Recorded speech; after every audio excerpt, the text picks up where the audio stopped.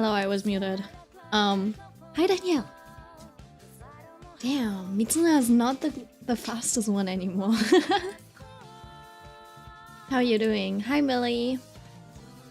Yeah, Millie has also been really early recently. Mitsuna is losing her edge.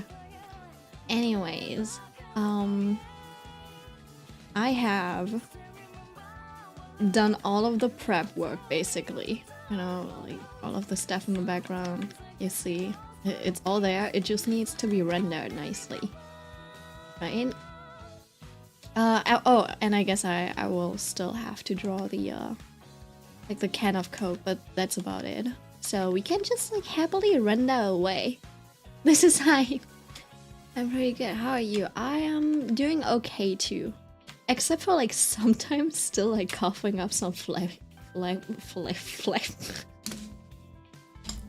some spit. I'm okay, I think. Meanwhile, I'm drawing something freaky. Everyone, jedem sein. What? Can't talk.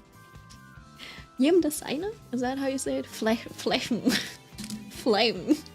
It is such a weird word. I know how it's written, but this is. Wait, do I know how it's written? I think I do. I think it's written like this, right? Flechen. Flechen. It is such a weird word. Who decided to put these together? It's like, yeah, that makes sense. Flay. There's no I though. Flame. Flame. Wait, you know what? Hold on. Let's have Google Translate teach us.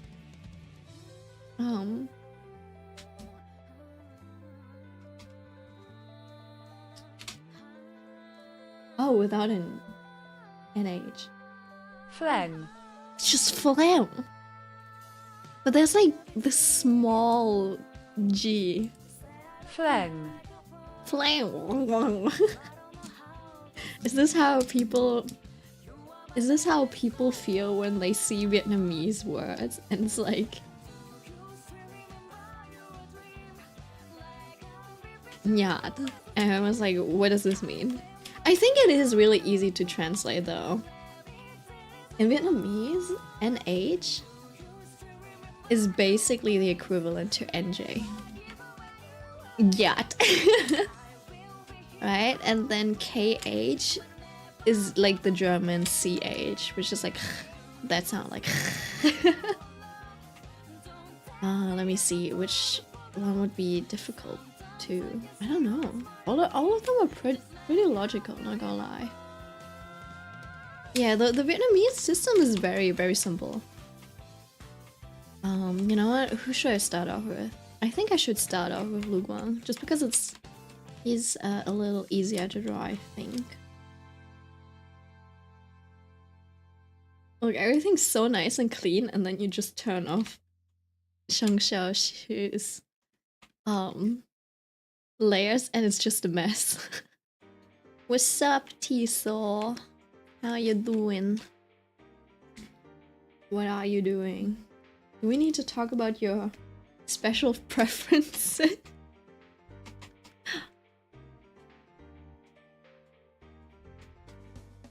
It is funny finding out about other people's, you know, like tastes. Just like on the Discord.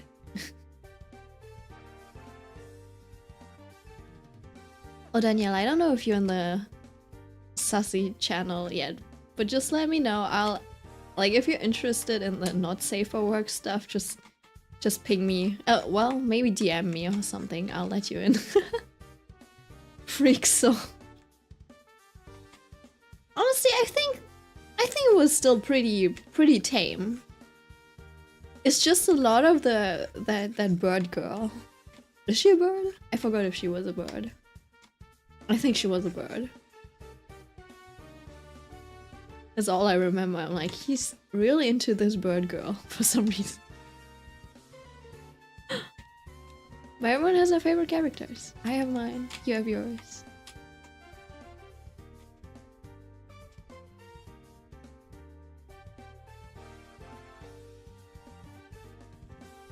think it should I think it should be alright to judge other people's tastes. I think that is fair game. Because we all know in the end everyone has like, you know, different tastes. And which is very normal. So making fun of each other's tastes should also be very normal. Because all of us are weird. We all know that all of us are weird in the eyes of someone else, right? So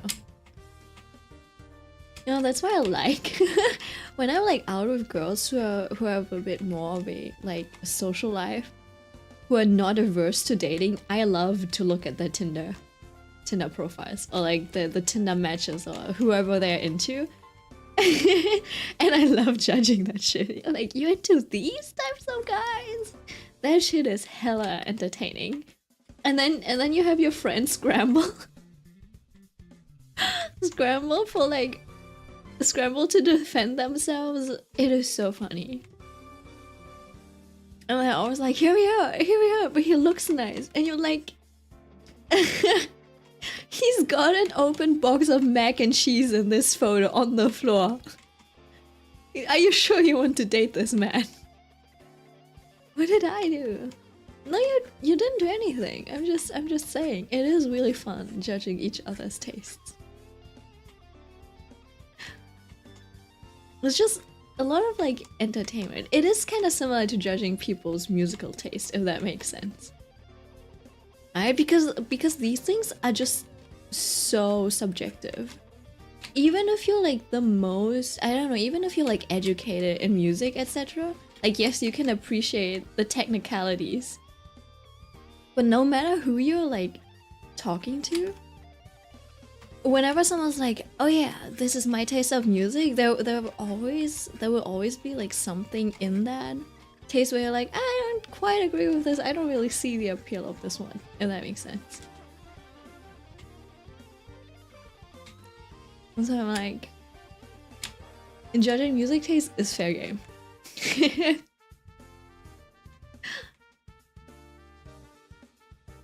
Listen, as an asexual, Ha Chang-Nguyen, oh, another weird, a fellow weird.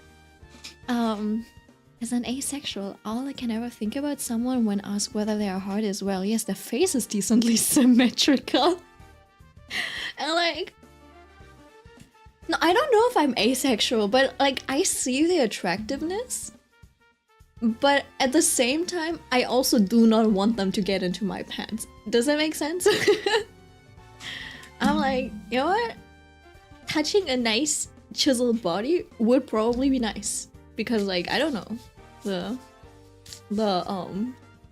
feeling of skin on skin is really nice. It is like touching like a baby's, I was about to say butt cheek, but just like a baby's skin, you know, it's usually soft and smooth and stuff. So that would probably feel nice. And when you see those videos and stuff, you're like, oh, I imagine this feels like baby skin. So I'm like, oh, that is nice. It's also like very just aesthetically pleasing, if that makes sense. But I do not have the urge of doing the deed, dancing the devil's tango. I don't know what it is. Also, like, people who get addicted to that stuff, right? I'm like, do you not have anything better to do than just like fuck around? Like literally, like there's so many things you could be doing. There's so much entertainment, and we're just exploring each other's bodies. Like, I already studied anatomy in school in my free time. I don't need a life. And at handball too. I do not need any more life examples of the human body, if that makes sense. Wait, why am I... You know what? I think I should turn that off so I can properly paint over stuff. I'm the type of person who just like merges the concept and then like applies it to all of... Ooh. I just apply it to all of the layers, and that's why it's a little messy.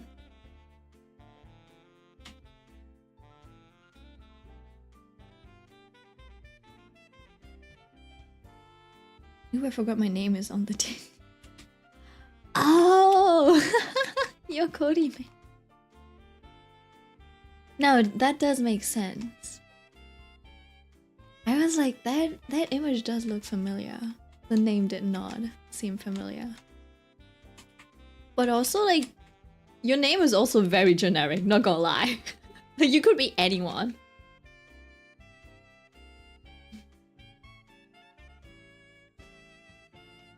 Wait. I think you might have the same name as my cousin or something. Which is crazy. I think... Depending on what her last name is. But like, a good chunk of my family members are also Nguyen, so I'm like... It would be crazy if you were my cousin. That's my brother. Wait, give me a second.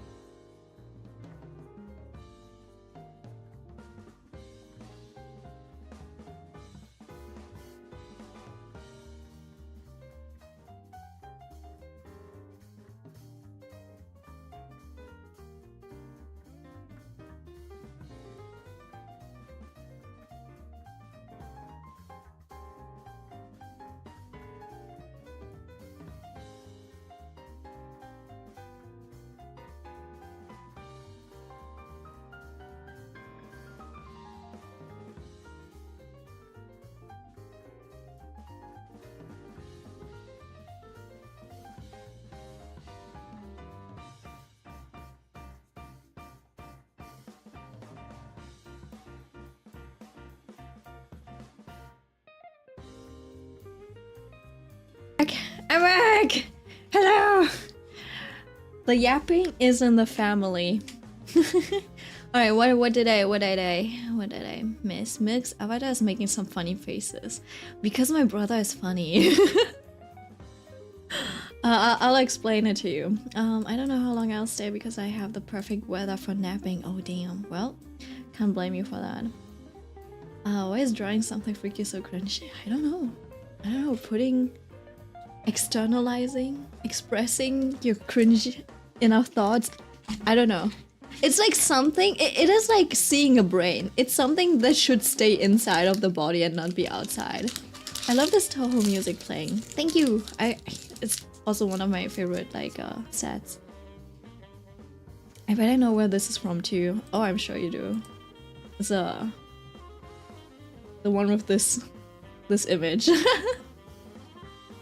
Sounds to me that a lot of these albums would basically disappear if it wasn't for these kinds of souls uploading then.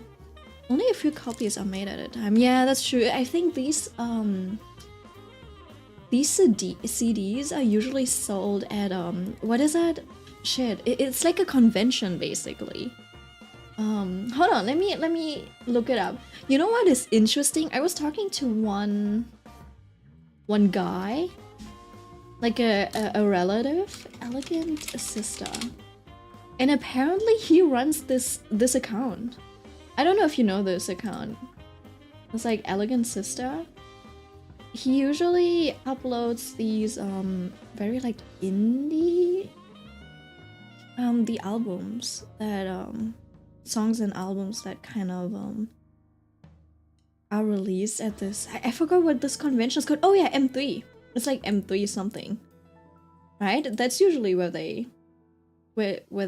these albums seem to come from. Apparently, my mom knows his mom and stuff, and we were talking about game dev for a bit, which was very Comic Good, yeah, something like that. Give him my thanks. I used to listen to this channel a lot. Yeah, me too. I was so surprised. I'm like, what? That's you? Very interesting. Anyways. Yeah, let me explain what the meeting was about. So basically, we have a little bit of real estate in Vietnam. Right? And my mom was calling and like asking for not advice, but like our opinion on whether we should sell that real estate or not, right? And what we would do with that money. And my brother would just like be like, all right, so my opinion is, and he's like really good at that type of sarcasm. Like he starts off really seriously and you're like, yeah. But then he says something really ridiculous like, okay, so I think we should take the money that we get from selling the abode and then put it all on red in a casino. Right, and that's probably the funny faces that I would do. And then my mom, because she doesn't understand sarcasm, she's like, I'm gonna beat you to death if you do that. And she would start hitting him, and he would continue spouting nonsense like, yeah, but our other options would be, so mom, if you do not want to go to the casino and put it all on red, right, which is like my first choice to do, we can do all or nothing, right? We either we double the amount or we just lose it all. I think that's like a very high risk, right? Very high reward kind of thing. And if we do not want to do that, we can also invest in Hack to a coin, all of it, whatever is left over for us. Yeah, and then like he keeps getting like his head bashed in by my mom, lovingly, of course.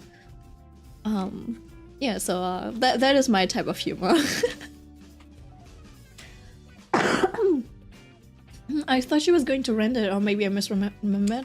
I think it's already being rented out. And it's already being rented out.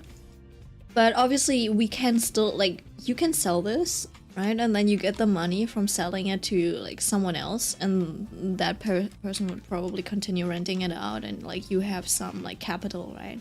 And you can decide to invest it in something else. Which could be anything. Okay, I need to figure out what this part is. Like, what is this whole thing?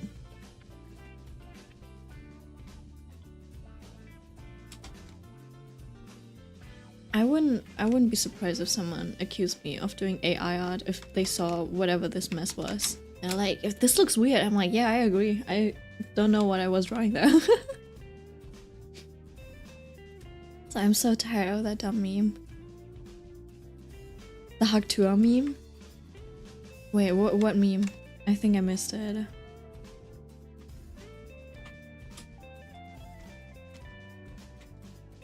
But yeah, that's basically all that it was. Oh, the Haktua meme? I don't even know that meme. I just know that the Haktua girl, that's what they call her. She suddenly went viral for something, for like doing a crypto scam. Oh, hi Aiko. Hello. Having late night dinner right now because I logged in for art earlier and didn't check the time. Oh yeah. I feel that. What are you eating? I just ate pulled duck today. For the last 2 days my mom was like, oh, I'm gonna come over, I'm gonna bring you some New Year's food and stuff, and then every time it would be like 3 p.m. and I'd call her, I'm like, Mom, are you sure you wanna come? And she's like, nah, it's going to be dark and then I'm gonna, you know, it's not safe for me when it's dark, and then so she cancels on me. At this point, I'm not really surprised. I'm used to her canceling on me.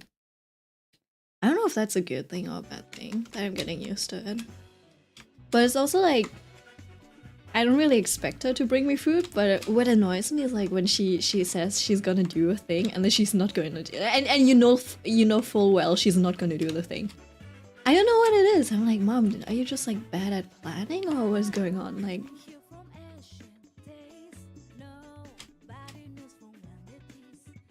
Haktua chick got giga obliterated after she fell for the crypto dump meme scheme, I guess.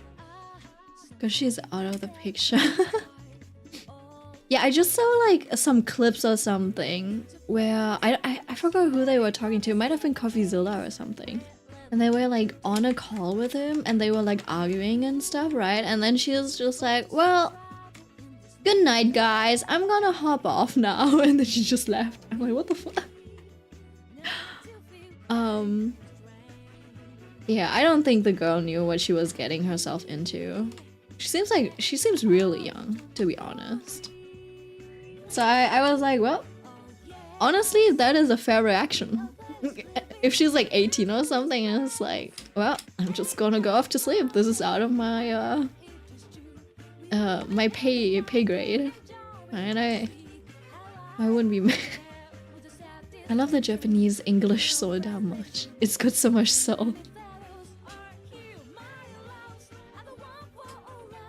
You see,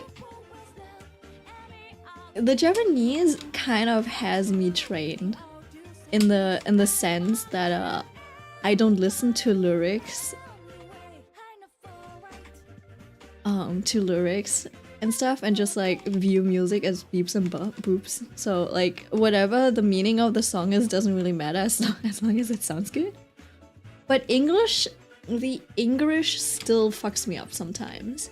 Though sometimes I do think that just like musically, the like katakana way of speaking just makes more sense in the song, right? Just because of the way they the way that the syllables work, etc. Eternal force Burizado, for example. Which is yeah, I don't know. I think it has its place. But yeah, usually a lot of the like English is a little uncanny valley for me. That's also the reason why I'm like, before like the alien stage stuff, sometimes I'm like, man, if only the English was better.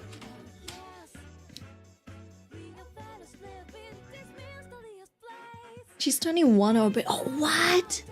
She's old enough to drink?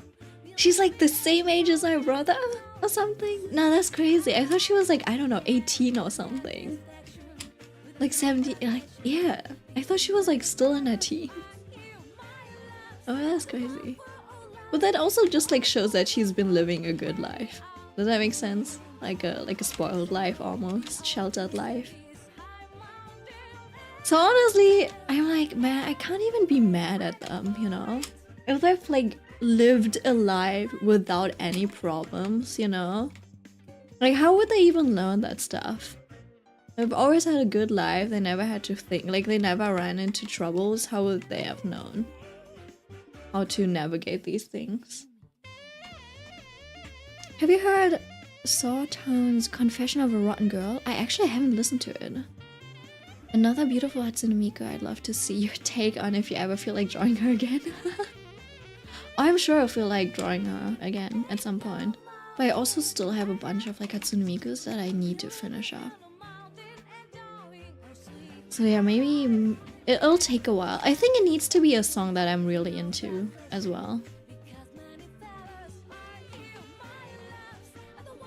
Yeah, the monitoring Miku just had a really strong, just like visual and a very strong mood. I'm so done. I don't think I can share this. The song's such a banger. Really? Hold on.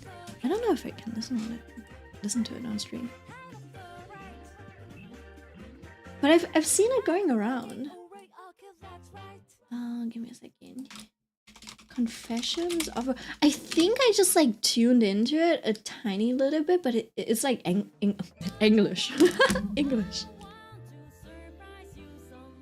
Alright, hold on. I'm gonna mute myself and just listen to it for a minute.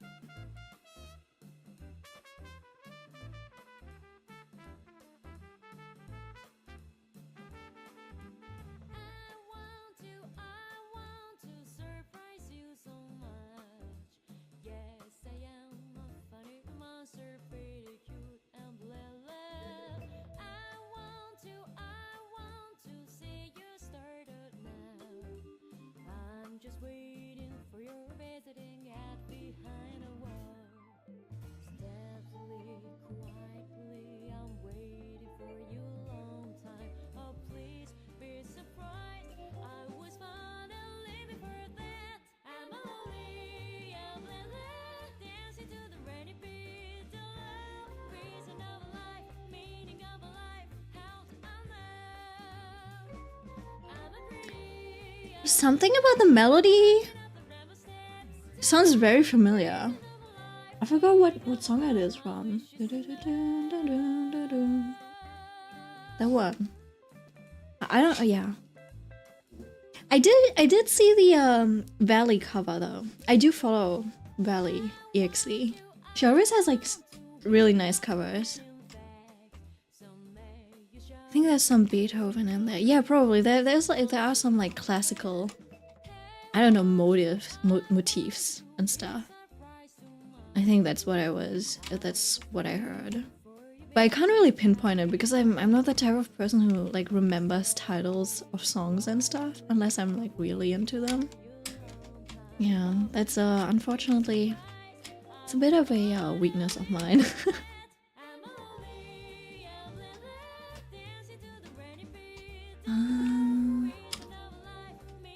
Let's see. You know what? No, I do need to clean this up.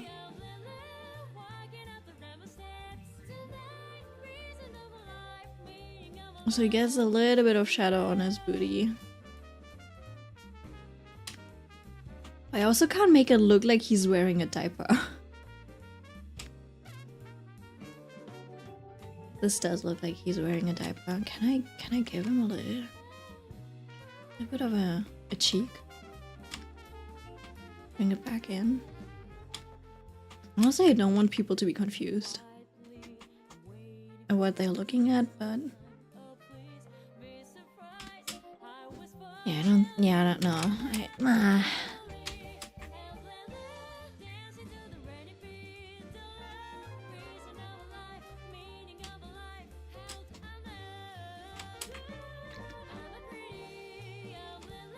I might just have to tweak Cheng Xiaoshi's,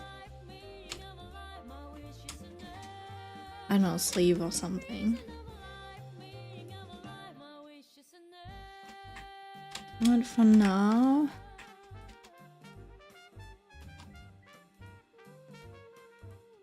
this will have to do.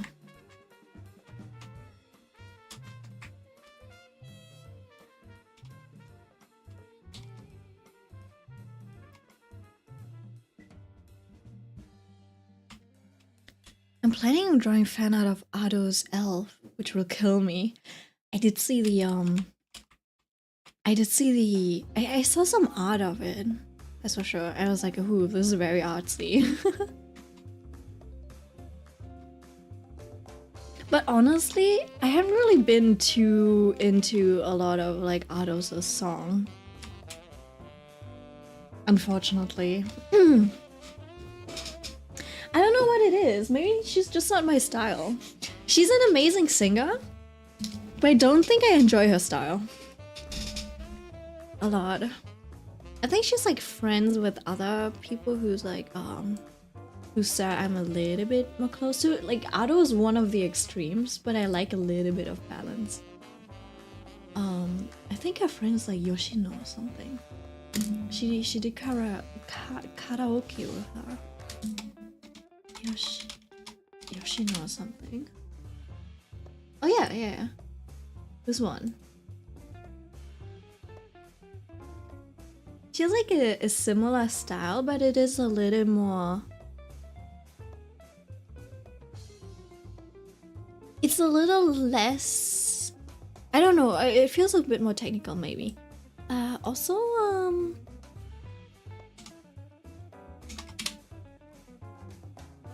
her as well. It's also like it kind of goes into the same direction, but I feel like this one's a little bit easier to listen to.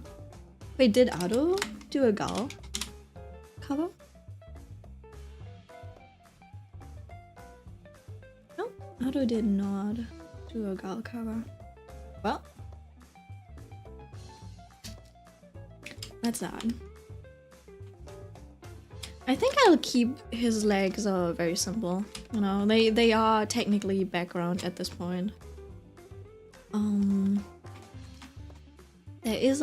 There's a bit of an awkward tangent on this though, so I'm trying to clear that up. And just soften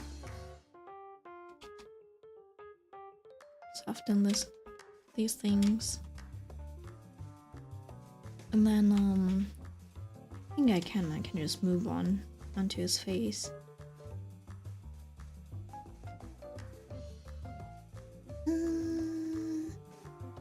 What's this? Oh, this reference. I also had like reference for his muscles and stuff, and where his ass was, but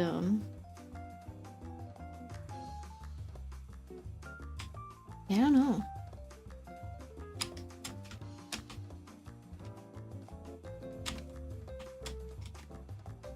Somehow I feel like it looks better on the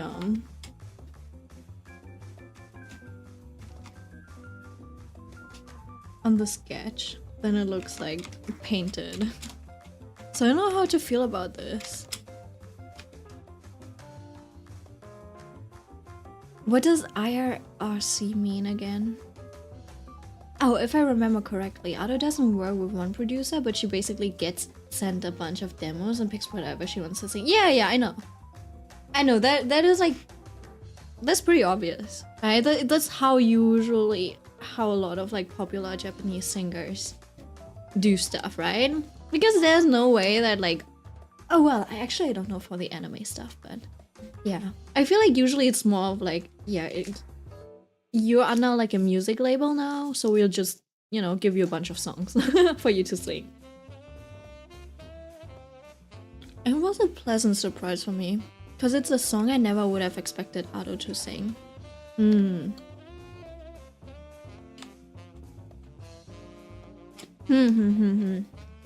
think I need to listen to it first. But also, I feel like I don't know, it always sounds a little bit like she's suffering, if that makes sense.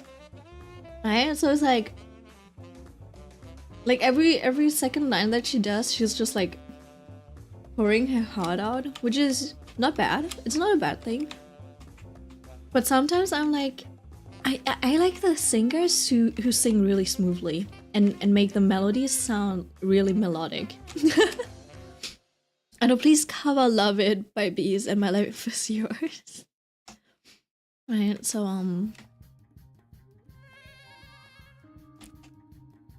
maybe auto singing says a little too gritty for me. I think that might be it. 2 bars. Also, yeah, I've noticed that my like Wi-Fi has also been a bit like slower than usual. I guess it's still okay for streaming, but I feel like a lot of the things just like take a long time to load. Even like VGen. That artist platform, that one also takes a long time to load for some reason.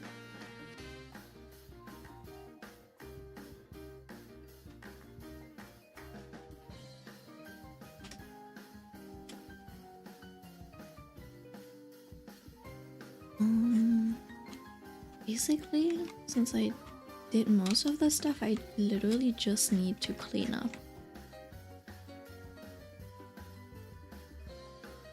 So yeah, I don't know, the stream might be a bit boring, but honestly this is quite relaxing. Okay. Bye, Millie. Maybe... Is it that late already? That's crazy. I cooked you out, my body is dead now. Go chill with your laptop in bed. You can still hang around.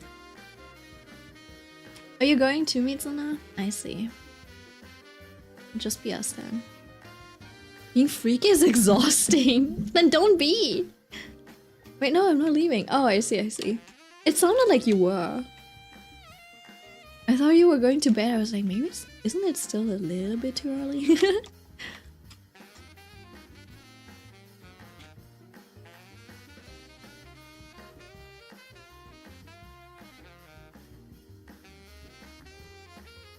Maybe I should have just kept this on a different layer, but then also there's always just like a different vibe when you just like actually draw over things yourself.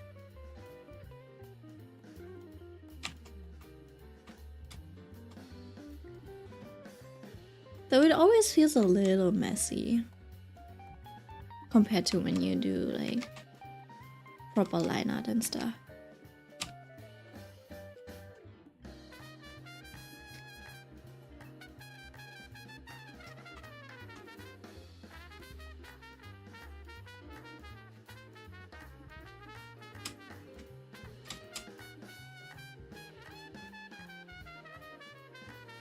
And going to bed at 10 p.m. on a Friday is commendable. The signs of a functioning adult, which is why I've never done it. Me neither. I would call myself a functioning adult if the world wasn't on a like daytime schedule. If there was an actual system for being night owls, right? If night owls were more accepted in society, I think I would thrive. I'm so productive when it comes to like night hours. If you look at my speed paints, a lot of the clips they start off at like 12 a.m. That's when I start recording, and then I just like draw for 2 hours straight or something. And that's usually the most productive hours of my day. So yeah. And then I have like another hour or like 2 to just like wind down and go to bed. Which is why I end up sleeping at like 4 a.m. Actually, I need to do my dailies in Zenless Zone Zero. You're really getting into it, huh, Millie? Millie, are you sleep deprived? I'm sleep deprived, that's for sure. I went to bed at like 7 today and I couldn't get up.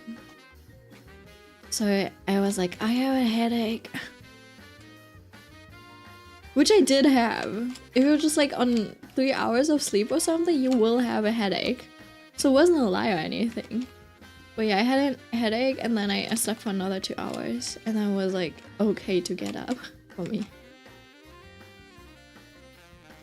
The thing is, I kind of want a lot more detail on Lu Guang's hair, but I also know that I usually overdo it, so I have to keep it simple.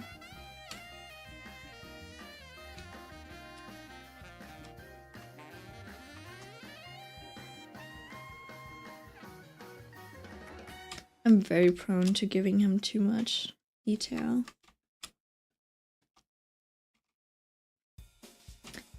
I don't know how other artists do, but they often have like such a nice level of just like rendering on the hair and stuff.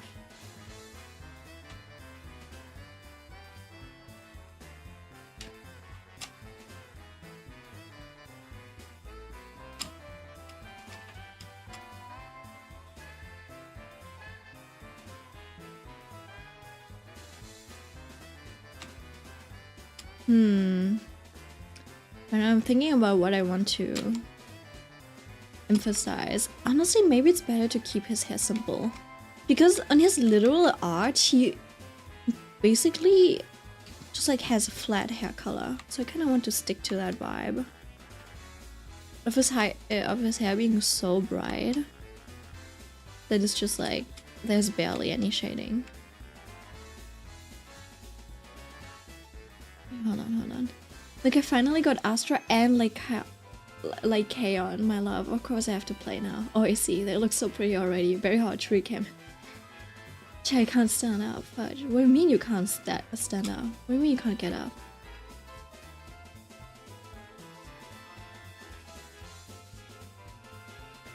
Reached 300 pulls on the standard banner and claimed him. I took a break from ZZZ, so like I'm so far away from the free claim. Yeah, ZZZ also seems like one of the games that are a little bit more demanding. They just like demand a little bit more of your time. I'm like, sorry, I can't do that.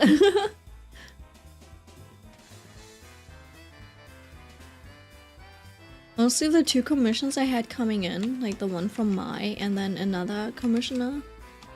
Honestly, they having some extra funds, even if it's just like a few $100, were very useful. Very helpful. Literally feeding me. Helping me pay for stuff. I might just use it to pay for car insurance. No, I can't indulge myself. Back then, when I was like, when I was younger, I would use my commission money to commission other artists. But now I actually have to use the commission money to pay bills. Yay, I'm happy to fund. Thank you, Mai. I was asking my dad, Dad, can I just like not, like, can I just like, you know, cancel my car insurance and then just like let the car be stationary and not drive around? Because I know it's illegal, right? And my dad is like, well, I mean, you would have to apply for the, I guess it's like the American equivalent is like DMV, right? You'd have to, you know, apply for Stilllegung. Hold on, Stilllegung in English. Stilllegung.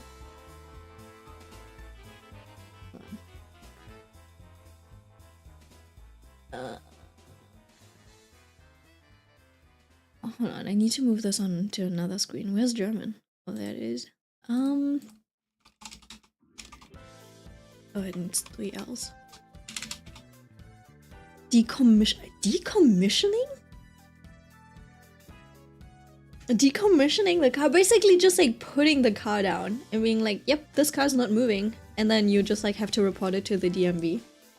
Apparently you have to do that. Otherwise the DMV will like send you letters and we're like, you're uninsured, you need to be insured. Otherwise it's like a I don't know, otherwise you can get fined and stuff. So I was like, oh yeah. So yeah, I do remember this now. Back when my insurance got cancelled, right, I didn't have insurance for a while. because in 1 year I got into 3 accidents, and and then my insurance was like, no, we're not doing this anymore. Like, we're canceling you. I'm like, god damn it. It wasn't me, by the way. I think I got into like a small thingy. But then, since everything's under my name, basically like, the system only sees like, oh, Mick's gotten into 3 accidents this year. I'm like, all of my drivers. Not me. Not me. I think I might have got. I forgot what it was. Oh yeah. No. Oh wait. Let me think about it. Oh yeah. I remember. I did get into an accident. I was like coming down from the highway, and they bumped into a car because I thought I thought we were already, you know, I thought we already stopped, but we were still going like 10 kilometers per hour. And I was like, damn it. Yeah, the speed on the highway does make you feel really weird. I thought we had stopped, so I started looking at the navigation to see what turn we need to take, but the car was still rolling. So that was my fault, definitely. But my brother in that same year got into a really big accident where like he was driving with friends or something, and they didn't heed the like right before left rule. So because they were like distracted, etc., by some, you know, by some biker cyclist who's just like driving really like crazily and stuff, and they misinterpreted like a different car sign, whatever, so they kind of like bumped into it. It took off like the whole, like our left light. No, not our left light, but like our, what's it called? Scheinwerfer. What's that in English? Like our car's lights. It just like took off just a whole chunk of it, etc. And then my mom apparently did a like hit and run. And she basically didn't notice that while she was like getting in and out of like a parking space, she was like literally scraping another car, and she didn't notice it. And where she lives, there's like a bunch of cafes, so there were a bunch of witnesses, and she didn't even notice and just left. And I had to go to the police station. They were like, hey, so you got into a car accident? And we're like, I did?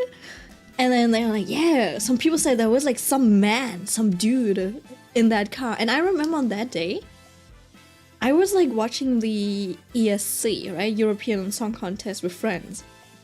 And I think it was like a Saturday or something. And the night before, I had to check this, right? The night before I did stream. I think I streamed up until like 4 a.m. or something. So I was like, there's no way. I was up at like 11 or 12, like getting like ready and out and about. And I also have like long hair and stuff, so I don't think I look like a man. Right? I usually dress up and stuff, but I think on that day I left quite late. I was even late to my friend's yeah, I was just like super late, but there's also a chance I visited my dad before, so it could have been me, but I think it was my mom. Because it was like really early. So basically, anyways, there were like three different accidents. So yeah, I got cancelled by that car insurance, and then the DMV was like, hey, you need to have like a legitimate car insurance or we will fine you and stuff. So yeah, I was considering just like, you know, reporting my car as, you know, being stationary, whatever. And then they would, which means they would come and then they would basically put a shackle on one of the tires so I couldn't drive away. Because I was thinking, you know, like if I don't have car insurance, I'm not allowed to drive, you know, I won't drive it.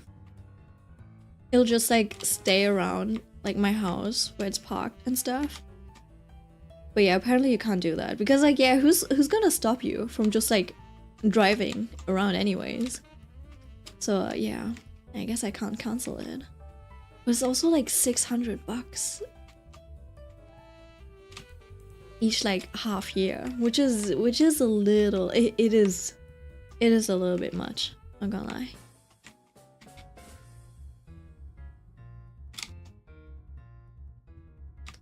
So yeah. I still have to think about it though. I don't use the car that often. It is still very convenient, especially when you're like when visiting like friends and stuff who live a little further away. It's just really convenient to get around with. But it's also like so expensive to maintain. As someone who has a driver's license, I hate bike riders on the street. Like, piss off, please. No, that's true. I think usually the motorcyclists, right? Like the ones on like a moped or like an actual like motorbike, those are usually fine because they also had to like go to driving school, etc. So they know the rules, they know how to behave, and they're usually like really good about it because they are the ones that are like in the most danger, right? But the cyclists on a typical bicycle, those people are like, they all have like a death wish. They're so entitled. It is crazy.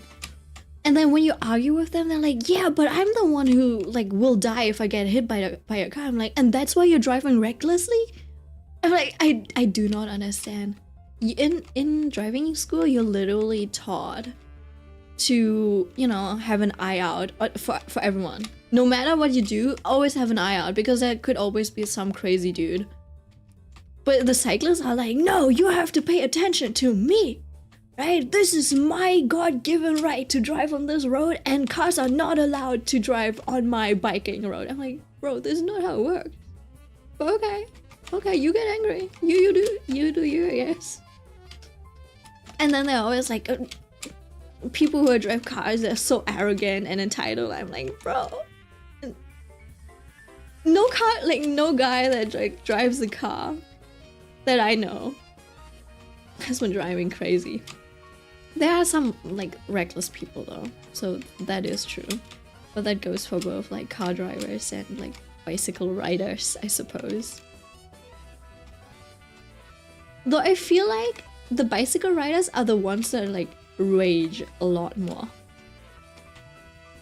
From what I've experienced at least. Yeah, they're like they break the rules a lot more, if that makes sense.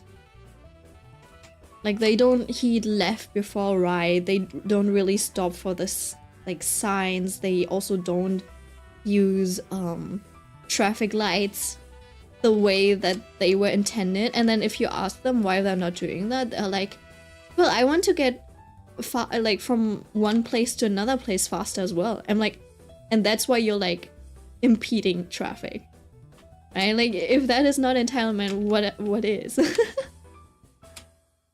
It is so frustrating to talk to them sometimes. I'm like, man, honestly, people who are like adults and drive and ride a bicycle, they should also have like a bicycle pass, you know? Like one of those, like they should have a bicycle driver's license. I think that should be a right that needs to be earned. Oh, the worst thing? When they don't have lights. I almost like earlier this month or something, I almost like drove into a guy because he didn't have his lights on. And I was turning a corner, right? So it was like one of the, let me show you. So it's like one of those big streets. Those big streets that are clearly only made for cars, right? Which sucks. As someone who's like a cyclist, it kind of sucks, right? So he does have like a cycling road. Hold on. I think it's kind of like drawn like this, right? So he's got a cycling road, but sometimes those roads kind of stop because there's like residential areas and it just like leads back into the normal like car street, right? So it was like one of those roads, and there's like just like this huge corner, right?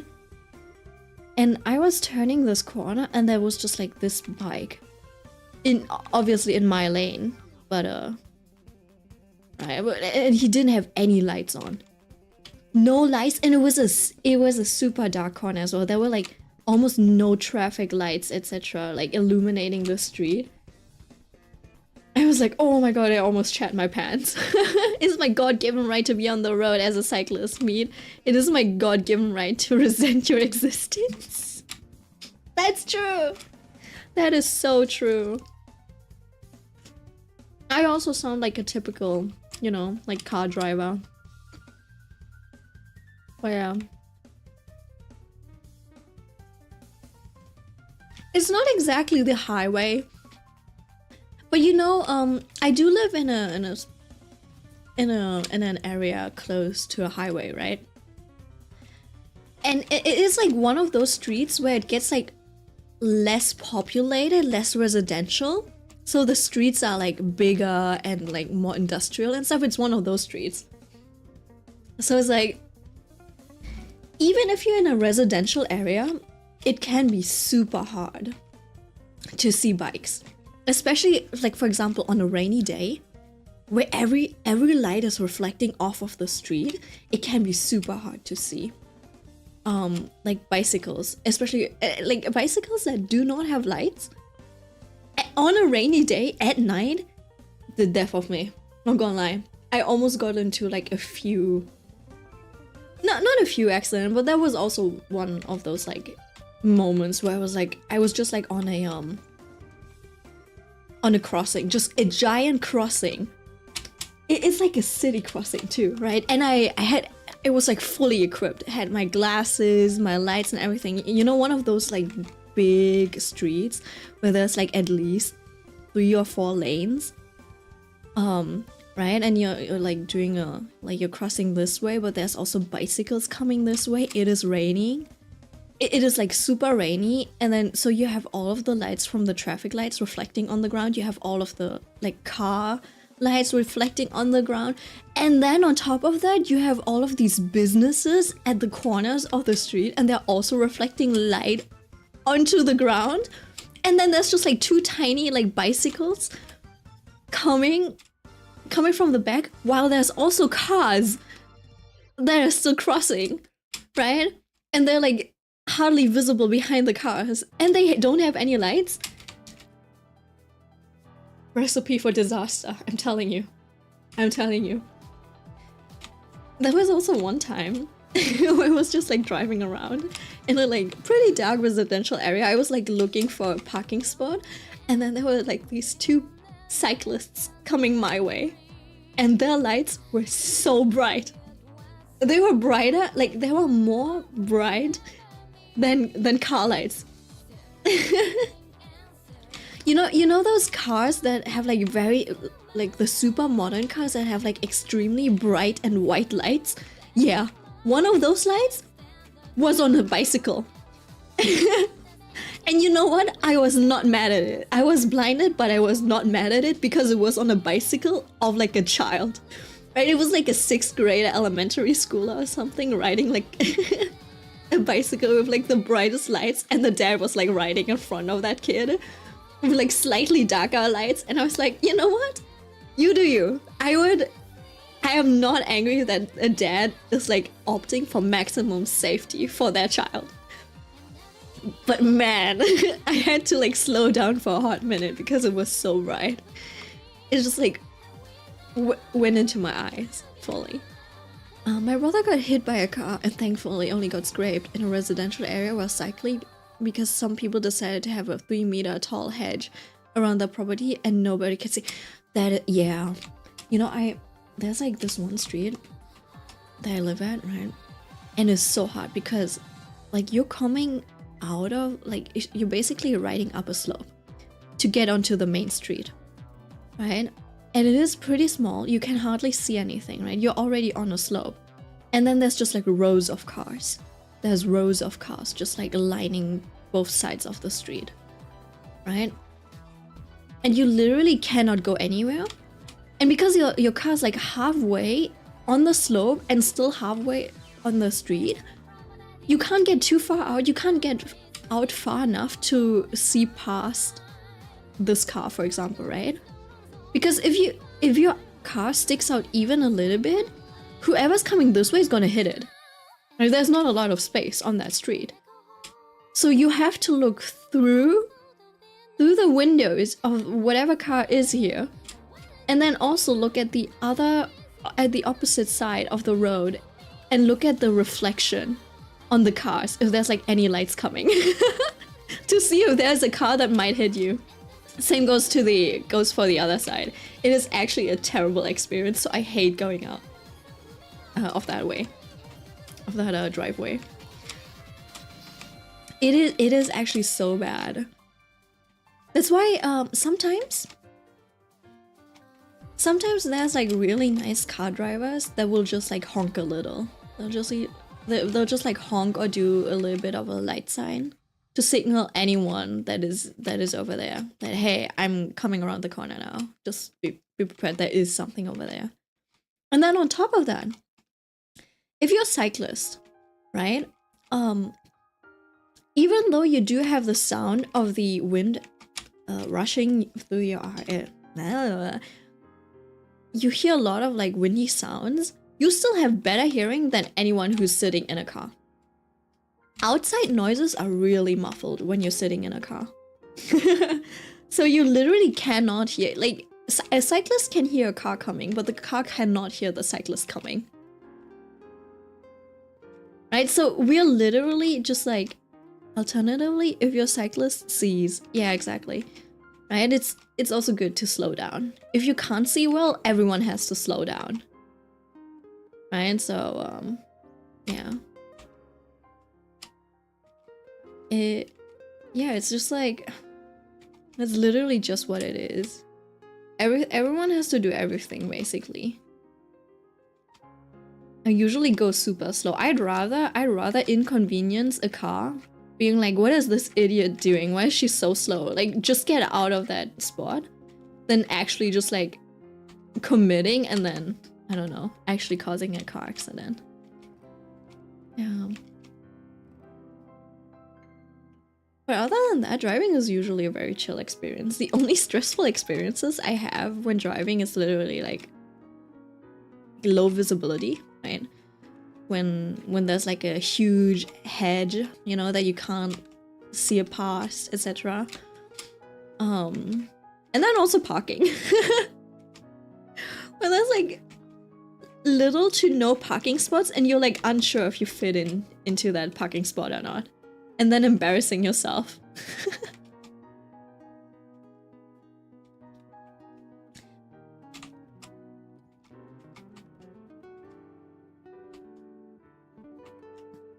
Also, I visited my dad earlier this week, right? And I was like there with him, and then there was like also this old lady, like basically a nanny for his like stepkids and stuff, or like a grandma for his stepkids. And she's so funny. And then my dad was also like, I forgot how we got to that topic, but my dad was like talking about how he's like taking, not medicines, but he's taking supplements, right? And he's like, this one's for my brain, right? It is like, it'll make a difference. It's like good for brain power, etc., right? Because he's afraid of getting like dementia like his mom and his dad, right? So he's like taking supplements. I don't want to play into it, but like my dad just asked me today, he was like, yeah, so did you eat already? I was like, yeah, I just like finished eating my noodles, etc. And then we were talking a little bit. Literally 5 minutes later, right? I was about to say goodbye and he was like, yeah, so make sure that you eat dinner, etc. I'm like, Dad, I just told you. Literally told you 5 minutes ago I already ate. Like, I don't think your pills are working. Hold on, let me check your... My cousin once told me that whenever I drive him somewhere, he always sees at least one other driver be a dick, so like, yeah, I guess. I don't know where you live. I don't know where you live. Mitsuna does say that Americans drive very like recklessly, and I was surprised. Because like in Germany, even though I live in Berlin, right? And Berlin is like known for its like very chaotic traffic, it is overall still very orderly. And this is coming from a Southeast Asian, okay? Like even though they say Berlin is a nightmare to drive in, it is chill. It's just a little, you know, busy, but it is chill, you know? There's like occasionally there's a little bit of like a misunderstanding that kind of happens and then you almost get into an accident, but I think that is kind of normal. Just like in frequency. Compared to Southeast Asia. But yeah, apparently a lot of like drivers in America are just like dicks. there's a lot of rules and like regulations in Germany when it comes to even like driving and stuff. They're like really strict about it. At your like driver's test, if you need to park, right? And you hit the sidewalks curb, it's an automatic like dropout, like an automatic fail. If you just touch the curb, you're literally not supposed to touch the thing. But everyone does it anyways. Because it's like such a good cue. You're like, oops, I hit the curb. Well, time to turn the wheel around. Kind of like that, right? But it is technically a fail. And then also stuff like Rettungsgasse, right? So if you're in a traffic jam, let's draw like 3 lanes, right? If you're in a traffic jam, basically the leftmost lane, all of the cars just like move to the left. And then everyone else moves as far to the right as possible. Right? So everyone's just like driving to the right side. So that like ambulances, etc., they have like all of this space to like drive through. And Germans are really good about that too. They always leave the space. Right? Yeah. It's happened multiple times that it actually came in handy when I was there. People are just like really good at moving out of the way over here. I'm also in Germany and I live in a rural area, but I do experience people being kind of stupid whenever I drive to the next town over. Oh, I see. Yeah, that's fair. Maybe I'm just like used to the chaos of Berlin. Then I'm like, you know what? It is still very tame. When normal people would probably be like, what the fuck are you doing? Can you not drive? Yeah. Also, like, when you do your like driver's license, you know, take the test and stuff, do the, you know, like practical classes, you would think that the like highway is the most scary. That like you would think it's the scariest part. It's actually not. The highway is actually the most chill part about driving. If you're on the highway, like if you want to drive, just drive on the highway. It's that chill. It's just a little fast. You know, you just need to be mindful about your speed and stuff, right? And just like, I don't know, pay enough attention to your surroundings, because like you do not want to get into it's the most chill, but if you do get into an accident, it's like really bad. But then the like being in a city and being on a like Landstraße, being like not on the highway but also like outside of the city on those like streets, those are usually pretty stressful because you're like driving fairly fast, like decently fast, but the lanes are just like barely wide enough that they fit a car. And then also they do not have any like rails, right? So if you like veer off of one of the Landstraße, you're literally just in a ditch next to a tree. You probably would have hit a tree. It is kind of like driving on a cliff outside of the city. So yeah, the highways are actually like really nice to drive in. And then I guess since I went to Dokumi last year, maybe Berlin is just really busy. It like driving in Berlin is kind of stressful. Like if you miss your spot and stuff, it is like your right turn or the lane, etc. It is really hard to change lanes. But if you're like in a city outside of Berlin, there's usually like way less traffic, so you have more time to move around. If that makes sense. You're like, oh, I made a mistake. Let me just scooch over, like, whoop. And you can just like fix your mistake. You can't do that shit in Berlin. In Berlin, you kind of need to plan really nicely, or just like hope that there's no asshole, that the people would just let you pass, which they usually do. Like if you're just like really obnoxious about like changing lanes, they will probably just let you through and be like, oh, that's an idiot, but that's okay. We have a lot of idiots over here. I always get ticketed when I overtake on the Landstraße when I already am driving. You get tickets for that? Oh, you know what? It is really easy to get tickets on Landstraße. Whenever I was like shot or caught, you know, whenever I got a ticket, it would always be like somewhere outside near a city. It wouldn't be on the highway. I was about to say it wouldn't be on the highway, but there was one moment where it was on the highway. It was hilarious. Okay, hold on. Let me draw this out for you. So imagine this, okay? Really nice car. My dad's car, right? He doesn't have his driver's license because it got like, I don't know, it got like confiscated 7 years ago. So I'm behind the wheel, right? So this is me. This is Milk. And I'll draw a little crown because that's me, right? This is me. I'm driving. This is not my, wait, hold on. This is my body.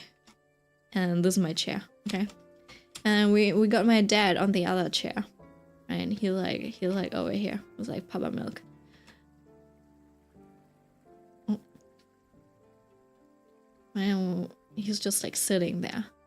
And then you got the centerpiece and stuff, right? So we're just sitting there talking, right? And my little brother, he's like sitting here, poking his head out, right? Yapping away with me. Just like sitting really close. He was basically holding onto the seats, right? Talking to us, right? Like legs all spread out and stuff. Oh, you were ticked off. Oh, sorry. Yeah, also, yeah, I saw an LKW in the ditch after veering off the Landstraße once. That's crazy. Anyways, so we were, like, my brother and I, we like to yap. So we were talking a lot, right? And my dad suddenly just goes like, oh. And my brother and I will look at dad and we're like, eh? What do you mean? Like, what are you talking about? And then my dad is like, he's not laughing, by the way. He's like, and then he just like points. He just points to my brother and I'm like, eh, what are you talking about? You're like still smiling and shit. And then we look to the front, right?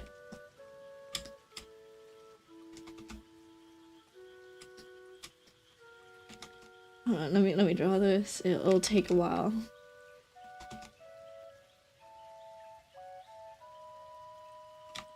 We're looking to the front, and then there's just like this huge, you know, like thingy.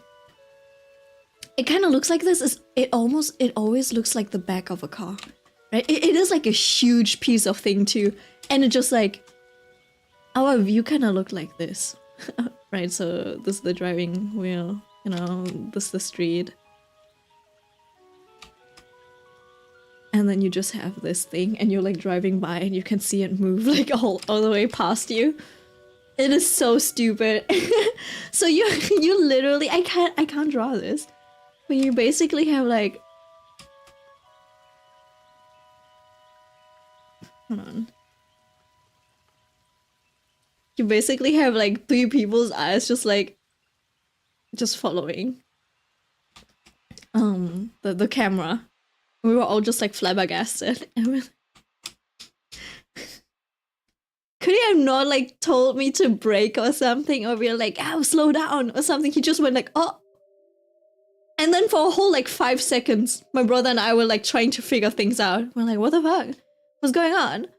Right? Until we just like identified the thing that Dad was pointing at, but then at that point it was too late. And we immediately got like flagged.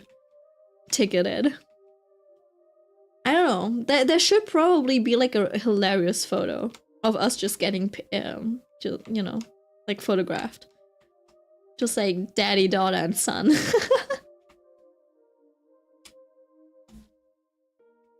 I wish my dad like sent us the photo, the letter, but he didn't. Maybe he never received one. Or he just like kept it to himself.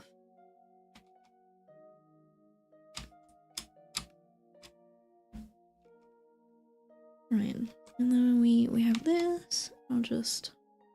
I feel like at that point it is so tiny you don't even need a lot on his eyes.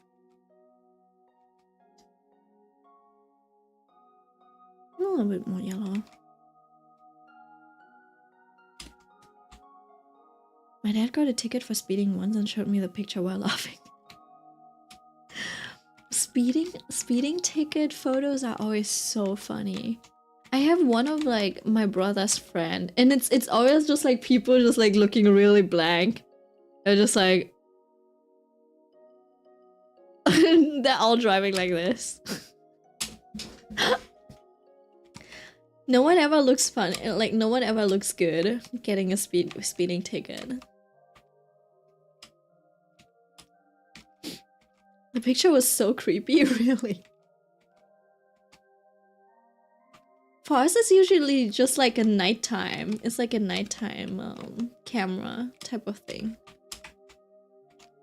I don't know.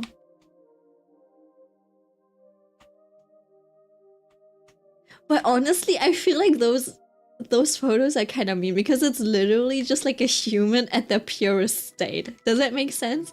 Like people who are just like driving, they're just like the blank expression, etc. That is literally them at their most vulnerable state. I feel like it is like photographing someone who's sleeping. Does that make sense? Like photographing someone in their sleep. That's what it feels like when you see someone's like speeding ticket photo being taken.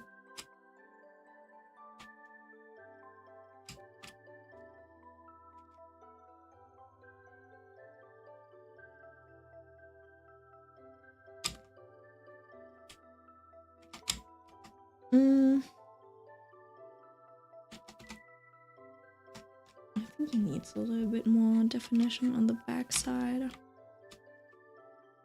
A little bit of a line art or something. Alright. I think Luguang is almost ready. I still need to fix his arm later. Just because, yeah. Just like, I haven't figured out Shang Shaoxi's hand situation, so.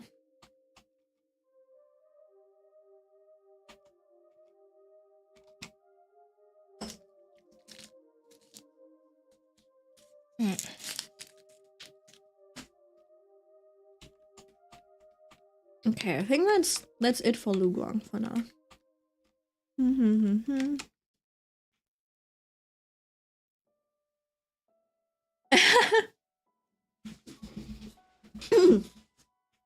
I'm so happy you decided to make them hold hands, but also not. It's so gay and I love it. Honestly, I think it's like I don't know. I think that's like such a nice theme that the Link Click artists had going. So I was like, you know what? I should do that too. So yeah, honestly, I'm really happy with how this is turning out. This one. It's just gonna take a lot of time rendering, I feel like. But I'm interested to play around with like some textures and stuff. They're roommates, Your Honor. And they were roommates. Yeah, hold on. I should probably just have like a whole paint over folder.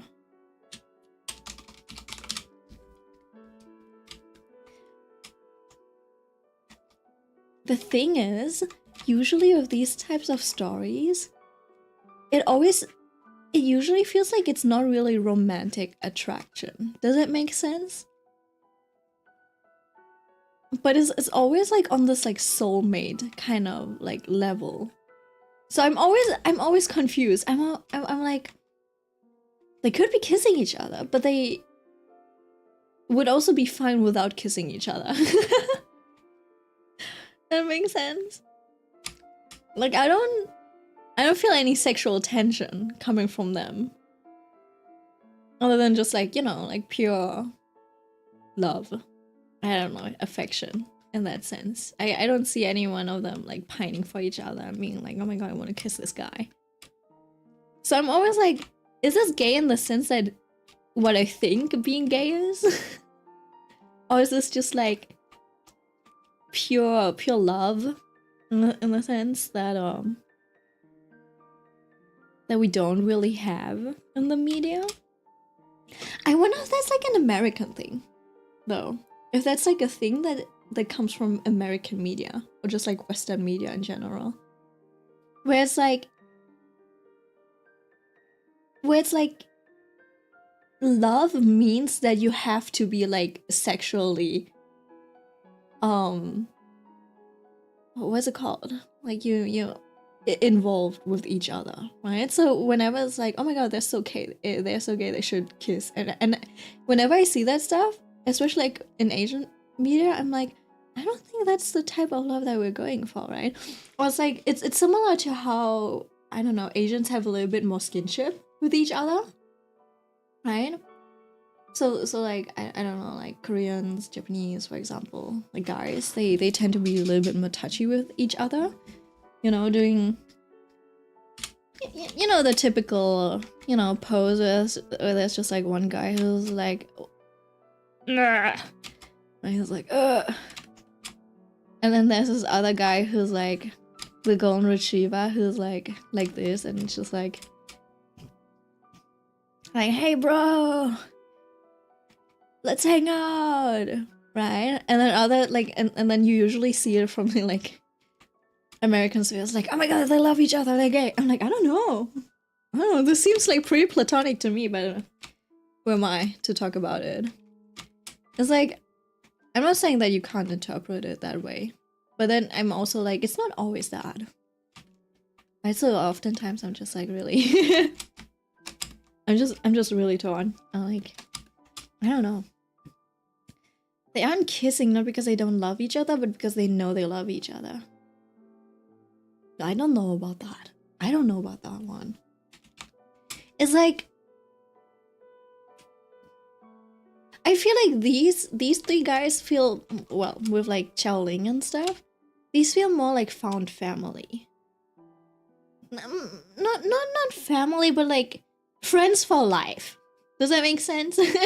Just like family for life. It's kind of like how you have like a K-pop group, you know, and they get so close to each other that they're basically sisters, for example, right? The girl groups. And I feel like they're similar to that. I don't think they would be like sexually involved with each other. But I feel like in Western media, usually it kind of means that. When people say like, oh, they're gay. And stuff. So, I'm often not sure what people mean. Maybe I'm just like, I'm misunderstanding things. I think the Greek interpretation of love is the most accurate. Like the fact that you have different types of love towards different people.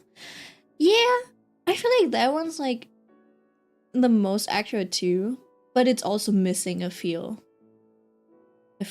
types of love. Hold on.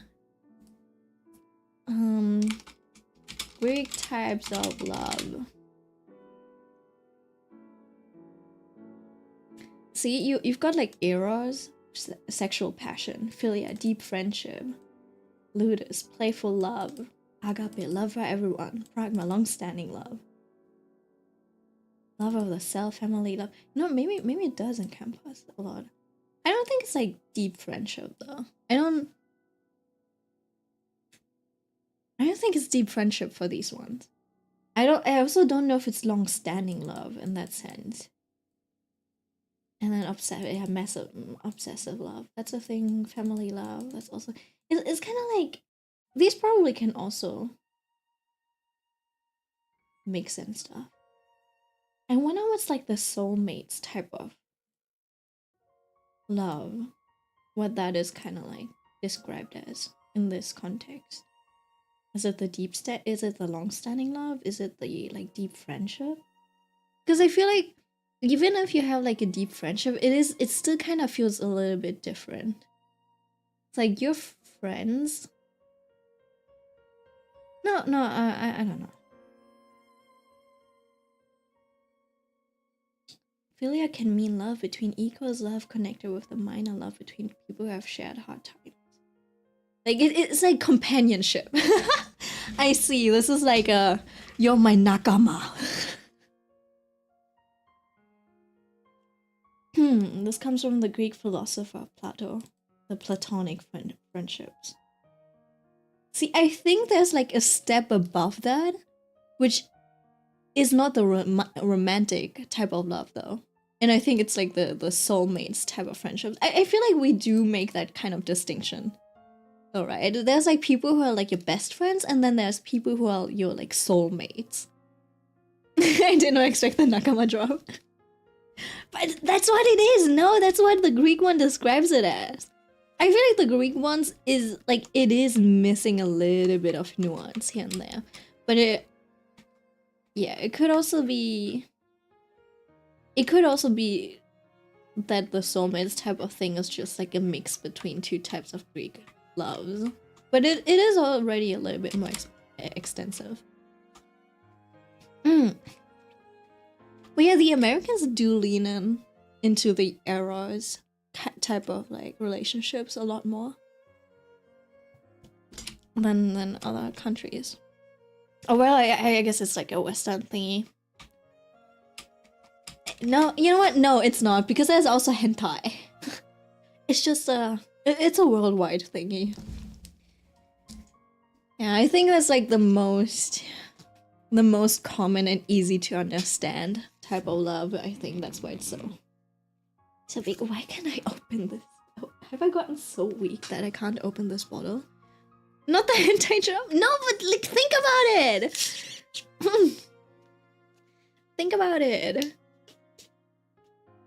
Right? You like when like even on the internet, right? The moment you see people who are like slightly more into each other, right? I don't think Finan and Maide or Medeus, whatever his name is, like I don't think they're gay in the sense that they're gonna fuck each other, right? But there's like the moment you have these two like be like slightly more intimate or like closer than you thought they would be, there's immediately porn made of these two, and then everyone's like they're gay.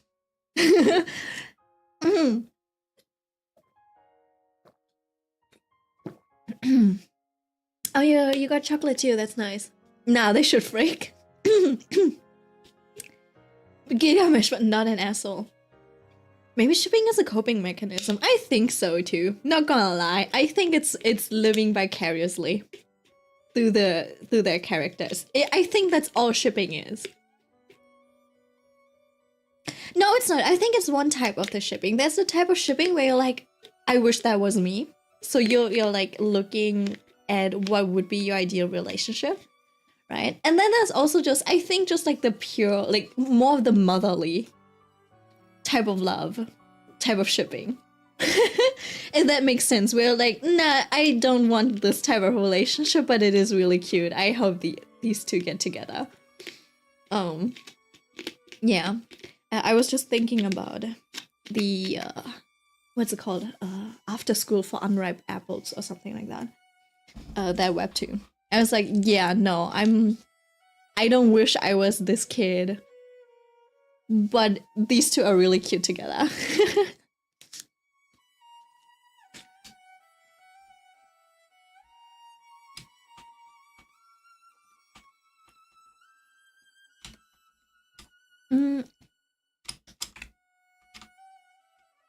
But I also think that's what your preferences usually say about you as well. Like the MILF and DILF type of conversation. I wanna like how much our tastes are influenced by our surroundings. Right? Because I'm sure like a lot of people who are like into DILFs, etc., they also have like they have like daddy issues or something like that. Other people are like really into the like obsessive boyfriend and stuff, where it's like, yeah, I wish someone just like really loved me that much, you know? Because it would kind of mean that there's like safety, right? Someone's like so obsessed with me, there's no chance that they would cheat or like have eyes for someone else. It is about the like, I wish there was like one person who only had eyes for me. But in real life, if you have like an obsessive boyfriend or like someone who's like overly, yeah, like obsessed with you, it's usually like a red flag and very dangerous. Because like as much as they get obsessed with you, they can also like easily drop you at some point. Or if it gets too far, you're just dead. You're just like dead meat on that floor. Not on that floor, maybe in that fridge, maybe in that freezer, you know, maybe 6 feet in their backyard. I think I'm a bull because those red flags are blinding me. Maybe. But then also, it's not always like, there are some red flags that are just like, they're okay as long as you work things out, right? So it's more of a like, oh, this is probably not nice behavior, but we can work this out together. And then there's just like red flags where you're like, you know what? You simply do not want to be together with someone like this who shows this type of red flag. But a lot of like long-lasting, long-standing relationships usually started off with like one or the other person having just like red flags all over. But is the way that they handled it. I think it might also be like, it might even be toxic that nowadays people are always like, that's a red flag, immediately drop him. Does that make sense? Like, people are constantly chasing for like green flags, and I feel like that also like creates a host of problems, right? It is kind of like perfectionism, right? You're constantly chasing for someone who's like the perfect man, all green flags. The moment he has like one flaw, he is out because he is like a flawed person and he's like a narcissist or something like that, right? And you only want a perfect human being in your relationship. That makes sense. And then there's people like, oh my, and it kind of ends up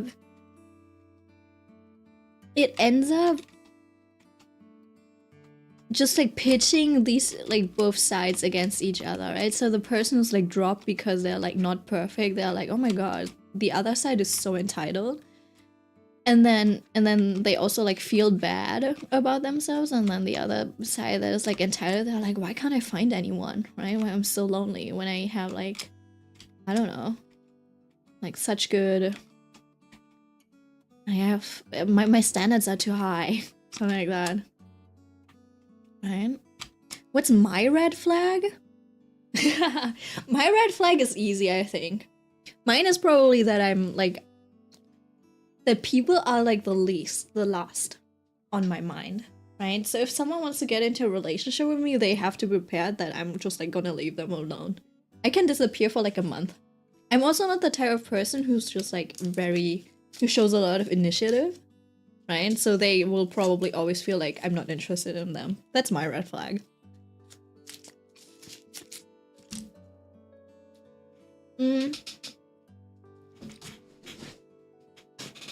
And then I think a red flag that I have in others is if they're the type to jump to conclusions and like don't hear you out. Because it just like shows that they're like not open-minded in that sense, right? Like they won't give you a chance to explain yourself. It's not even about a chance to explain yourself. It is more even like trying to understand you, right? And they're like people who judge and make up their minds the moment you tell them something, because they're like, oh my god, she said that, she's like such a horrible person, that like a morally upstanding person wouldn't say anything like that. And then they immediately just like, I don't know, in German we say like, die haben dich auf dem Kieker. And they just like have you in their scope and their like vizier, and they're just like waiting for you to like fuck up and use it against you. I think that's a red flag. And if you say a controversial opinion, I think the first reaction would be like, hold on, where did that come from? Can you explain that to me? Can you elaborate? And even if it's like it's okay if it sounds outlandish to you. I wouldn't even say it's manipulative. It is literally just jumping to conclusion. Jumping to conclusions without, you know, like asking for clarification. Which is a very rare thing to do. Honestly, I've rarely seen people do it. So whenever they are like open-minded, I really appreciate it. Even if it's just like on a level of like politeness, you know? When you have the person who's like, oh, I know I will not agree to this, but I will keep my mouth shut. Right? And I will keep my like expression in check so I don't make the other person feel uncomfortable expressing their opinion. Does it make sense?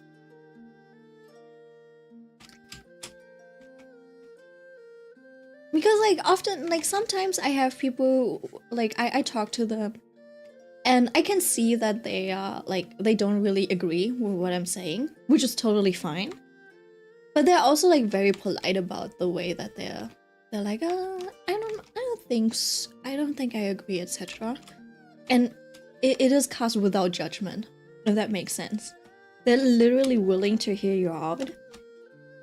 They're just like not agreeing with you. Whereas there's like also people that like don't agree with you, but they also made up their mind that you're like a terrible person, so they just like look at you like with a frown and are like, I can't believe she's saying that. It is a huge difference. I think. And then, because like, even my dad has his shit together more than some of my like more progressive friends. Does that make sense? Like my little brother, he tends to have the more controversial takes, right? So if I say anything that is like a little like out there, he's usually the one who's just like listening to me, because I also listen to his perspective, and then I'm like, yeah, that does make sense. But like from this type of perspective, it would kind of look like that. I don't know if that like influences your opinion on things. Yeah, and then even my dad, he's kind of like close-minded. Sometimes he has like some really bad takes. And I'm like, Dad, hold on, listen to me. This is how it looks like from the other side, right? And he just like lets me speak and stuff. And then he just like shuts up. Like it's not like he shuts up because it's like, no, I'm not arguing with you, I'm right and like you're wrong. He's just like actually taking it in and just like thinking about it a little, contemplating, right? And I think that is totally fine. If you're like stubborn or like old-fashioned, etc., right? Yeah, even my nanny, who sometimes had like a slightly racist tone to her, right? Because she's just like, she's not the most well-educated or like the most progressive person, so she's like more prone to falling for like stereotypes and prejudices, right? So she had her prejudices about like certain, you know, groups of people and stuff.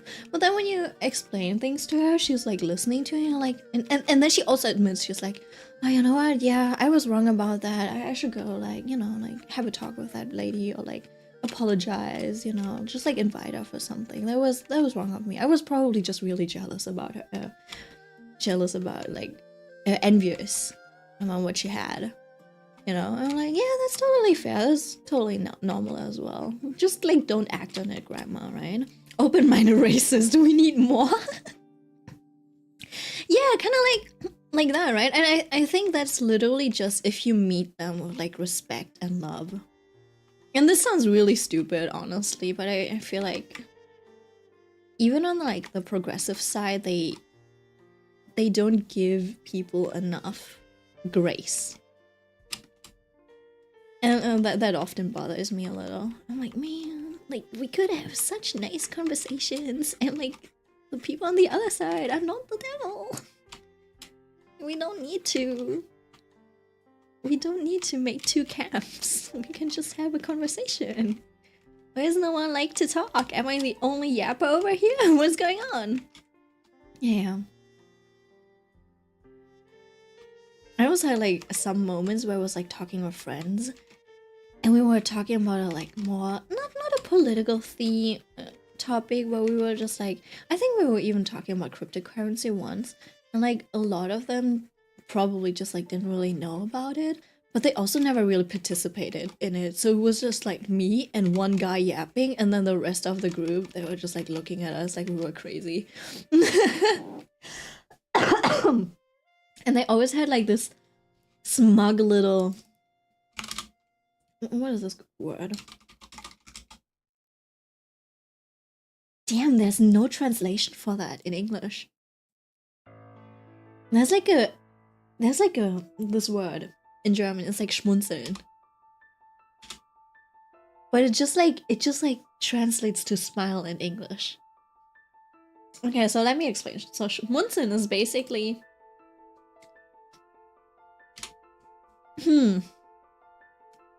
it is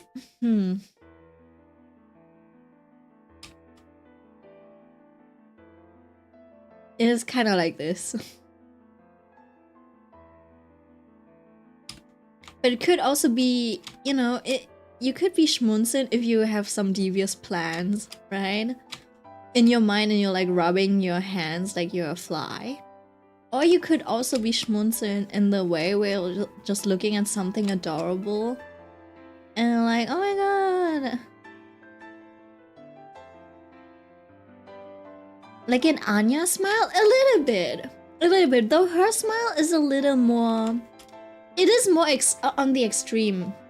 It's more on the extreme side. It could also be like, you know, like a mom looking at her little kid doing a little, you know, like funny thing, and it's just like, she's like, oh, that's cute, you know? Like flowers, that type of thing too. But it is usually when you look upon something else. It is not because you're like satisfied with yourself or something. It is usually in context of like, it's towards something. It might be your own plan. Like you might be looking forward to something.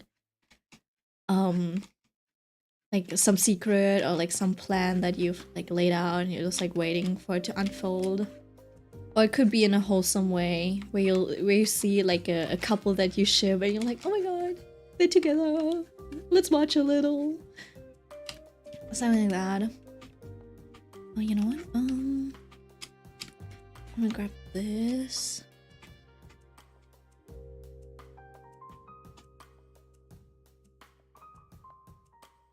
And then lighten this a little bit.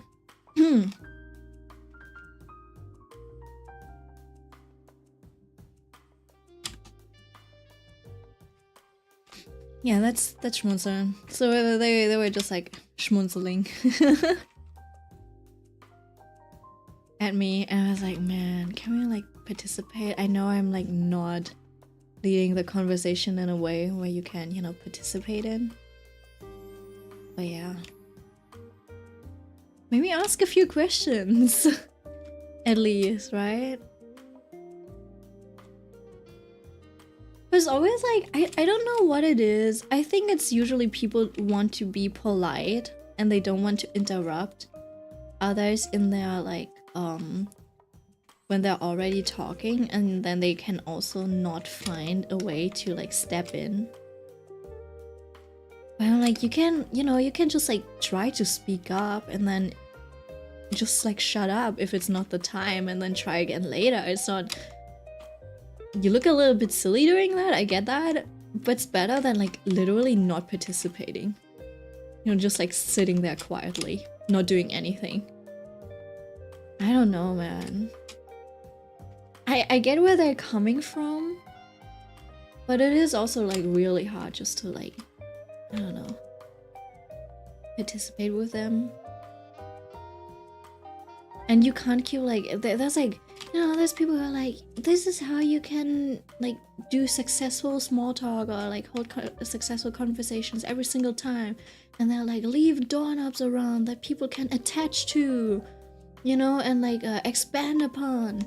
You know, like, they're not gonna pick up on those doorknobs. It's considered rude in my family, so I shut the fuck up.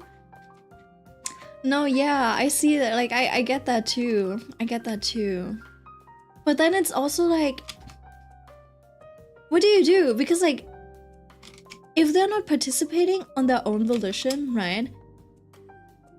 You only have two options, right? As someone who's like in the conversation, you can either just like shut up for a moment, wait for them to maybe like, you actually give them a moment of time where they can like step in.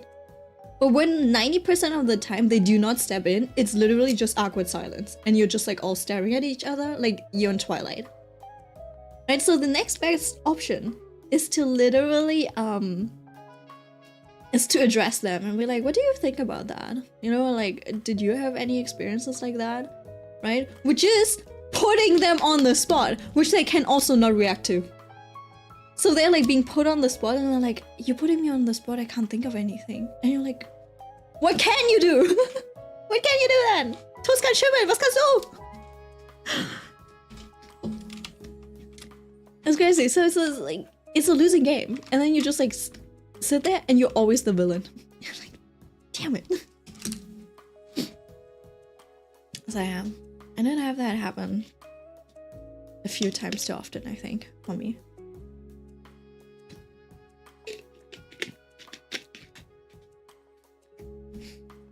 I'd panic, then say the stupidest thing.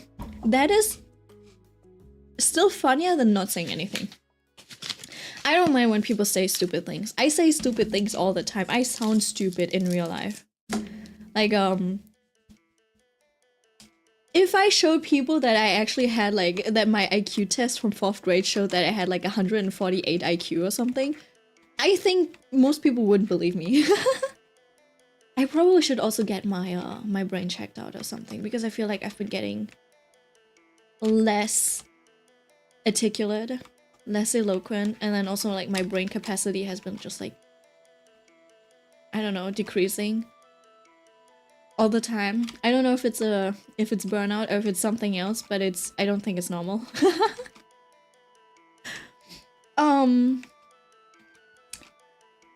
Yeah. Yeah, I don't know. I might want to get that checked out. It's like I started streaming, trying to like improve my articulateness, etc. But it's just been getting worse. I noticed that in like at my work in meetings when my boss is trying to like ask me questions, and I'm just like scrambling for words. I'm like, do you get this? It's like I take bikini bottom and I push it somewhere else. That's how I talk. So yeah, I don't know. I wish we can buy more brains. Like cloud storage. Cloud storage. Yeah, that would be great, honestly. I think some people do need that, yeah. I don't like the way I'm doing his hair. I think it needs to be simple. I think the colors are kind of off. I'm not sure how to handle this right now.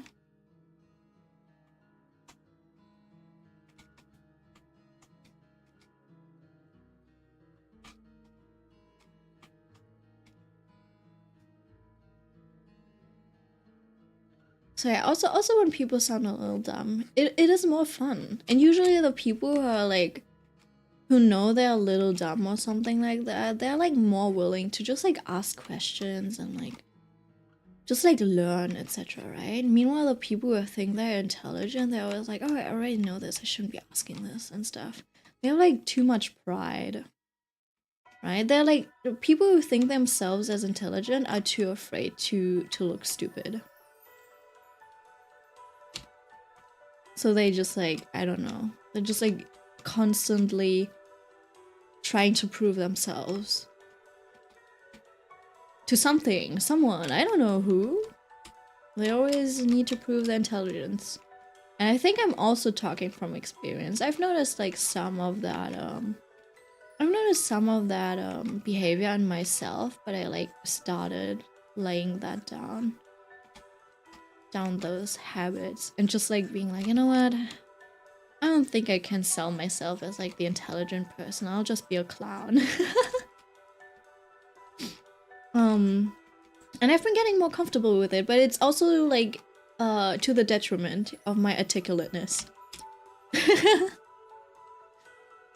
oh, the people who act like the smartest person in the room. Not even that. Like usually it's not, the person that you expect to be like the smartest person in the room, you would expect them to be like the literal definition of a know-it-all, but it's not. It's not them.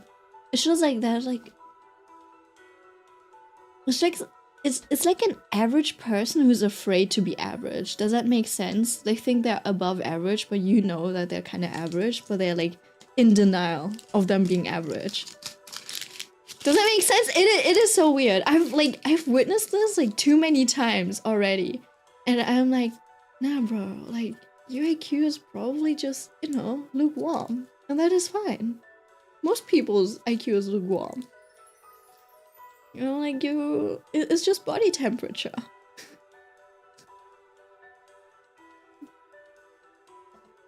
But they're like but they're constantly like doing stuff. It's like, oh my god, these types of people are so stupid. And you're like, you're not much better than them. Stop acting like you're better than them.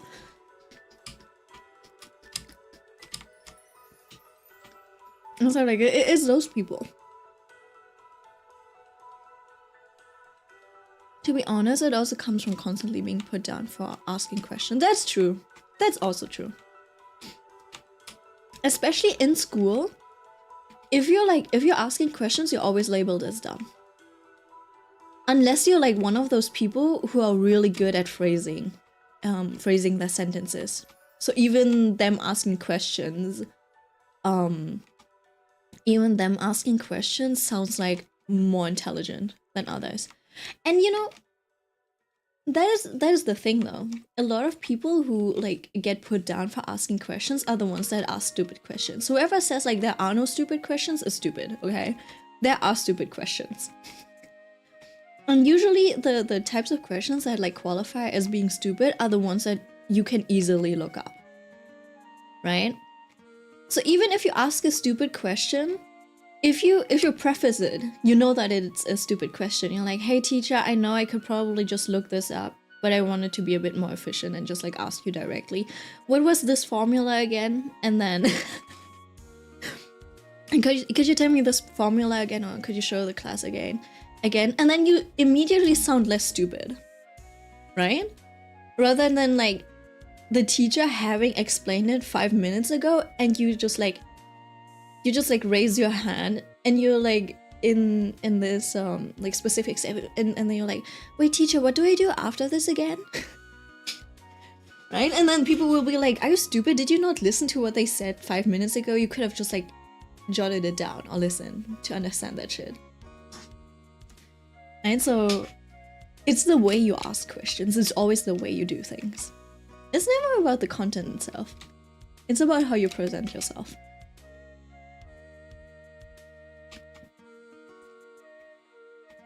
Because people have like surprisingly low standards when it comes to like whatever like the content of like conversations and like questions, etc. is.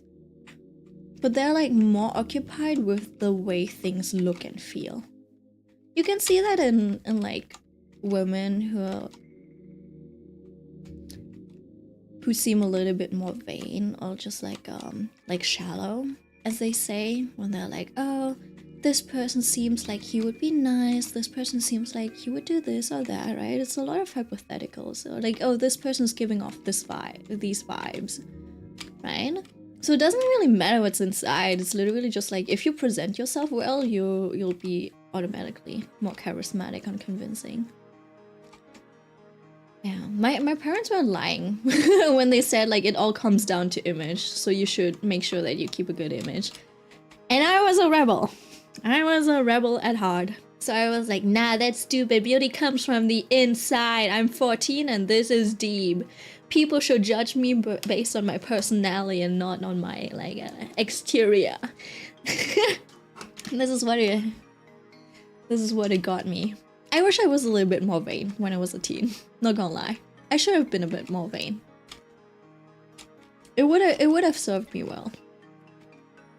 Right, just like in the way you present yourself, etc. Right? Because if you don't pay attention to any of that, people will say like, it's not very like elegant or graceful, Like, she doesn't give off an intelligent vibe, and people will act on you based on that, right? So people will like pay attention to their posture, to their looks, etc. I'm never mad at them. I don't ever think that they're vain, because they always have a point to it too.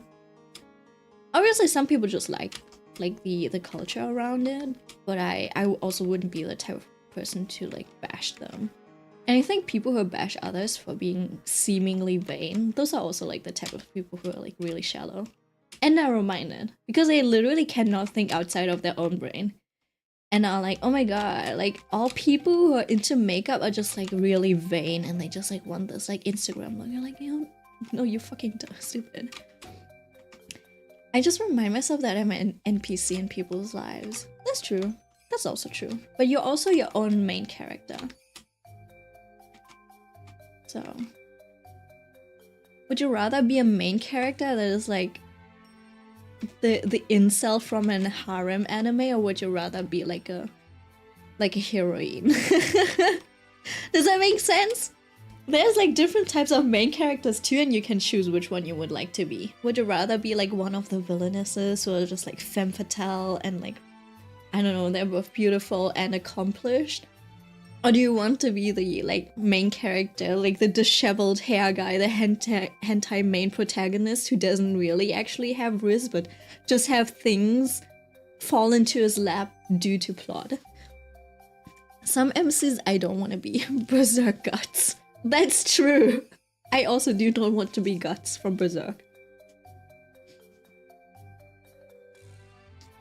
Be the comedy relief even. Yeah. Back when I was a teen, my nose is so stuffy. I'm so sorry if I like sound really nasal, but it's like it's getting blocked off. Both of my. I'm breathing through my mouth. Okay, so if I start breathing heavily, it's because I literally cannot breathe.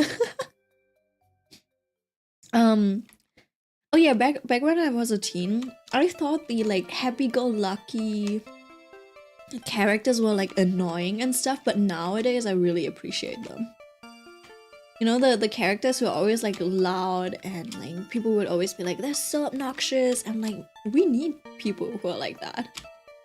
Who are like hype men. Who are just like, I don't know, like the life of the party, you know? I love them happy puppies. Happy. Yeah, me too. I'm actually more... hold on, let me think about it. I think that's why I liked Alan from The Greyman a lot as a protagonist. I think he was just like really nicely balanced. Obviously he was a little too polite for my taste, right? But he had just like the right level of like, oh, I'm a good boy, but I also have like a slightly, you know, like darker side. Not dark as in edgy, but like, you know, he's like, I will bend a few rules if it's necessary, right? So he's got a little bit of a cheeky side to him. And isn't just like the Kamado Tanjiro guy who's just like purely good. Oh, that makes sense. And then I think I was annoyed by the characters who are just like really like, who are just like pussies, you know? Who just like always like whiny. I hated the whiny characters. So I wasn't really a fan of Crowley, for example. Like the vampire from The Greyman, because he was always such a wuss. He's like, I'm afraid, this is scary. I'm like, shut the fuck up, just get it over with. I think they did it really well with Stark though. He's a little bit whiny, but in a cute way. He doesn't overdo it. I used to hate flirty blondes like Tamaki from Ouran High School Host Club. Ah, yeah. I wasn't too into the flirty ones too. I'm like, can you like stop skirt chasing? And Lavi was portrayed as that at the beginning too. But I feel like that gig kind of fell off like really early on. Zenitsu, yeah, Zenitsu is annoying in that department. Or characters like Mineta from My Hero Academia. know why I hated blondes so much back then. I feel like maybe it's because they're like a little too basic. And that makes sense. They're like, it's always like the blondes that are like really flirty and stuff. It was kind of like a stereotype, I think, that they had in Japan. So I feel like that felt a little iffy. Similar to how you always have like the black haired guy who's like serious and just like the prodigy or like prime example of a good student, you know, like the cool and stoic guy. The cool guys are always like black haired and sharp looking, like the Sasuke archetype. I was also a little annoyed at that, but I think nowadays I don't mind it too much anymore, because now it kind of like makes a little bit more sense in my head, just because it's like, yeah, and like dyed hair is considered a little bit more of like a delinquent type of thing. But you know what? I do appreciate that Fushiguro was a delinquent in his teens, even though he looks like a like he's the Sasuke prodigy, like can do no wrong, always top of the class type of like character. Right. So he's like he is indeed like still falling into the typical pretty boy category. So it's not like he's not stereotypical. But I think like he had like very nice facets to him. That's I think, yeah, I think the Jujutsu Kaisen characters, Jujutsu Kaisen just like scored a lot of points with their characters overall. A lot of people who are saying like, oh, Jujutsu Kaisen's kind of mid are the types of people who just like really want incredible plot twists and stuff, and they don't really pay attention to the characters. That's usually their like, that's usually their main point, but they also oftentimes can't really, they often don't really articulate that point either, their own preferences. So they're like, I don't know why, it's just mid, it just doesn't hit right. And you're like, damn. It was good.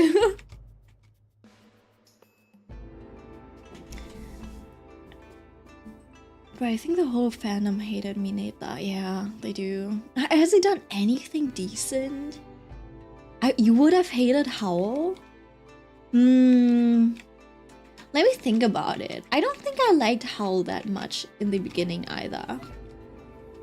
I'm more of the like type of person who likes the more serious characters, like upright characters, you know, like lawfully good characters, like Ashitaka from Mononoke. So the more like playboy-ish vibe that Howl gave off was just like not my type back then. Though he is like really pretty and just like very charming, like not my type. Ashitaka has so many good scenes. Those scenes where he fights off those like samurai and stuff, I'm like, damn, that's all. Like where he catches the arrow. Hold on. Mononoke Hime Ashitaka arrow. This one? This scene? Knife in mouth, catching just like a whole, catching the arrow, and then just like, he looks so hot. Doesn't he? Look at him! Like, what a beautiful specimen.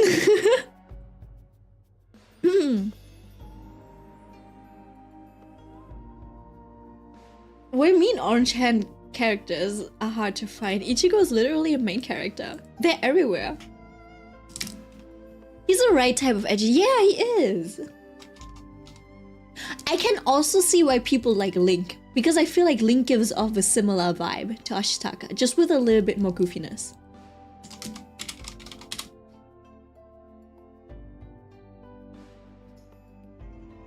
That's an orange haired guy. Lavi is I think in the anime he's like red haired. I don't remember in the manga. Sometimes Hoshino draws him more orange haired than red haired. Lavi the Grey Man. Yeah, he's definitely redhead, but the anime made him orange haired. That's what confused me a little, to be honest. They made him like a pure ginger. But he's always like more red haired. I don't know why the modern one made him like orange haired rather than like red. Now that I look at it, I'm like, that's weird actually.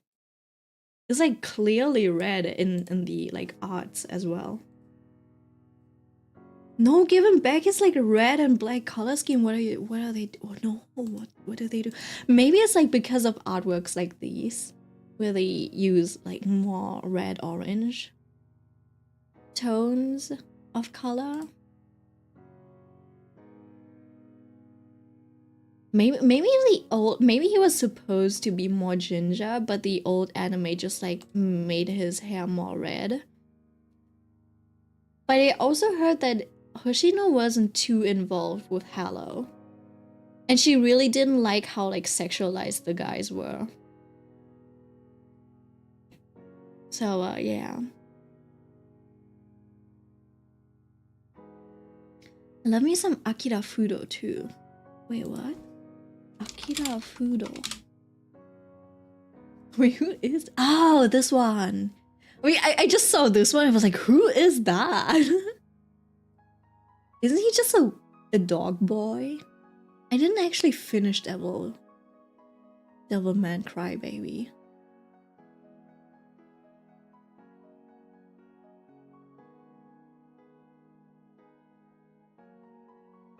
I know he's perverted, but he's hot. You still need to start this anime? People were really into it. Oh, hold on. Can I recommend you something? I need everyone to read Boys Abyss for me. Because I need more people to read this train wreck. Oh, it's completed? Oh, holy shit, it's completed. I guess I still have like 50 chapters to catch up on. But still, it's completed. That's crazy. Half a year ago, I didn't even notice. But yeah, I'm telling you, this one's a wreck, okay? Wait, Aiko, I don't know if you can read it. No, Aiko, no, Aiko, you shouldn't read it. You're a little too young for this. It is very suggestive. I actually don't know if there's actual sexual violence in there. But it goes really close to it. It's like, it's actually like... There's a lot of trauma. Okay. The art's really nice too. So there's a lot of trauma. It'll take you on a roller coaster, right? You'll be like, oh my god, this is yabai. This is crazy, right? The trauma is like far enough removed. It is so crazy because it's like very specific to these characters that you're like, I can't relate, so I'm not taking any emotional damage, but damn, these people have a lot of emotional damage. It'll make you hate some women, you know? You'll go into this and be like, you know what? Women are crazy. And then you're also like, these guys are also kind of crazy. And then you're also like, but these guys are also kind of like troubled, you know? And they're like, what the fuck is going on? And then you're like, no, stop. And you're like, no, wait, this is illegal. But then it doesn't happen. You're like, oh, they have me in the palm of their hand. And the cliffhangers are really good. At the end of each chapter, you're like, what the fuck? You can't just like end it like this. Yeah, but they do. So you're like forced to read the next chapter. And then like next thing you know, you binge the whole thing. It is that sort of story. And it's yeah. It is a little crazy.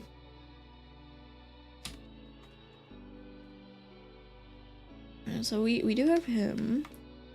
I have been a little slow today, but I guess that's just what rendering is.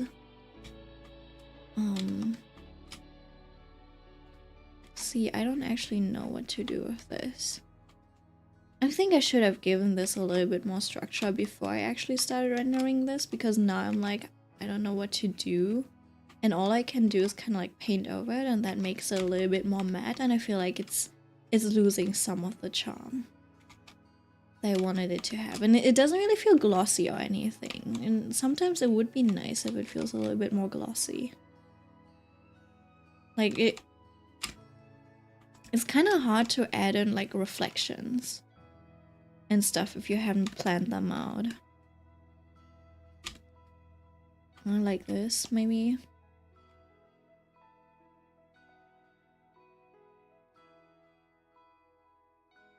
You also don't want it to look too generic. You know what I can try? No, I don't think I can try this, but I could try using the finger tool. No, I can't do that. Can I maybe use... I think I have like one pen that kind of smudges things really nicely. I think you have to be... yeah, you have to be like on the layer for that. And then you can just like push and pull. Because it kind of drags the color that exists underneath. And I like to use this technique. Well, not this technique, but it's like a... it's kind of a mix of both, right? So there's like a tool that kind of does it for you, but you can do this by hand. It's literally just like speeding up my process. Alright, so either I can just like use this pen and just like go in, grab whatever color is underneath, and just like drag things around, or I could, you know, go to my paint over layer, take a brush, and then be like, alright, I want some of this color to bleed into this area, and then take this color and like go backwards. It has a, like, this one's obviously a little bit sharper, but it is essentially the same process. You miss your wife? It's been 3 minutes. Damn.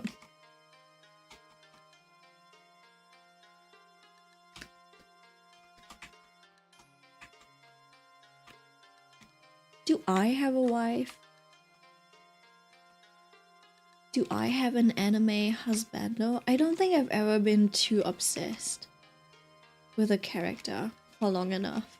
See, this might be my red flag. I'm always afraid that people will get tired of me, but maybe it's me who will get tired of people. Finan?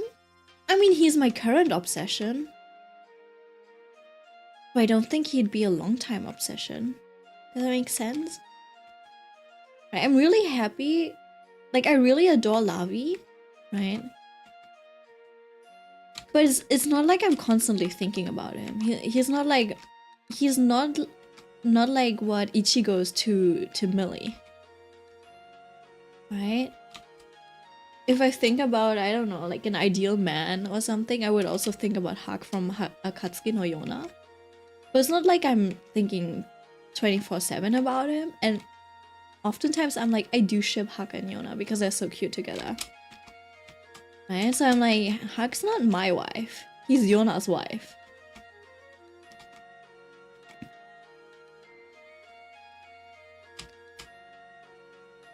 Kim Doksha? You know, that might be close. But also I haven't finished reading ORV, so I feel like I haven't earned the right to obsess over him yet.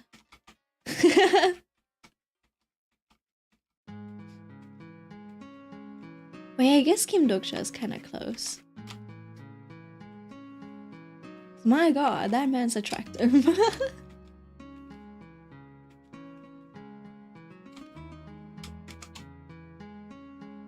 Laios?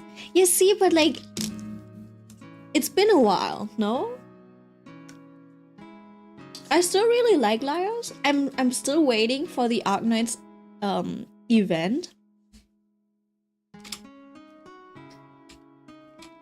But it's like, I don't think I would call him wifey. You still have him in your username. That's true. That's because I'm like...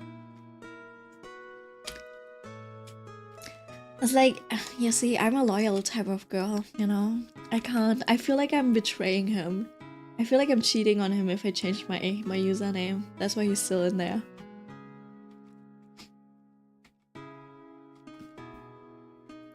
I was thinking of changing it to something fine unrelated, but I was like, man. I don't know if that's a green flag, Aiko. That could also mean that I would still be stuck in a relationship even if I do not feel anything for the other person. So if we have a kid, it would be like an ice cold marriage. Does that make sense? I don't think that would be healthy for the kid. Male wife liars? That's what you join into? Hi Ace, welcome, welcome. Loyal and abiding. I guess so. It might be a green flag, but it might not be the healthiest decision for a long-term relationship if that ever happens. Yeah, I'm telling you, I don't think I was made for relationships. I think I was meant to die at like a young age. Because everything that I do in life is like I have a strong start and then I just like fizzle out. Right? So I had like a strong start in like my school and academic life, right? I was doing really well as a child and then just like fizzled out towards high school. And then I was just like no more than average. Does that make sense? You like when drawing too, whatever community I was in, I would always be like a little bit above the crop. And then I couldn't keep up with it, so I would just like fizzle out, just like now that I'm like, I don't know, at my age, people at my age who are just like, I don't know, more consistent, they're way better at stuff that they do, right? So I feel like I should have probably died as a teen or something. Where I was at the height of my glory days or something like that. I don't think I was meant to live a long life. Alright, Milk, your K-drama life will come soon. I will get my old woman Yuri. I guess. Maybe. So now that I'm thinking about husbandos and wifey, I think I never betrayed Ichigo. I guess so. Ace, do a full cover of Take Me to the Beach and My Life is Yours. What if Ace is also the type of person who just like comes in and then just like despawns immediately after? We're coming to extreme conclusions? Help? What? What conclusions? Maybe, he said. Maybe in your next life you'll reincarnate into a villainess with a harem. I wouldn't be mad about that, but that also sounds very exhausting. I'm fine with reincarnating as a villainess who's like who ends up in an arranged marriage with some like hot male lead.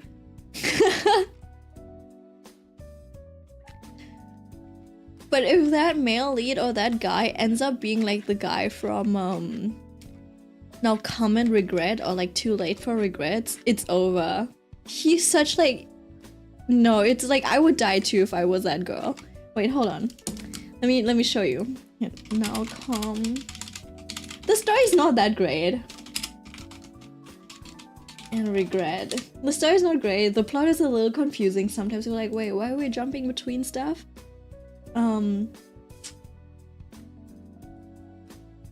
This guy. This guy. If I ended up in a relationship like these two, I would die too. I would drink the poison too. Imagine reincarnating as a bird. Damn, I would also die. Die soon. I'm not made for survival.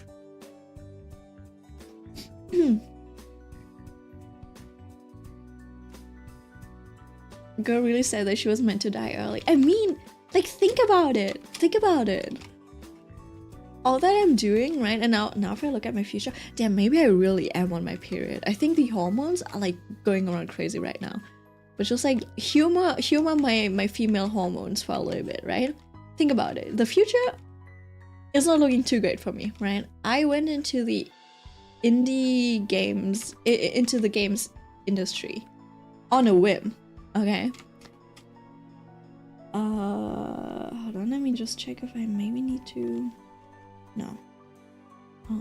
So I went into the game industry on a whim, right?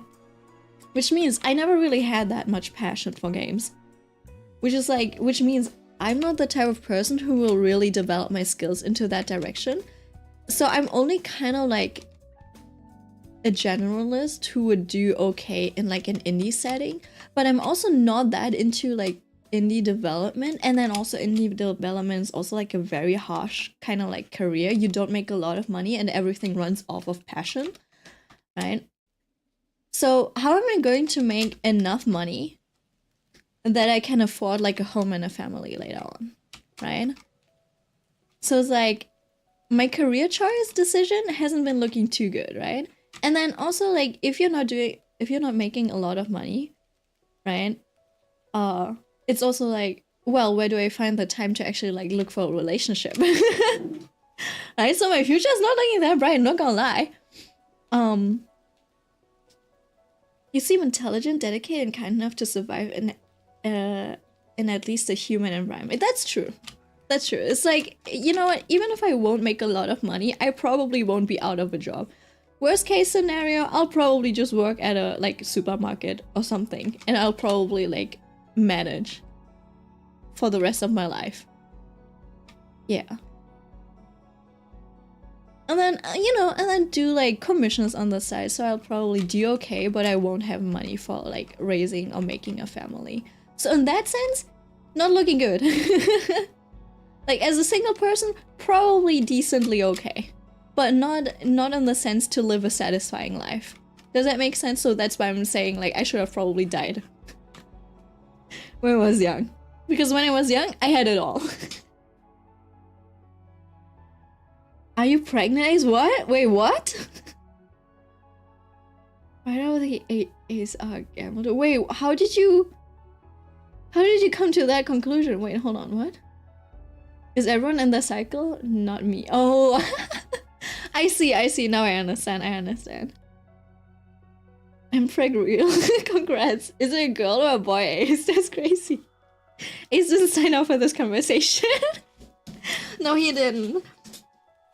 But that's what it's like, being the only guy in a room full of girls. I thought we would be talking about like really nice and cute stuff. Like, oh, I like these types of boobies. I'm more of an ass person. No, we're talking about existential dread. Funnily enough, that is like what I talk. Well, no, we don't really talk about a lot. I don't know if we talk about a lot of like existential dread. But we do talk about like issues a lot that are like occurring in our lives. And when we're like dissatisfied with what we're satisfied with, and then just like working through a lot of these things. Right? We're working through a lot of these like experiences together as girls. Which I think I do enjoy that part. I don't know how guys do it. It always, like, when I talk to guys, it always seems like they've already thought about their own things, made up their own arguments. So when they talk to others about it, it's more of like a presenting thy own argument, you know, in order to convince the mob. That's always what it feels like, rather than just like as a community getting through stuff. Maybe that's just like a difference in culture, or maybe it's just like, maybe it's different when they're like, when men are like just like hanging out with each other, you know, on a boys' night. I don't know. Feel the estrogen. My audience is suddenly mostly female and they scare me. I'm sorry, I had to cough and just like exhale at the same time. That was a weird sound that I made. No, girls are pretty unhinged, not gonna lie. I don't think I've seen men being degenerate, but usually it's the women who are unhinged.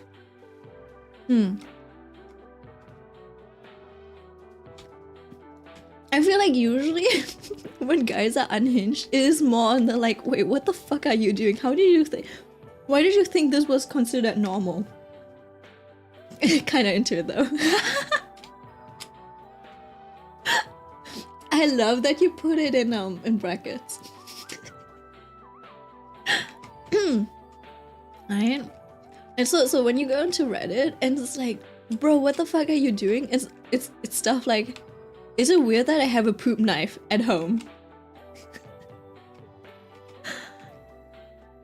And then when it's like a girl doing stuff, it's like I put my tampon, my menstruation tampon into my boyfriend's soup, and you're like, girl, what? Stuff like that. Though you know what? I have heard stories of like some boyfriend actually poisoning his girlfriend, but just like putting snails or something in her food, like the snails without the what are the snails without the shell called? Just this. You know, those things that come out, those worms that come out, those snails that come out when it's like really wet, when it got rainy. Slugs, yes, slugs. Nacktschnecke. You know what? In German, they're called naked snails. Which is very accurate, I must say. I love the German naming system. Slugs are cute, that's crazy. They're not so cute anymore when they get like blended up and put in your food. Anti-baby pillow. That's like, I heard like a Reddit post where some boyfriend did that to his girlfriend or something. I was like, that's actually crazy. Yeah. So yeah, it's not like, it's just like, it's not that women are the only ones that are unhinged, but it's like,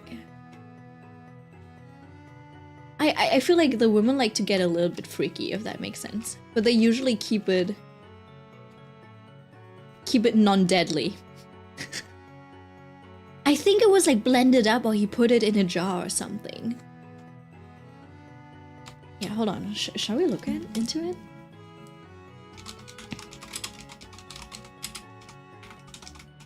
Girlfriend with slugs. It was something like that. Oh yeah, I found out my partner has been putting slugs in my food. I don't know how to forgive him. It's like on relationship advice. Hold on. Our relationship advice. Is this the original? Oops. Oh, it's a log post. It's an archive. I don't know how this works. I guess it says trigger warning, food tampering, psychological emotional abuse. Don't read while eating if you have a weak stomach. Is any one of you eating? I don't think so. Turtle is shield toad. Yeah, that's true. Schildkröte. Shield toad is such a cute name. It is. Do they have nutritional value? I think they would be more poisonous than nutritious. I, 22 female, have been with my partner, 24 male. They're like slightly younger than me too, for 4 years, since they were 18. I've never known him to do anything like this, but I noticed he started acting a little strange around a month, maybe a month and a half ago. He started putting fruit on the floor in the garden. What? And I thought it was a bit weird, but he said he was feeding the mice family that have nested in our shed, so I thought it was sweet and helped him do so. Anyways, he started being really nice to me about around 2 weeks ago and was making me food, baking me cakes and stuff, which he never usually... What? Which he never usually cooks. Honestly, the grammar sounds a little German. Even so, I was so happy he found a hobby. I didn't notice sometimes. I didn't notice sometimes. I felt sick and dizzy after eating and I just put it down to lack of hormones. Anyways, a friend of my partner's came to my work today. I work in a cafe and said he needed to speak to me when I was free. I was free as there wasn't any customers at this time, and he told me that my partner has been collecting slugs from the garden on fruit, and he has been putting out there and putting them in my food, blending them up. He did blend them up! I remember correctly. He even sent his friend a picture of his bag of slugs he had collected and the picture of blended slugs. I feel really sick to my stomach. I don't understand why he would do this. This is so out of character for him. I asked why he was doing it and he accused me of snooping around through his messages and got so angry for me for not being able to take a joke. I feel disgusting. I love him to pieces. No, you do not love him to pieces anymore, I bet. I hope. But I just don't understand this way of thinking just now. Am I overreacting? No, bestie, you're underreacting. This is literally poisoning. Yeah, see what I mean? That is unhinged. Oh, the girl who put like her tampon in her boyfriend's food, she was like, yeah, I'm putting like a love spell on him, which is also very delulu, I gotta say. It's probably also not the healthiest, but it's like, blended slugs is really gross. Unhinged, that's criminal. Yeah, it is criminal. I don't, like, I haven't really looked up whether or not there's like follow-up posts or something like that. But when I heard that for the first time, I was flabbergasted. I was like, whoa, straight up poisoning. I don't know we do that. So what's different with slugs? Hold on. Let me read. My trust issues are acting up. I made up my mind. I'm staying single forever. Serial killer away. Yeah, either that or I will truly become the housewife. I will just like control all of the food in my house. Wait, are there actually differences between snails and slugs? Because snails is a dish in some places, right? Yeah, I think slugs are like... It's not like slugs are just snails without a house. I think they're like actually like more poisonous and stuff because they have like more slime and stuff, no? You know, this reminds me of another Reddit story where the boyfriend put semen in. That's crazy.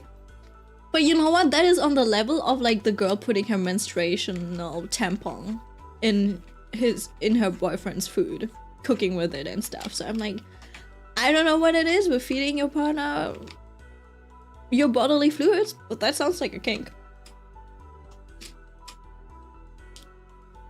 And shampoo? No!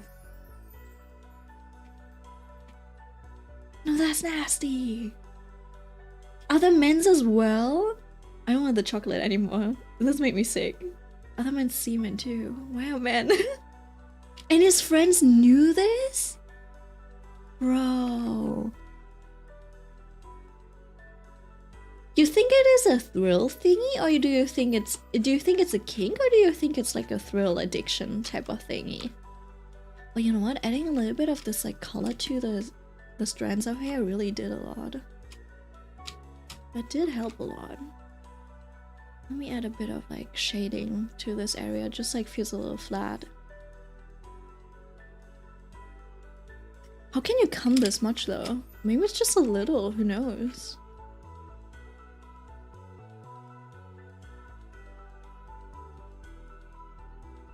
Wait, does he even get the idea? Maybe, yeah, maybe it's like a sadistic thing too. He low-key hated her, I think. I mean, no shit, when you pull something like this, yeah. I don't understand how you can hate your partner. It's probably... Do you think it's like a mix of being too comfortable in the relationship but actually wanting something better? You know?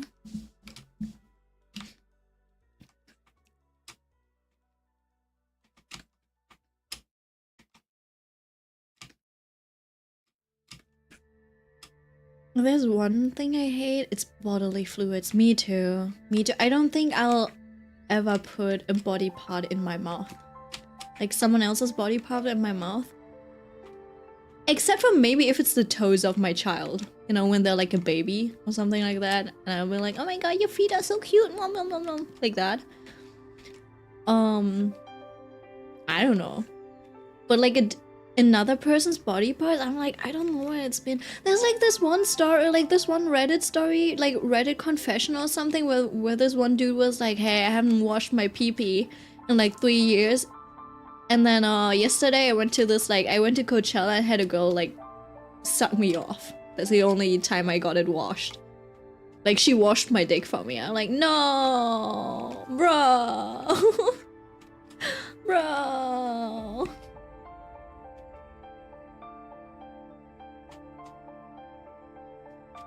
I mean, do you remember this like Reddit story? I don't know if it's like I think it's more of like an urban legend. There's like there's this urban legend that there was like this girl. She went to like a disco or party or something, or like a festival whatever. Right? And then she you know, she went to the toilet with some guy and gave him the guac guac 3 I can't talk. The guac guac 3000. or 9,000, whatever, right? And then the next time she got like the next day she had like herpes, etc., like all over her mouth. And then when she got it checked at the doctors, they found, you know, like corpse matter basically, and apparently she basically, you know, like had an encounter with like some necrophiliac or like a serial killer or something, you know. I think that one's like an urban legend though. So yeah, it was like pretty popular. It went around a lot. And some people were like, I have heard this exact same story already. Yeah, that's crazy. I got used to bodily fluids for wait, what? I got used to bodily fluids for a while since I took care of my nephew when I grew up. But my old job with disabled people made me get an ick for that. Yeah, I guess so. I got snot and drool all over me every day. Yeah, I can see that. Yeah, I don't like that either. That's why they say you shouldn't take care of your like family, like your own family members, because you'll like start to develop like an ick and it'll be like burdensome and it'll feel like a job, etc. Yeah. So yeah. Oh, have I told you that one time when I peed myself when I was like 9 years old? Because my mom's punishment would be just like facing the wall, right? She would like face the wall. Mặt vào tường. Mặt vào tường. And I would be standing there. And then there was like this one time. Basically, she would like have me stand right outside of the kitchen, and we had like stone flooring or something. It was like stone flooring with like an epoxy coating or something. So it was just like really clean and just like really reflective and stuff. So it's easy to clean, just so you know. It wasn't like carpet or anything. I think we had a lot of money. Yeah, I think we might have had a lot of money. For those times at least. And I just got punished. I forgot what I got punished for, but I got punished. And it was like facing the wall. I was I really had to pee, and I was like, Mom, I really need to pee. And she's like, no, you won't get out of your punishment by pretending having to pee, right?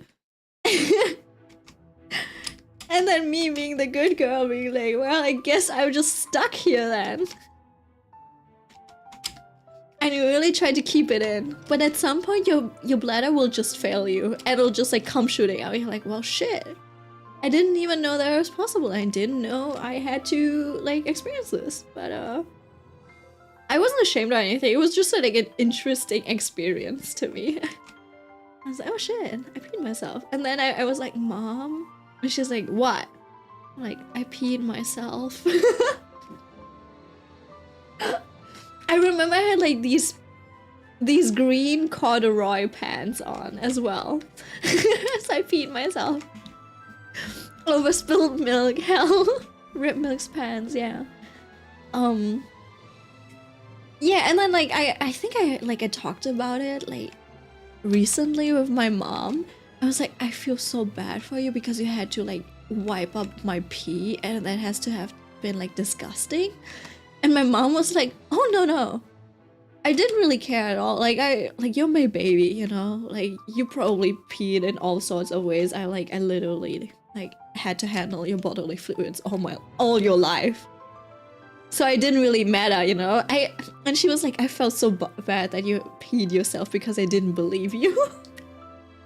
And then I think after that she would let us like go pee and stuff. And I think that's why my brother also felt like Mom was a little bit more lenient on him. But also my brother was the type of person to just like walk away from his punishment. My mom would be like, yeah, just stand and face the wall for like 15 minutes, and my brother at some point would just like walk away. Mother's love is a special bond. Yeah, I really appreciate that about my mom. She's like literally like not disgusted whatever my brother and I do. Right? Because there are some parents who don't really have that type of like relationship with their kids. But yeah, if anything, my mom really had like a great sense of like just like motherly instinct, I suppose. Right? Sometimes it kind of like goes to her detriment, to her own like detriment, if that makes sense. But yeah, definitely. My brother and I were blessed in the sense that we have like a good mom and a good dad. Yeah, who actually like think about us and like worry for us. Yeah.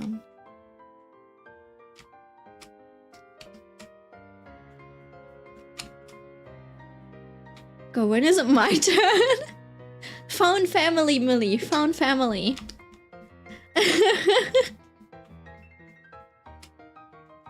Honestly, I don't know. I don't know how it works. I wonder if it's like... I guess for my mom it is something intrinsic. Like, my mom must have been born with it. I don't know if I could handle my own child's poop. Pee? Probably yes. Poop? I don't know. Your reincarnation will come, Millie. I'm actually obsessed with watching law and crime stuff. And it shocks me to see the many ways bad parenting somehow exists. It's evil. It makes me grateful for my upbringing. Yeah, for sure. For sure. There's just like stuff that you hear on like true crime where you're like, what the fuck? And then like, you know, when kids don't know better, they always complain a little bit and they're like, man, my parents are so annoying, you know, they're like so strict, they don't let me sleep over and like my friend's place because one of them is a guy. Stuff, you're like, they're so strict and they're so like overbearing and stuff. But then later on you're like, you know what, my parents are right. They just meant well. Right. The woman who microwaved her baby, yeah. I don't know which one you're talking about because there were like two, right? One of them apparently had a seizure. When she was like having a seizure, she microwaved her child. But there's also like, people are like, maybe she actually like murdered her. And then others were like, well, people do really weird stuff when having seizures. And it's a little weird, but then there was just like one that was like fully unhinged and she just like microwaved her baby to, I don't know, get rid of it or something. Yeah, same as like people who microwave cats or put cats in like a washer and stuff, washing machine. There was one where they put a baby in an oven. That's crazy. Stop milk. No, I've heard. Yeah, there's some terrible animal abuse going on out there. Yeah. I don't know if there was one where they actually like stuffed a person inside a washing machine, but like some bullying cases, they do that. But yeah, honestly, I don't think I'm surprised a lot of the times because I'm like, because like humans are very creative when it comes to like punishments and torture and stuff. But every time you feel so bad for the kid. Like, man, just like come over to Big Sis's house. I will feed you. I will let you play like on the PS4 all day, all night. You know? Like, man. Cat in a blender? What? Even putting them up for adoption is a better option at that point. Yeah, guess I haven't needed another angel. I heard about one cat in a blender. You know?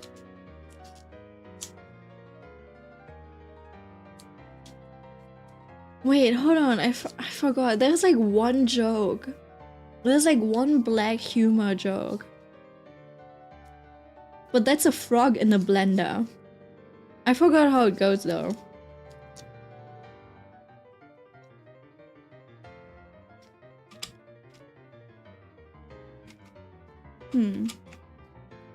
Oh, also the Elon Musk Nazi salute apparently was just like a really awkward gesture. He was like, my heart goes out to you. And then he just like really passionately did a Nazi salute. Which is like, honestly, I think it is funny how awkward the man is. But I also think a lot of people, even Germans, don't even know that the actual Nazi salute is more of like a static thing where you just like raise your hand, right? And just like stays like that for a very long time. And it is more straight on and stuff, but most people don't know that. Most people literally do not know that. And I think that also does not take away from the awkward gesture that he did. Yes, he didn't do it with intention, but man, man, that is a bad look. Literally, Germans, like if you point at something, they will stop you from raising your right hand. Especially if you're a little bit out, like further out in, like, out of a big city. They will be a little bit more intense about that. It's like, no, no, no, don't raise your right hand. Oh my god, you can't do that. I wonder where those women are like today. Like, how many drugs do you have to be on to think that was hard? Wait, hold on, what? Can we switch topics again, please? This is heartbreaking. It's reminding me of so many things. Do you guys know Two Girls, One Cup? I don't think I've ever seen that. It's like a sexual thing, no? I heard of it, but I don't want to search it up. You know what? Like, I'm turning 26 this year. I don't think you need to know. I don't think I need to know. It's a porn video, I've heard. It's just like really gross. Apparently there's like poop eating or something. I don't know. Don't stain your brain. It's basically corn but with poop. Oh, I see. Yeah, don't search it up, man. Yeah, I'm not searching it up. I'm not interested. I'll probably forget about it. You see, I always thought I knew what. Well, I don't know. Isn't there like this hold on. There is this show. There's like this show.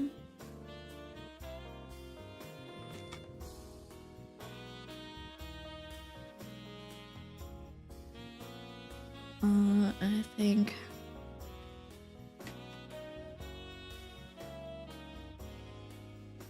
and hold on. There's like this one show of these like ladies. And hold on. They have like a yellow uniform. They work like in a diner, right?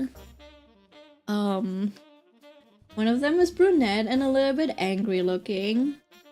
She's got like a very like strong hair, and then there's the other one who's like blonde. Has like very long and straight hair. So when you say Two Girls, One Cup, I'm thinking of these two girls.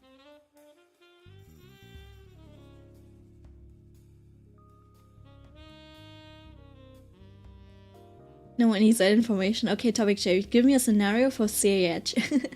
Character AI chat. I'm gonna stay a saint.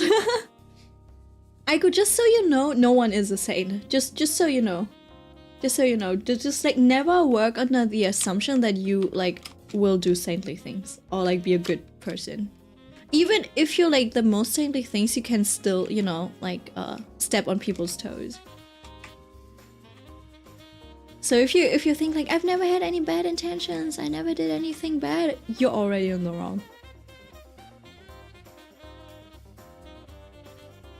But keep your innocence. Is it two broke girls? It might be that, yeah.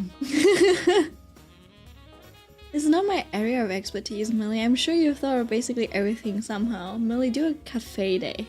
I did, Ryan, I did. And adopt some dogs. That's so basic, Ayako. You already did all that? Even the dog adoption? The mafia scene already did. Ah, prompt for you. Getting fitted for wedding clothes already did. Damn, that's crazy. Bake a cake together already did. I'm the devil's saint. Oh gosh, let's brainstorm. The best of the worst. Go to the zoo? Go to the zoo and try to pet the tiger. Already did that too. Did you try to go and explore the ocean in order to find Atlantis? The lost city of Atlantis. Have you tried doing that? Incarnation in another world?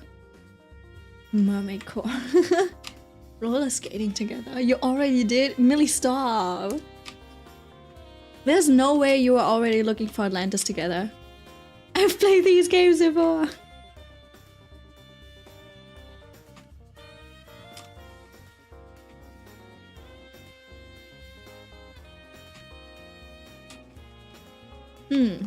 You know what? I think his hair looks really clean up.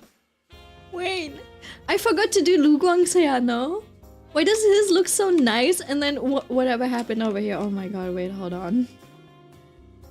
I need to fix his hair. Let me just,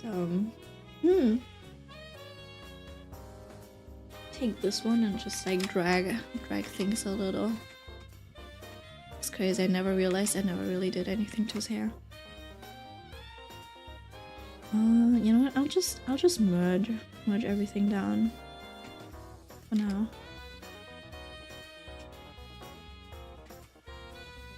That's actually crazy. Also, he doesn't really have a lot of color variation. I think I'll have to add it in.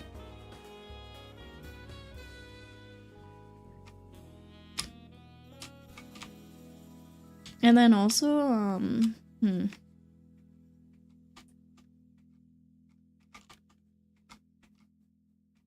Did you find a scenario for Millie? So I'm looking away for a bit.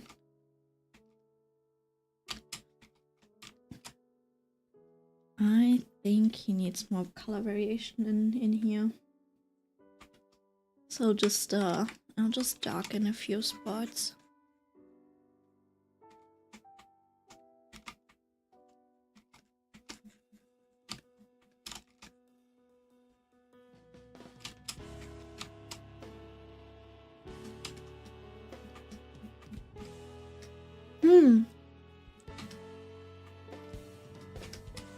I could try.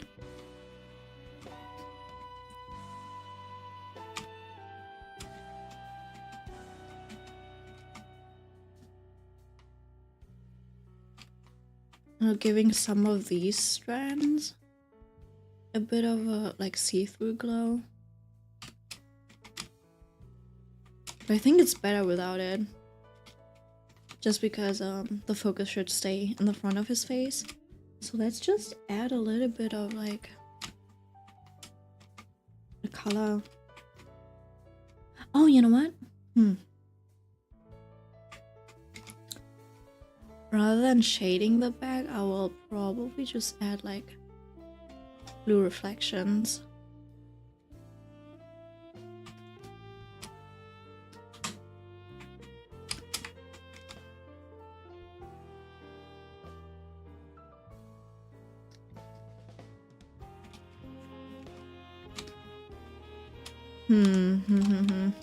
I need to find the right spot though.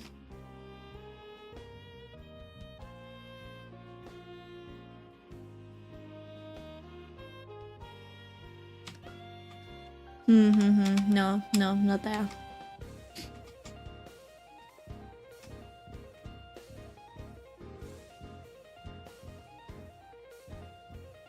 I have a specific Hell King Ichigo bot for that. Wait, what?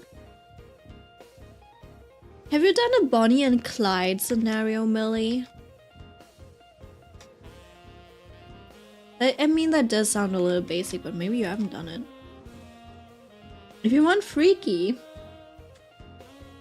Oh, Millie, Otome game scenario, you're reincarnated as a female lead. Yandere Ichigo, Villain Ichigo, Cold Leader Ichigo, Hell King Ichigo, Soul King Ichigo, Cyclonius Elfen Lead Ichigo, Zombie AU Ichigo, God Bodyguard Ichigo, Servant Ichigo, oh, Sternritter too, Soul Eater AU Ichigo, Master Ichigo too. Hello, Masters and Disasters. I was thinking of opening my stream like that. But, yeah.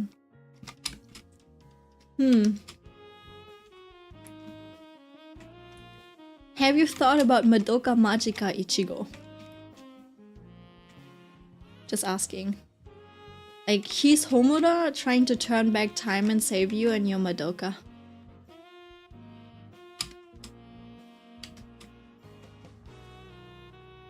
Yeah, so basic, that's crazy. I am. Millie, I'm like I am content with reading the same type of story over and over, Millie. I have a taste and I do not need variation.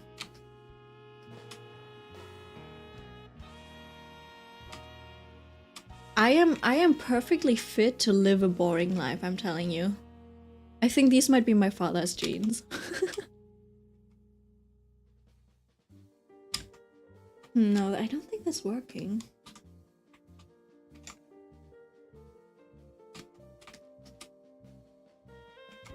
Let's take this, just like paint over it. And then just carve into it basically.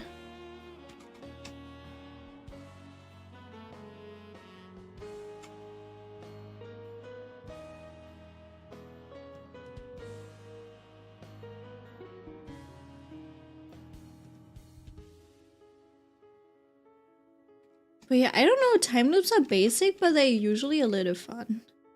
Just because you can do a lot of stuff, I don't know. Alright. Oh, no, we're talking about you like that. Oh, okay. Never mind. Oh, you did something similar. Damn. Not the adventurous type, huh, Mel?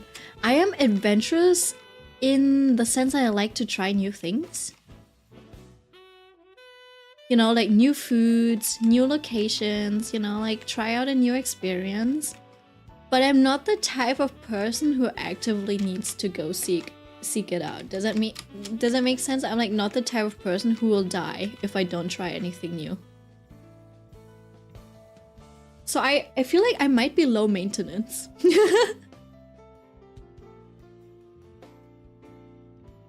I might be a little bit too low maintenance. It's not necessarily a good thing to be low maintenance.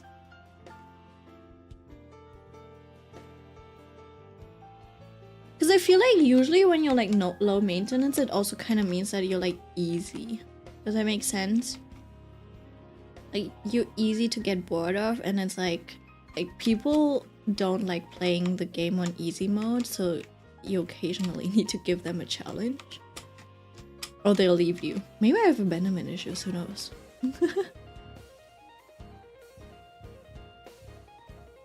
Like, I feel like in a good, successful relationship, you probably need to keep your partner on your toes. You know, even if it's with like silly pranks or just like new surprises and stuff.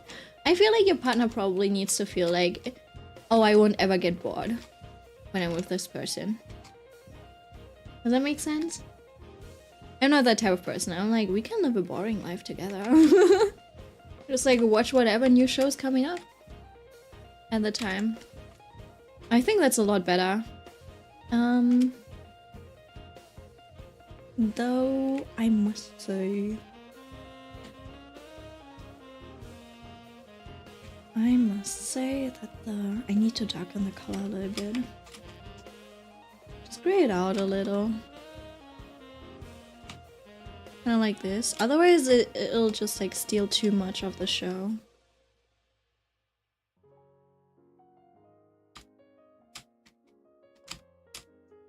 It just needs to be a little bit more subtle. And then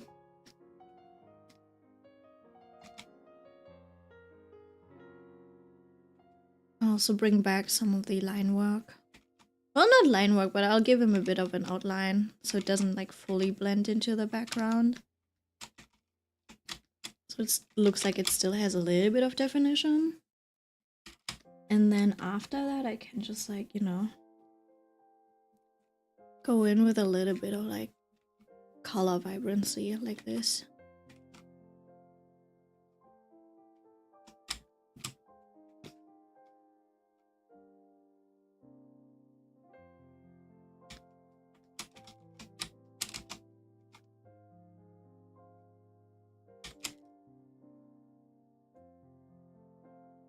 I think they just have to be fundamentally fond of everything that you are.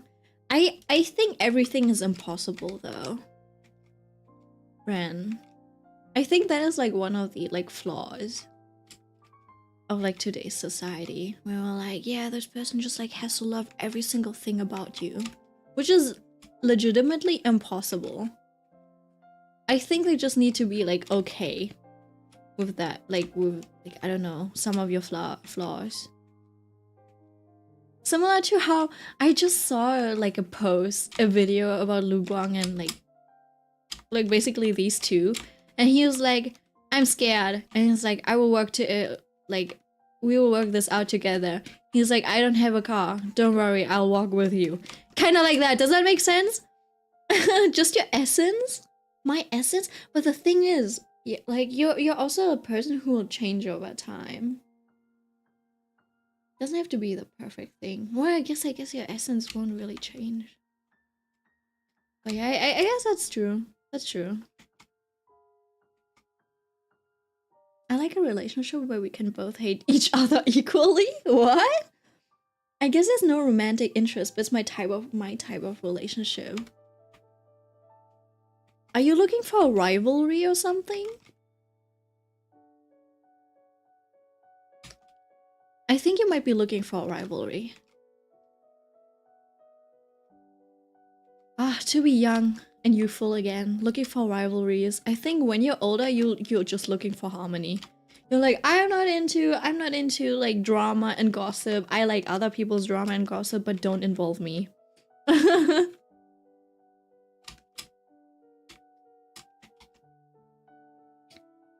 What the fuck do I know, TBH?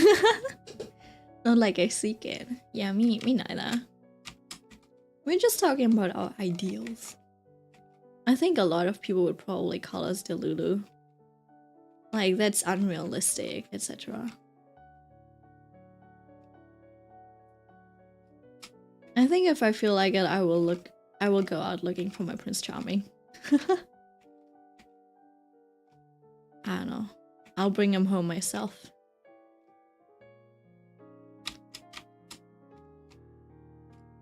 I'll be like, you, me, Friday dinner. I will pay.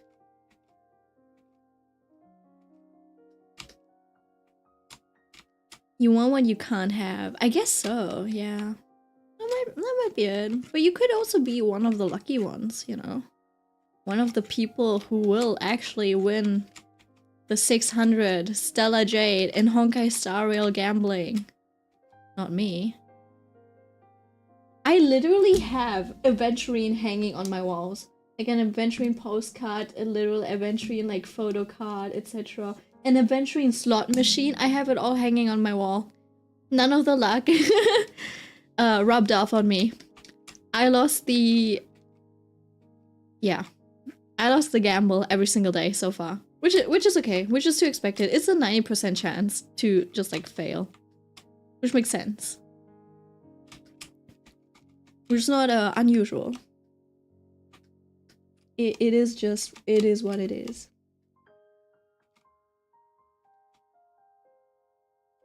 Anybody here play Duel Monsters? No, I don't. I don't even know what that is.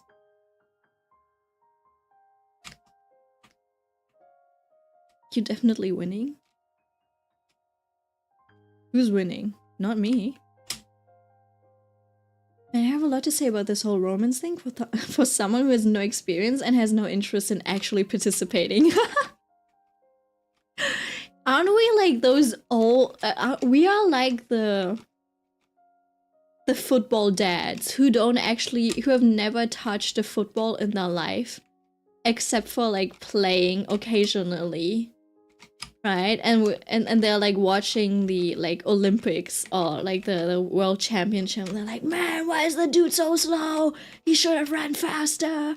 You know, he should have, you know, over there, he should have just like jumped over, done a salto, or like done a flip and then rolled over.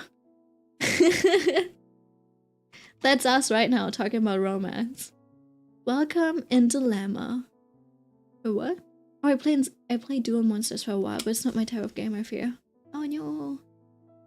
Oh, welcome, Dilemma. No, you're not late. What do you mean you're late? I mean, it is late, but still. Like, I'm still drawing. I barely drew Lu Guang and his hair. There's still so much to do. You know what? I think I kind of want to, like, render the bike a little bit. I started doing a little bit of work, but I didn't really go into it too much.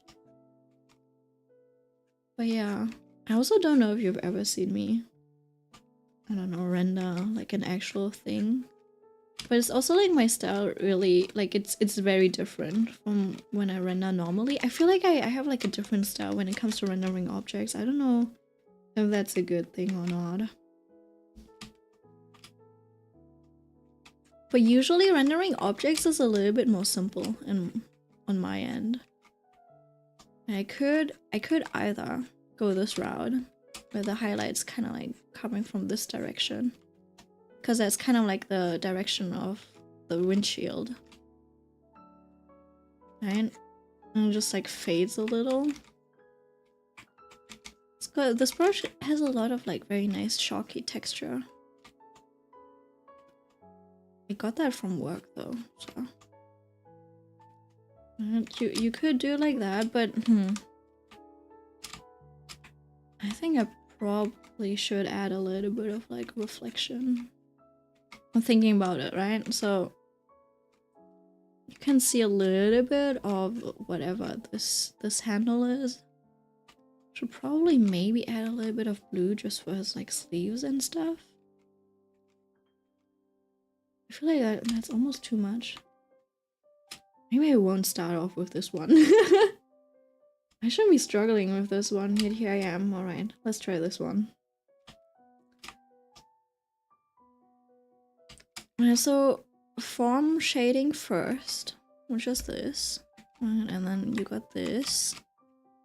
This is a cylinder, so you kind of do this. Oh, is this not? No, it is.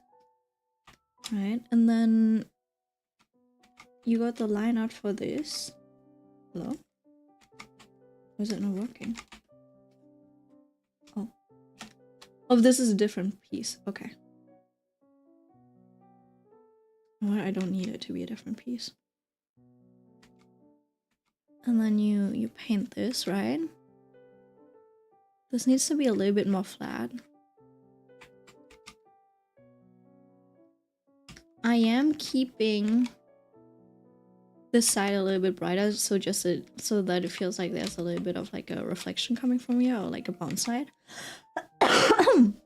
That's why I'm keeping that side brighter. Oh shit, I'm dying. But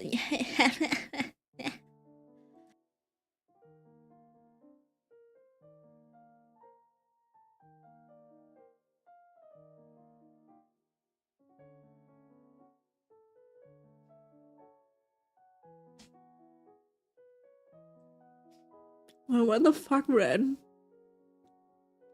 Hold on. 3 hours passed already? Yeah. It's like, you know what? You're an hour behind us. It's fine. It's fine. Don't worry. I'll probably still be up for an hour or something. Alright, Ren said, "Are you a problem? Because I want to solve you." This one's really bad. That one's a really bad pickup line.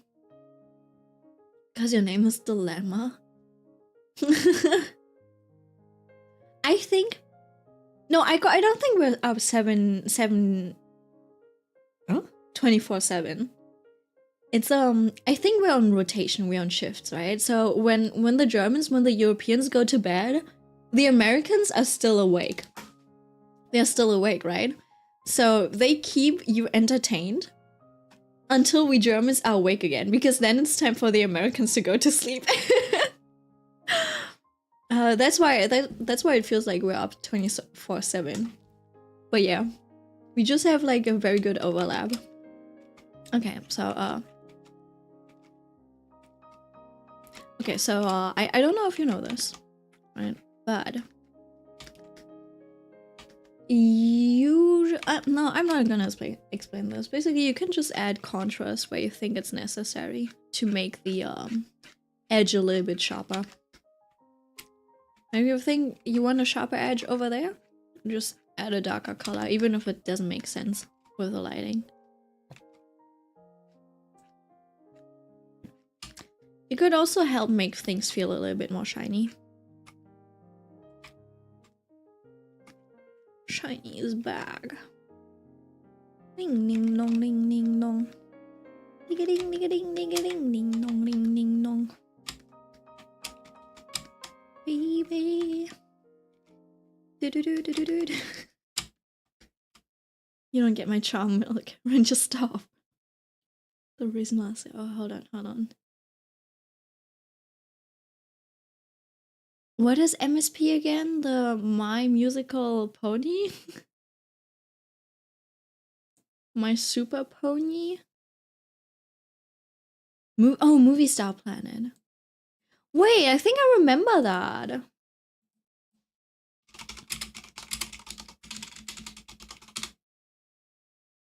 Oh, I remember that. Wait, hold on. Wasn't there like also like a... It's like a dolls game. Where you like dressed up girls and had like your own home and stuff. I have in Doll's House or something. I don't think I'll find it anymore. I forgot the name. Honestly. But there was also like Spieleaffe. I would play games over here as well. Damn. There's like web browser games that you would play with like friends when you get access to the PC. I was starting to like when I saw this, I could have gotten into it, but I think I was slightly too old for this. So I kind of just like yeah, this was like slightly too young for me. My music either stopped My favorite game was the Heron game though. What? My Super Pony. Yes, sir. Sorry. I want to be in the presence of a cat so bad. I guess that's fair.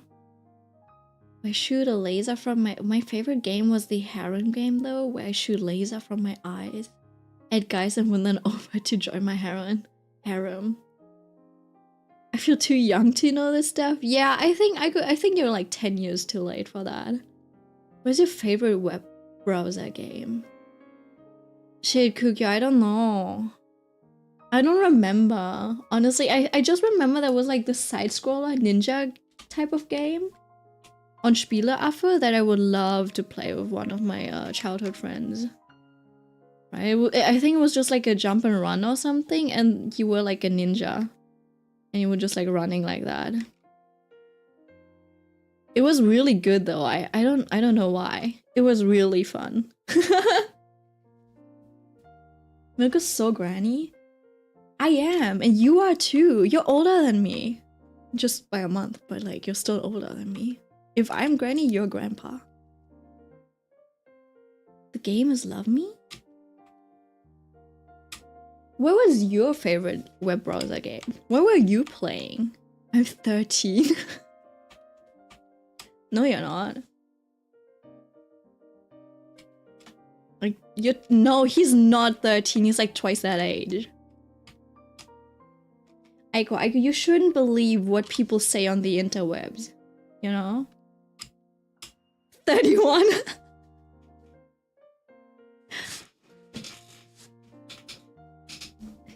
Cookie, you shouldn't be playing around with minors. No? I can put you into jail. Hold on. I was drawing a car, right? I was drawing the car. I forgot. Wait, we can see where we put some highlights. How's your cat doing, by the way, Kukyo? Is the second one adapting? No, I want it to be a little bit more. Like I want it to feel more like a marker. I could add like a bit of a highlight, but I don't think it's like the right spot to do so. Maybe over here, and then I'll take this eraser and just like erase it a little.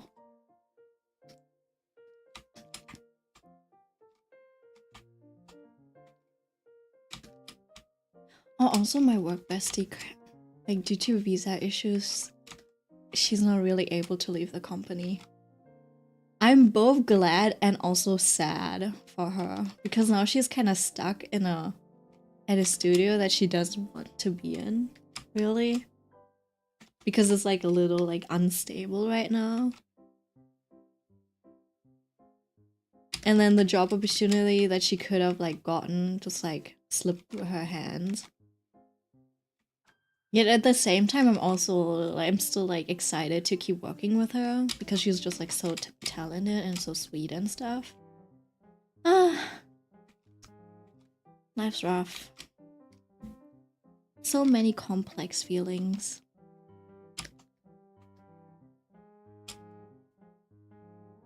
Second one is no longer scared of us, so he's chilling. That's cute.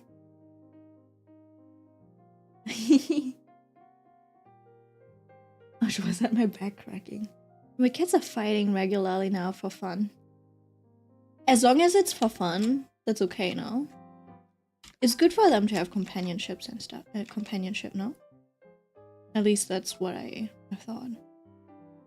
Like cats are not being good at being lonely. Can you pet the cat for me? Bet. And can give it a good whiff. You really like smelling your cats, huh? Like every time you talk about them, you're talking about smelling them. Like a drug addict or something like that. He's like I repeat, do not get an orange cat. I have 2 cats. They're so mean, bro. I love orange cats though. Don't get it, Ginger.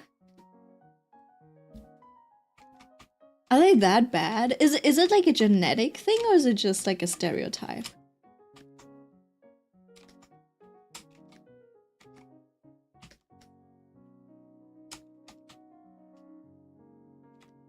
Maybe I should make it green. No, blue is fine for up there. Green is okay for down there.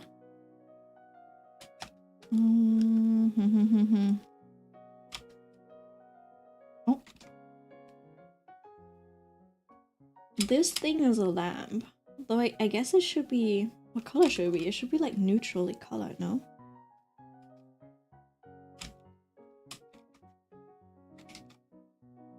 Like it probably should just have like a little bit of like shading. Just some shadow. Right? Just to imply some depth. And then this part. See, this part is the one that's a little difficult because I'm not sure where I want to go with this. And where do I want to have more? Like, where do I want the gradient to be? Where do I want the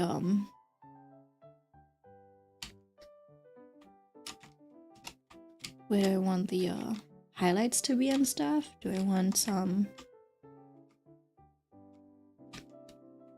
coloring like this? I don't know. The color orange always attracts my attention. Breeds matter, they matter, I say. You do have a gray cat as your like as a profile picture. I see. One of my cats held onto my ankle, so I had to drag my foot along the floor while he was gripping my foot. I think the only thing that I'm bad at, that I'm like struggling with cats is like they prick you with their claws. I mean, one of my friends, she got like herself a cat and stuff, and I think the cat got really comfortable with me. So the cat would like sleep in my like, maybe my thighs are just like really thick. I feel like all of the animals really like my thighs for some reason. I guess it's comfy. And then they, you know, when a cat goes to sleep, they do these like they do the kneading thing where they just like it's like us hitting the pillow, you know, fluffing the pillow. The cat did that on my thigh, and I was just like sitting there in pain. I was like, I want to sleep too. It's like 4 AM. Please stop. The dough kneading, yeah, on my thigh. Well, I had like a blanket on top, but it was like a very thin blanket, so all of the claws just like Straight into my thigh. They're making cookies? I guess so. Is it called donating? It hurts so much. It does. And I'm like pretty good with like outside pain like that. I'm telling you, I was playing handball. We had some brutal times playing handball, right? So like any damage that comes from like outside, I'm pretty good at handling it, but even that still hurt. It's just really uncomfortable. It doesn't hurt that much, it's just like really uncomfortable. Like it pricks you, you know? And then like she does it for like a solid minute and you're like, I do not like this type of massage. I'm sorry.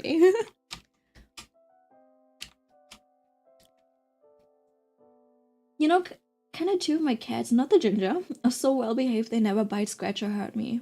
Oh, that's cute. I might be a masochist. Whoa. Aiko, I don't know about that. You're a little too young to be thinking about that, no?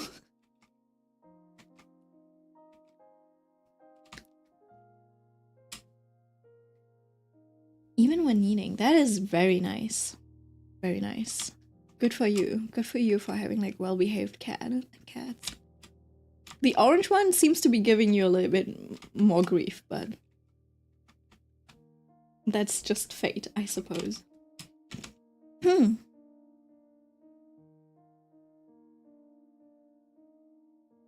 My cats used to hate my dog, so if you picked up the cat and got too close to the dog, he would scratch your whole body.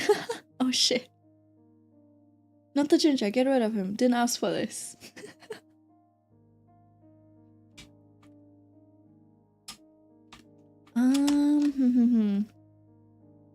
Yeah, I guess I don't know why they're so...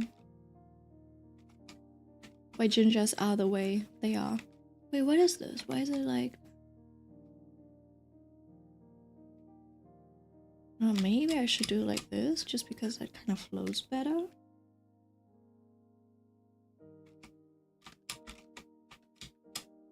And then... we just like carve in a little bit of detail on this side as well.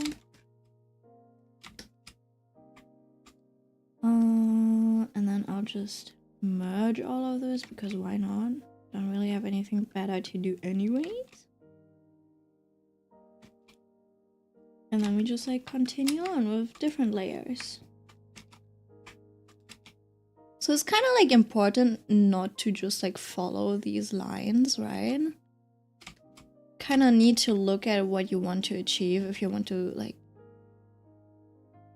Yeah, it's just like about communicating the three-dimensionality of the object.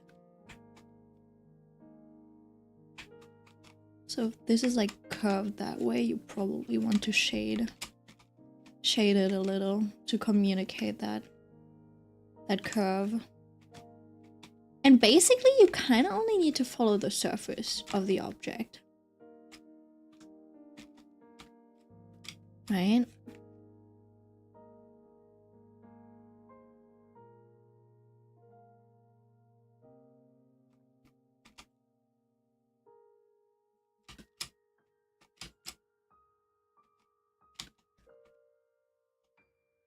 And then,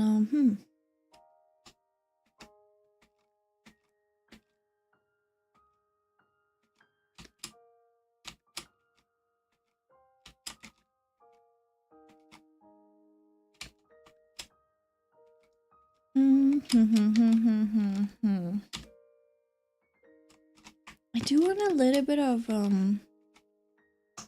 I do want like a bit of a step over here. Just emphasizing the shadow a little, so it looks like more three-dimensional. Do you see the difference? It's literally just a little bit of shadow over there, and now it looks like it's actually popping off.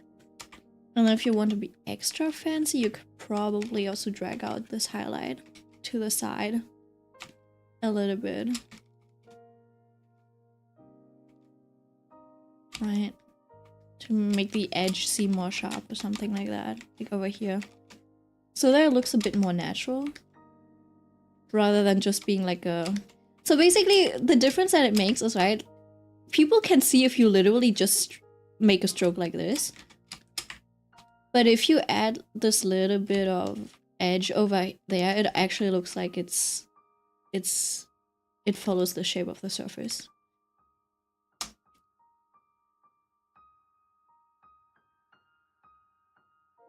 Black cats are... Wait, hold on.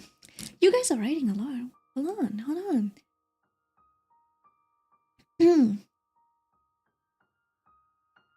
Black cats are so misunderstood. As long as they're not tuxedos. Tuxedos are basically gingers, but smarter.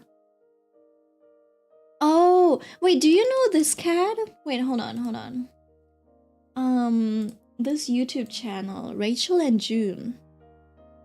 I haven't sneezed today at all.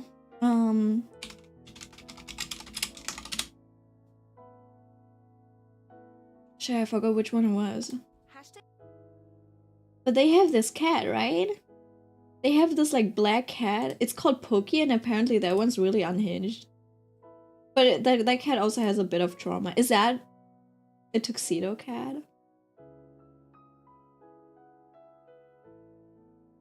These cats are living a better life than I am. Is this a tuxedo cat? Where's Pokey? These two cats are really chill. They're like so calm, so well behaved, and then the other cat is really the black cat is actually the wild one. This one.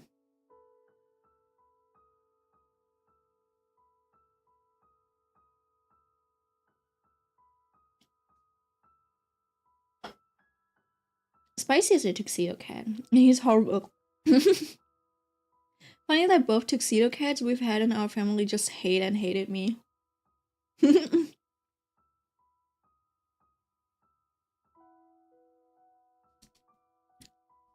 You're just too different of a breed. Sorry. Well, you didn't have to point that out. You really didn't have to.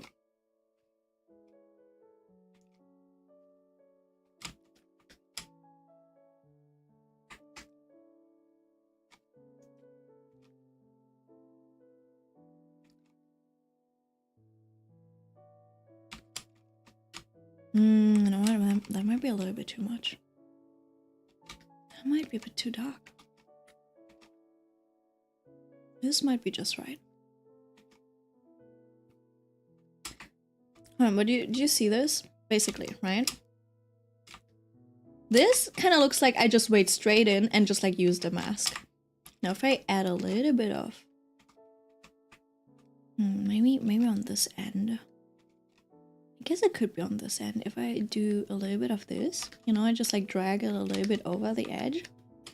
Oh, I guess I... Huh? Oh yeah, I turn this off. It suddenly feels a bit more intentional.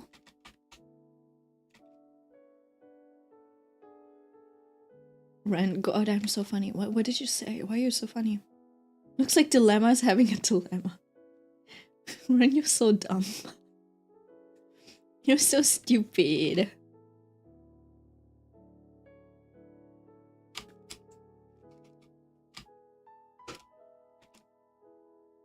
I think it should be a bit dark on the side. Not too dark. Just dark enough, maybe. That is not too obnoxious.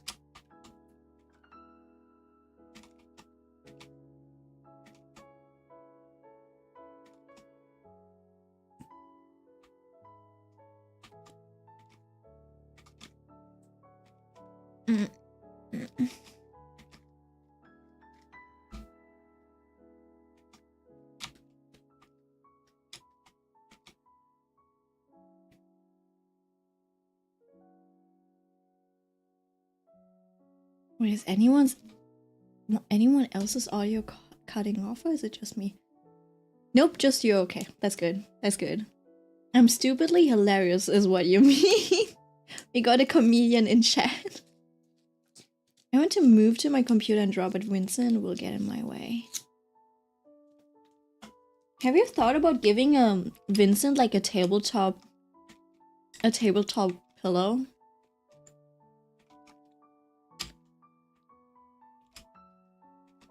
Though I guess if he's like on the table with you, it's like it's over. I think that's just a thing that cat owners just have to accept. They will just have to deal with the whims of their cats.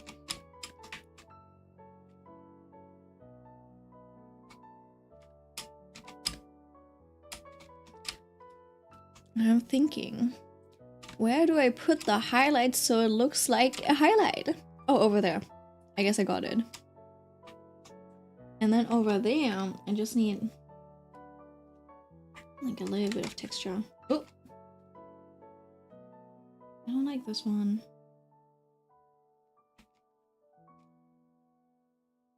I don't like that one either.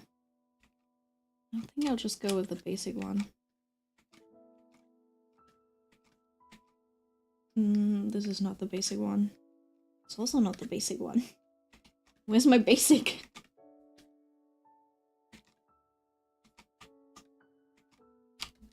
I like that. I could do it for this one too. This part. You know, just adding a bit of a stripe. Little bit of texture. I feel like we might want a little bit of gradient on this piece. Like, you know, like this way maybe.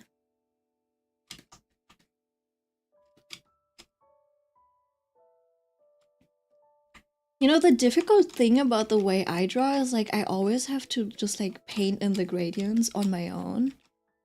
Whereas I feel like normal people, sane people, they would just do this, right? They would just take this and then they would just like go over and like use a blending. They would just use a blending brush. But I'm not a fan of these blending brushes.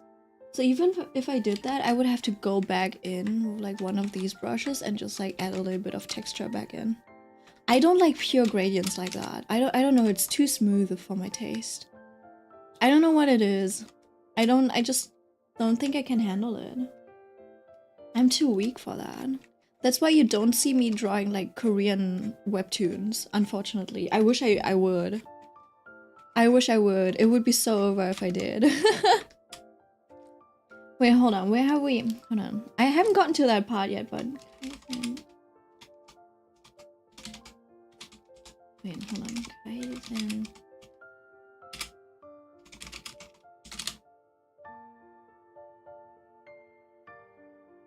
Where is that?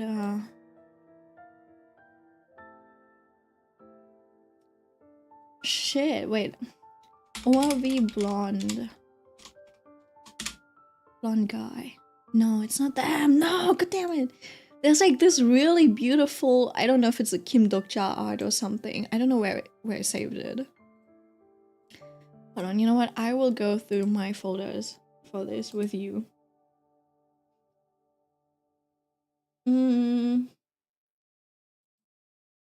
No, not on this one. Oh, you know what?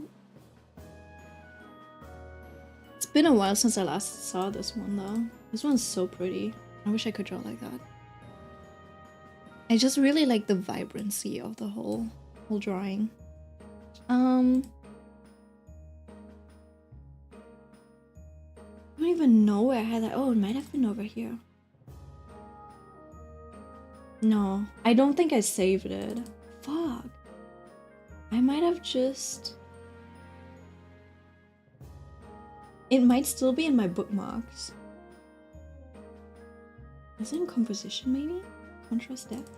Maybe I saved it over here. No?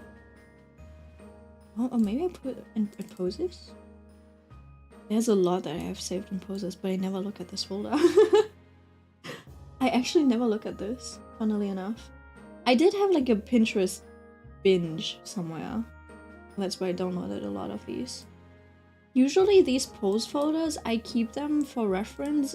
I keep them as references for commissions if I'm like really down on inspiration. But usually I manage somehow. Maybe it's under faces. No. Well, we're out of luck, I guess. Mommy and daddy issues and insomnia in this dungeon. Oh my god, Milk, stop. Go back. Is that Raph? No, wait, who's Raph? Oh, the guy from, yeah. Wait, hold on. I'll show you. It's the... No, isn't it Rezif? No. Hmm? What are you talking about? This guy? He's out, that's a brother. I don't know if this one's a character, but in manhwa, I did have the brother saved. You know the villainess is a marionette? The brother. They draw really pretty eyes and stuff. Yeah. Well, this is how far I got, so. Him. Yeah, he's cute. This one's an ass. He's blonde. All of the blonde characters tend to be asses. This one was also kind of cute. I don't know. I have these like manhwa faces saved as reference. Because why did I save this one? I don't remember. Zegren! I love Zegren. Zegren. I also love her. Ruby's so cute. Who is this? Damn, I forgot who this was. I just really like how this like swirls. Like this looks so clean. His hair looks so clean. I don't even know where this is from. This guy too. I love this guy. I love Izek. I don't remember this one. I don't remember this one either. I just like how they drew the face. Oh, thanks for... yeah. I like the shapes of this one. That makes sense. It's so neat. I would love to draw faces like this. I think this one's a little outdated for me. But yeah, usually I save the names and stuff of these like mangas. Oh, it's Calix. Oh, and then there's like Leonardo Aldini. I love the way this artist draws. It's so anime, but he looks so good. He's not even my type, but he just like looks really good. And this guy is also very cute. Like, why does he look so... with the lighting and everything, like the way that they do the like shading, it really hits the spot. And she's really cute too. The heroine is really cute. It's a really long title though. I'm just gonna say it is like the daughter of a mob boss got reincarnated into a like family of mafia or something like that too. Like a gangster daughter got reincarnated, reborn as a... Well, you know what? I do have like a so I have a whole folder dedicated to fictional men, but I do not keep up on this for a lot of time. Now, you see, there's a lot of text. I wouldn't mind dying at this guy's hand. He's cute. I guess so. I guess he is cute. He turned, like, he was like a knight and then he turned assassin or something like that. What the heck? He cute. Is he that cute? I don't know. Maybe I was just like in heat or something. I don't think he's that cute. That's a dad, by the way. That's a whole ass dad. This is the daddy from It's My First Time Being Loved. Who's baby? I don't know. Oh, it's them. Yeah, he's baby. What's this? I don't remember. I am what I am. This is so funny. I am what I am. Listen, the dead are speaking. He's so edgy. And there's Rio Thesly, which just has a single panel for some reason. I'll take all the fathers. Means nothing.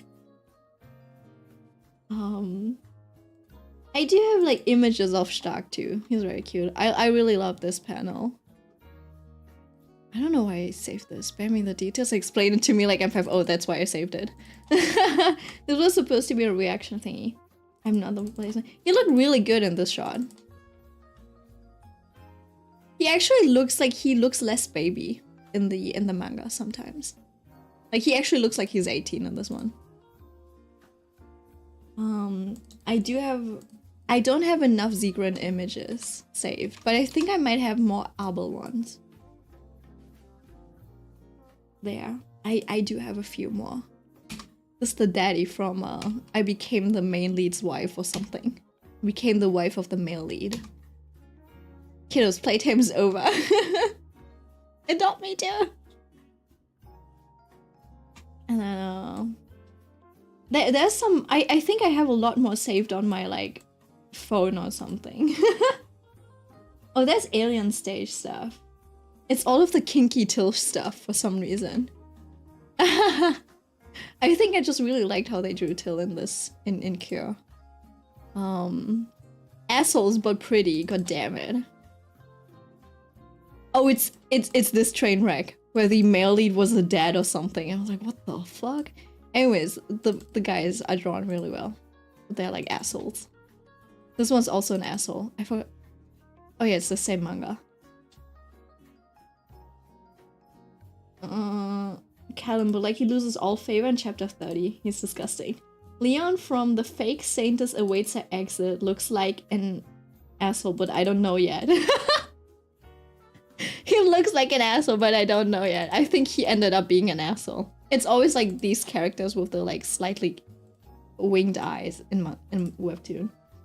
Usually you can be pretty like stereotypical. I love Ivan. Wait, he's also Ivan. I don't have enough. I don't know where all of my like pictures went. I swear I had like more saved. The Cold Duke of the North. Who else? I do have Callisto. This guy. I feel like this artist has a very specific style, so I feel like he could be more attractive. But he's just a really good character overall. Like, you might not like him for his looks on first sight, but you will love him for his character. Because I read the novel. I really liked his character in the novel. Anyways, there's Scissor. Oh. He's okay. He's okay. I don't know why I have so many pics of him saved. I think I just like binge read. There's like a Danheng photo collection, which I kind of like moved somewhere else. That's why it's just like 2 pics. Why are we going through all of my, like, all of these? There's Edward. Who's Edward? I think he was cute at the time. Ivan Theon. Oh, this cutie. See, this cutie.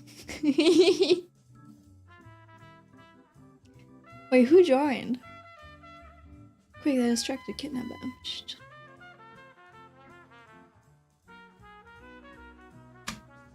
Highlight, but wait. Oh, there you are. Hello, welcome. He's cute. He's also unnecessarily big. Why is he so big?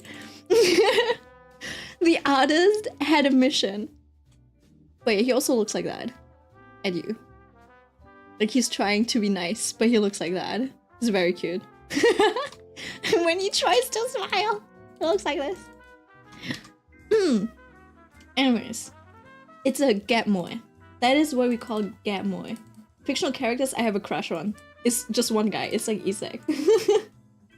Oh, that's Guden. No, that's a lot. That's 2 rows of just like this fuckboy looking guy. But look at him, he's so fine. What do you mean? Wouldn't you also? You know, and he's got a uniform. Look at it, at that slick back hair. Is that not hot?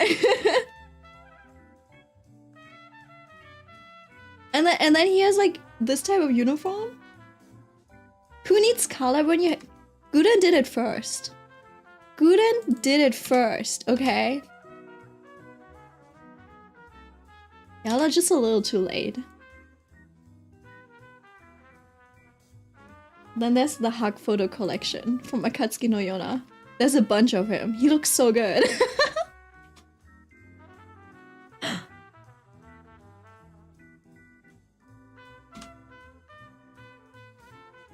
And look at him!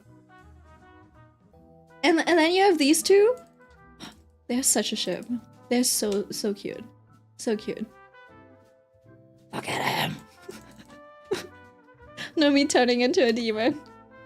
Oh yeah, he's hilarious too.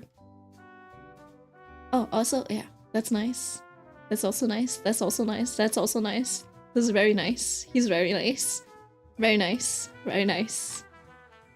I should have, you know what, I was considering going back for more, but I think I only started taking hug photo pictures from like chapter 200 something. That's why there isn't more. I don't know his name, but he's cute. Oh, it ended up being, okay, I know.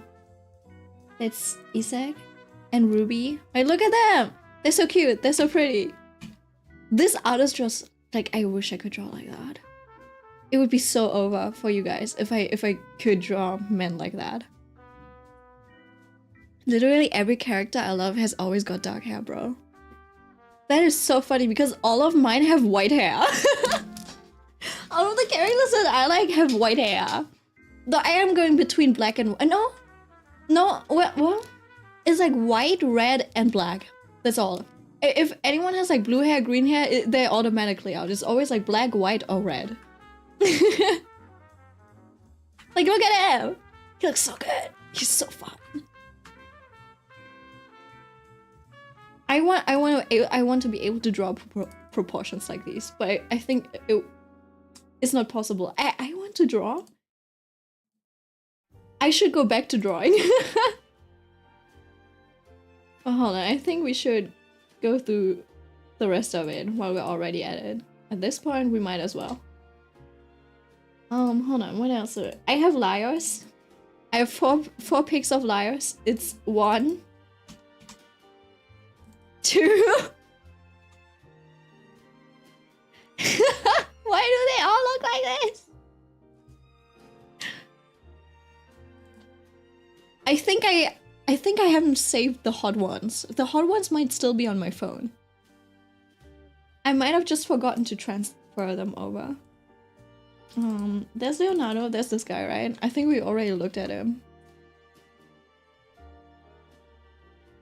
Honestly, I should save him as just like reference for drawing faces. But you know what? You know what I like? I love the combination of a suit and then like a big, just like a big jacket on top over the shoulders. I don't know what it is about that, but that's so hot. Literally, just layer up, dude. I don't know why people like women less dressed, but men more dressed. But I can't understand. Like, the more layers, the better. Anyways, so whenever there's like a character and they're like almost naked, I'm like, cover up, slut. Oh, this is a little brother guy. I don't know why he's so fucking built. Like, what's with that? What's with the boobie? And he's twinning with his sister, by the way. His sister also dresses like this, right? So he's literally just like couple matching. Like, this is the sister, okay? And he's like, whatever he wears, she wears a dress in the same style, okay? Which is very cute. That's why he looks a little bit flowery sometimes. He's very cute. A little bit like overprotective, but very cute. Who's this? Oh fuck, I forgot what it is. Oh. Very well drawn apps and stuff, no? I like how they shade the collarbones and stuff. I forgot who this was. I literally have not saved. That's the Pope too. They draw like, they really draw him very like holy. The Pope, which I don't like but is too pretty not to use for reference. I literally do not know where he's from. Yeah, I think that's all of them. Yeah, I'm not very as you can see, the list would be longer, but I usually forget about this folder. The side profile was something. Well, looks like a hyperpigmentation me. What? The guy is a bit more puppy-like and murderous, but too edgy for my. Hold on, wait, hold on. Have you unfinished manhwa? I have a bunch of unfinished manhwa. Like, too many. I probably have seen every single, I don't know, like villainous, webtoon, isekai, Akuyaku Reijo type of webtoon that exists out there, but I have not read all of them. I probably know most of the titles that exist. Hold on. Who's too edgy for milk? Who's too edgy for milk? Bro, I was trying to draw all of us, and I remember I can't draw cats, so Ren is just a twin body with a handsome squid face. Hold on.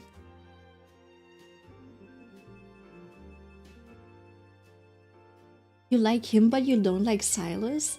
Wait, who do I like? Fuck, I should have like checked. I don't like Silas. I don't like him either. Probably if we're talking about Leonardo, who's like similar to that.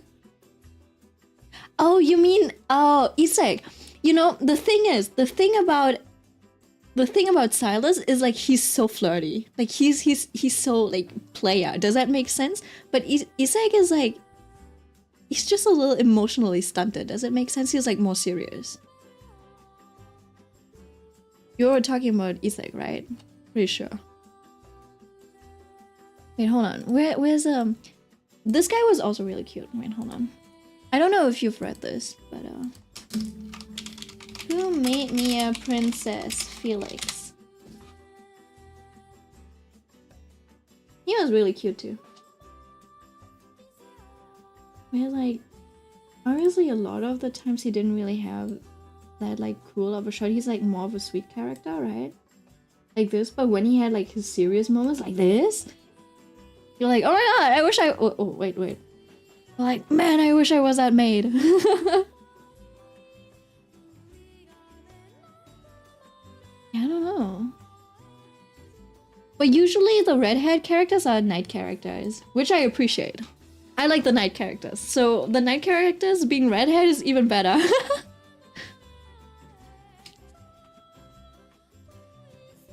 He's not that serious, I think. Not with MC, is he? No, he's not. Silas literally calls you kitten. He calls you kitten. Isaac would never. Or Iske, or Ishke, however it is like pronounced. But he's not calling you kitten, right? He's just bad at communicating, but he protects and serves. Does that make sense? Yeah, so no, they're not the same. The only thing that they have in common is the silver hair. Maybe the build. Silas is just a little weird. Yeah, no, throw him out. Who's calling you kitten? He's like, okay then. I gotta try this new, I don't know, toy or whatever. I was like, bro, what the fuck? Also, he's like British too, which kind of like throws me off sometimes. Like sometimes you just like hear a really thick British accent and you're like, huh? Oh mate, do you want a cup of tea? I can't even do it. I can't even do the British accent. I'm also like, I'm too afraid to actually start coloring his stupid shirt. You know what? I will just commit and start coloring his stupid shirt.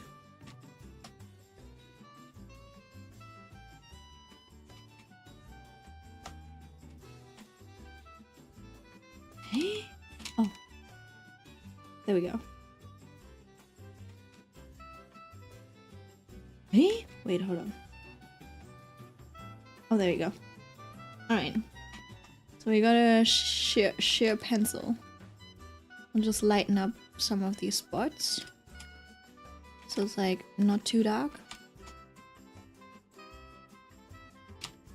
Right? And then we do have like these t-shirt lines. And I do want to stay really close to these lines just because they kind of like dictate the shape of his body. So it's just like, it's more about adding some soft edges and hard edges.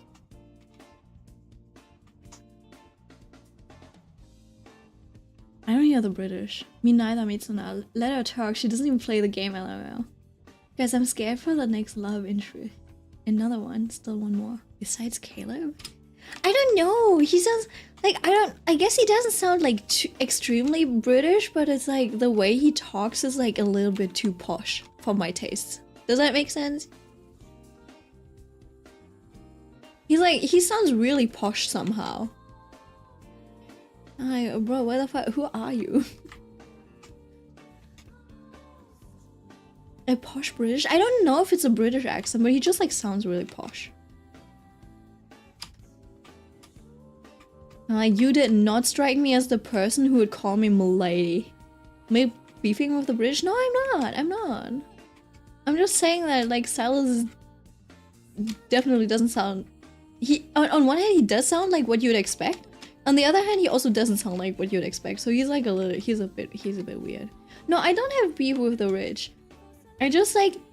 I think Silas sounds pretentious. Because I left the coming soon. And in one of the videos they put up, they had a section of another love interest, but obviously no recognizable silhouette. So just awkward. Oh. Yeah, he sounds pretentious. Spießig. He sounds like pretentious, but then he also calls you kidney. Like, it is very confusing. I think I'm just like not into Silas. I'm gonna kill myself because I don't like Silas. That's a little extreme, don't you think?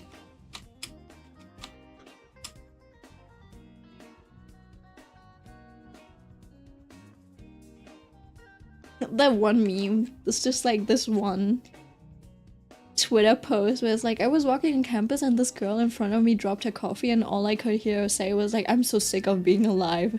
That is literally Millie. Alright, hold on.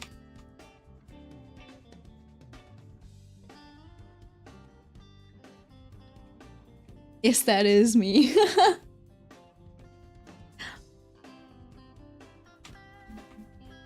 No, I don't think I can do that. See, I'm not very familiar with the way clothes folds work. I think I had like a breakthrough when it came to folds in like 10th grade, and then I recessed. Or like I regressed. Not recessed, I regressed. And now I do not know what I'm doing anymore.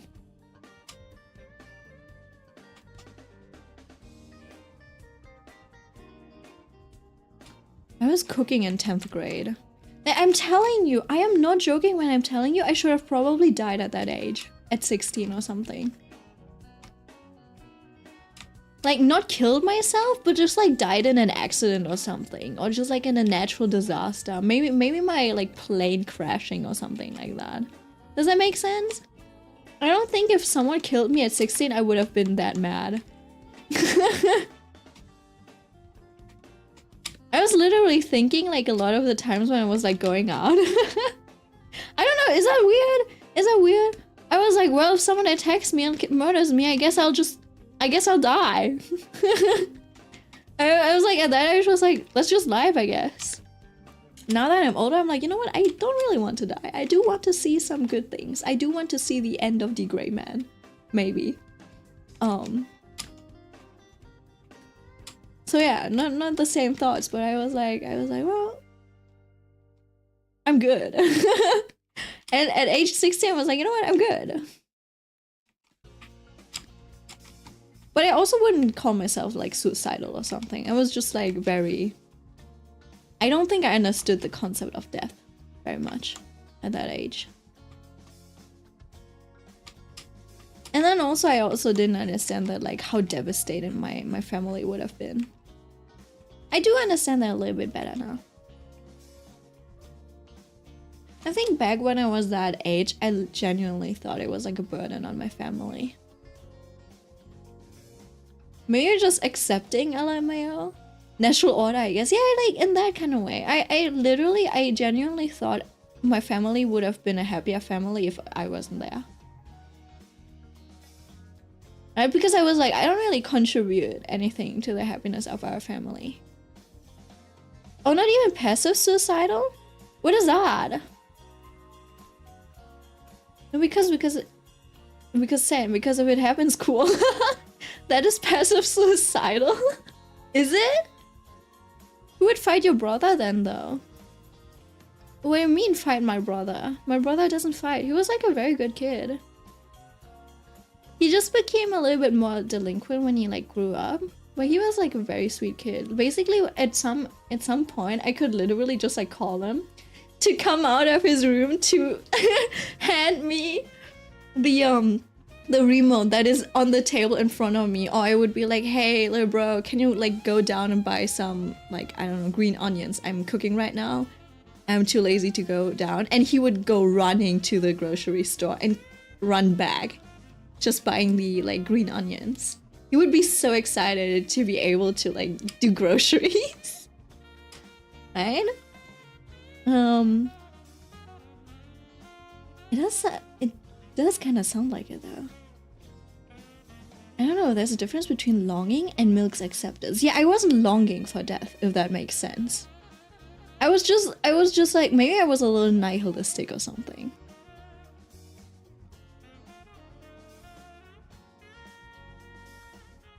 Yeah, it's thinking about not wanting to be alive, but not actively trying to harm yourself. You just have that thought. You want a little brother? They're not as cute as you think. I'm just blessed with a good little brother. I heard they can be really obnoxious though.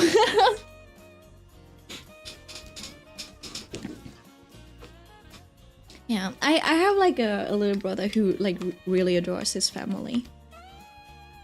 So it is really easy to be around him. I don't know. I guess I did have like the thoughts of like, you know what, maybe I don't want to be alive. But I also don't want to... I don't know. I think I had the thought of not wanting to exist. Definitely. But I also thought that dying was stupid. So... I don't think I was suicidal in that sense.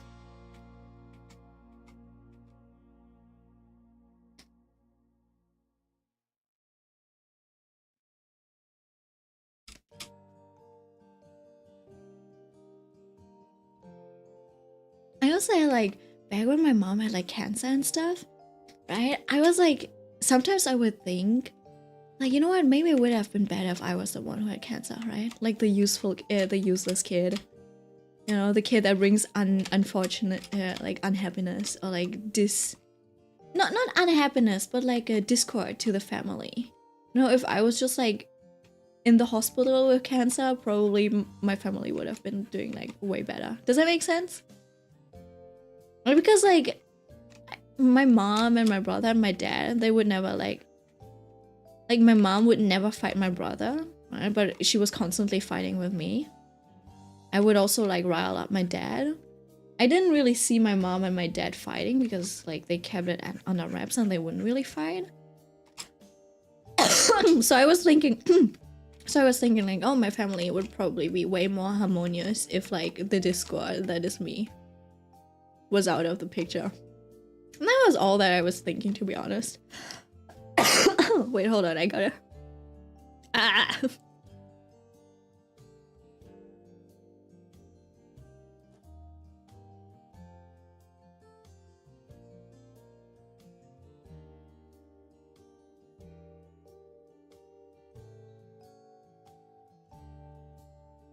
The proper term is suicidal ideation, is it? Is that it? So I just died from coughing. I just want to send strawberries to everyone. Yeah. That is cute. Please don't. They will rot before they arrive. I think that's a little too intense.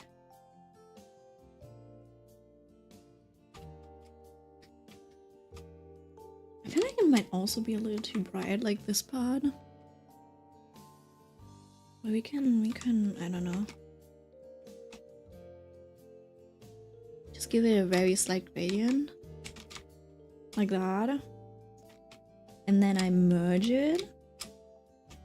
You know what? Suicidal ideation is so weird. Honestly, it is, I feel like, isn't suicidal ideation just like an intrusive thought?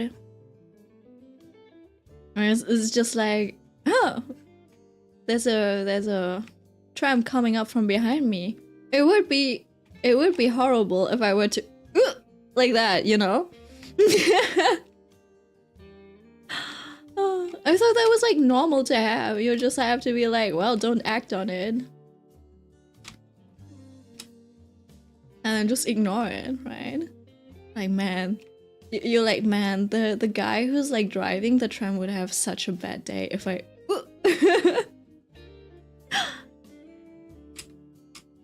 close to time for dragging Kovu. Why are you dragging him with like sleeping pills or what?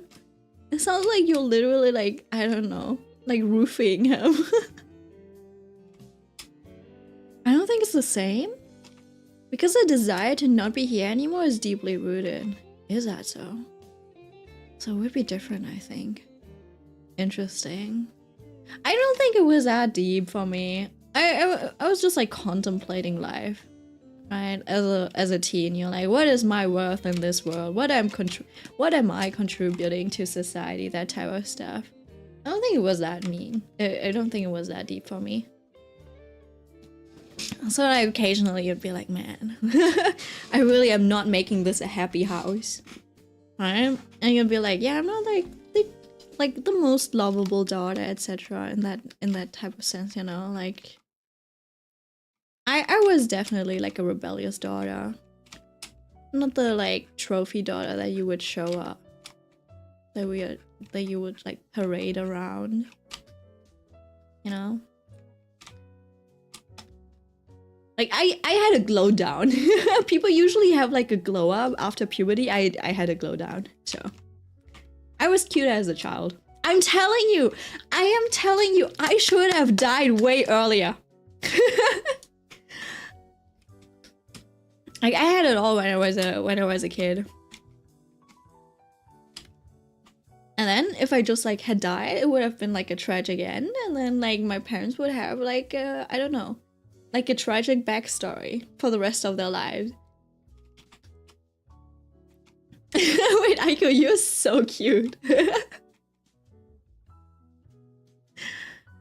I'm just saying, somehow, I just think the Grim Reaper forgot to pick me up, I think.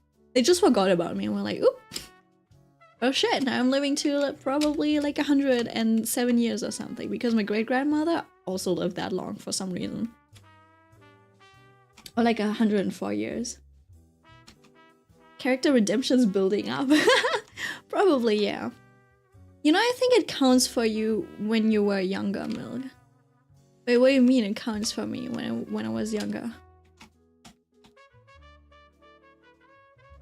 It does? What does? What counts? Low-key, death probably doesn't exist the way we think it does.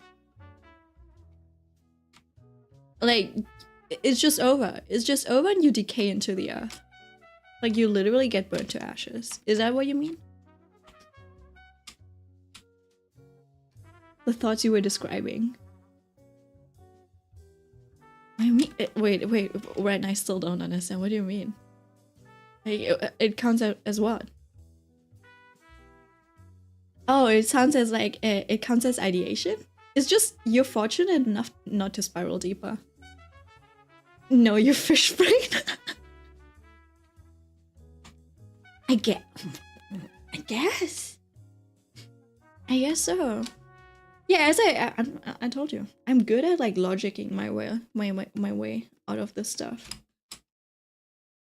Like I'm good enough at distracting myself for like a long time that I was like, it pops up occasionally, but I'm like, I'm busy drawing, you know, I'm busy consuming anime. Like, who cares? I'm busy like playing handball. I think that is literally the secret to stuff. Just keep yourself busy. It sounds crazy, and it's really hard when you have depression to keep yourself busy because you don't have energy to do anything, but literally just keep yourself busy. Even if it's just like overconsumption of media.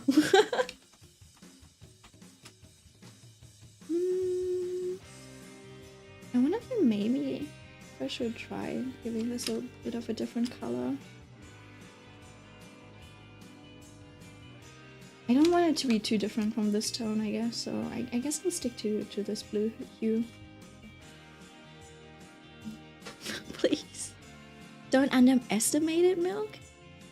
What? You make it sound like it's some serious disease. Mental gymnastics your way out of depression. No, for real. No, for real.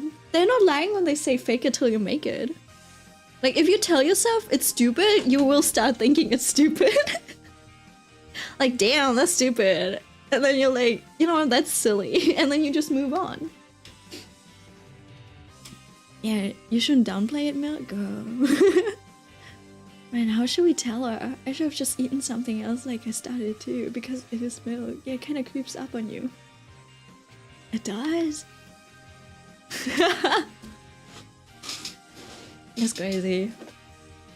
It's crazy, but what would I even do? It's like a lot of it is so much like so much to do. Right? Like falling out of a window, breaking all of your bones, and then having the risk of like surviving that shit and then just like lying there in the darkness and pain. I'm like, no thank you. Right? And then like overdosing on like pills or something, and it's like, nah, you're gonna throw up or something like that. It's also like, nah. And then also like trying to procure a bunch of pills that you can like trying to procure enough pills that you can overdose on, right? And then having to do all of the research for that. Like, which one's like the most effective? And then it's like, is it like, because there's like different types of sleeping pills, right? There's like the ones that just like inhibit your like, it is kind of like the it's like an antihistamines kind of stuff. It's like, how would you even, you know, overdose on antihistamine? So you would have to look for the more hardcore stuff, right? And that would mean that you would have to go to a doctor's, and I don't even have like a general practitioner that I can go to, so I'm like, where would I even get those? Right? It sounds like too much work for me. And then also stuff like, I don't know, like slitting your wrists and stuff. I'm like, I'm good not being in pain, right? And then you're just like slowly bleeding out and it gets cold, bro. Unless it's like 70, like I would have to heat the whole bathroom the whole time, and like before I would die, and the wetness and dampness and me just like sitting on my bathroom floor and just like kissing my bathtub, I would just like be getting up, bandaging myself up, just like wrapping me in a blanket, wrapping myself in a blanket because I'm like too cold to die. Does that make sense? I was like, oh damn, I'm shivering, I lost too much blood, let me just like warm up please. And I would start getting hungry too. I'm telling you, I'm not made to, I'm not made for suicide.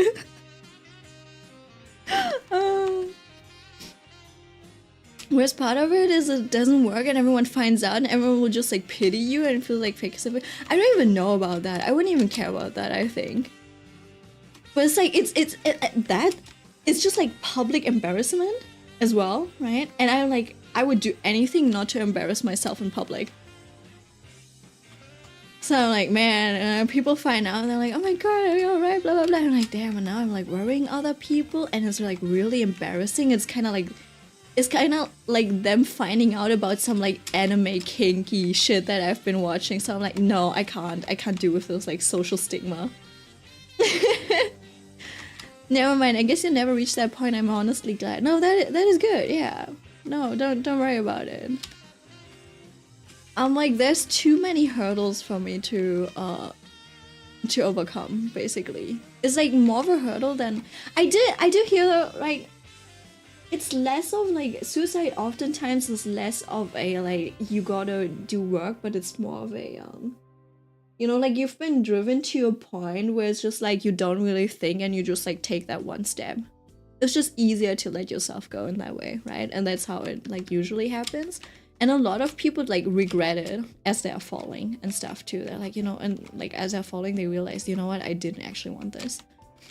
Yeah, it is you see, I really like Suguru Miyake's I don't know, novels, and like they kind of just like depict that like dreary side of life really well. And I think they describe it. They describe this the thought process on that like really well. But it is also something that I can't really like comprehend. And I don't think it's like a thing. I don't think it's a thing of like being driven. Like in my case, okay, I'm talking for myself, right? I don't think it's like a case for me. Like I feel like even if I'm being driven to that point, my logic will just kick in and be like, no. And it's just like logical thinking was not my, like, on my IQ test, it literally is like the second highest score on me for me. I don't know why language was the first highest score for me, but I don't know. So my highest score on my IQ test was like language understanding and stuff, and I think it does help me with like nuances and stuff when I'm learning languages. And then the second one was like logical thinking, and I think, yeah, it makes sense. Both of them like drive everything I do and say, so. It is really weird. Yeah, also I think it's your will to live too, which at some point a lot of people just lose. Because, yeah, I think it's because I lose sight of like the beauty of just like the world, right? They get so sad and then they just like lose sight of everything, and they don't realize how relentlessly beautiful the world is and stuff. And there's like even like the tiniest things. There are like tiny things that you can look forward to. And you don't have to look forward to the big things and stuff. You just have to keep an eye out on the small things. And I think those, because it's the small things that make life worth living. You know, that makes sense. Like, I don't need to be like, I don't need the romance of a century, right? I like seeing my dad being a little quirky. I like seeing my mom being a little quirky. I like seeing the little quirks that my little brother has. Like those types of things, right? Like, I'm dead ass Milk, don't underestimate it. I don't think Milk has dropped the link yet. What link? What link? We're here tomorrow. Yes, for sure. Oh, the Discord link. No one pinged me. Wait, hold on. No, Dilemma, they left. Wait, where did you ping me? In rants. Oh, wait, I'm putting it on screen. I'm sorry. It's too late now anyways. It is fine. Next time, I guess. You can eat bread with marmalade without peanut butter. Yes, but for us, that means making toast, and it's better to just make sandwiches since we only have so much bread. Huh? Do you have a toaster?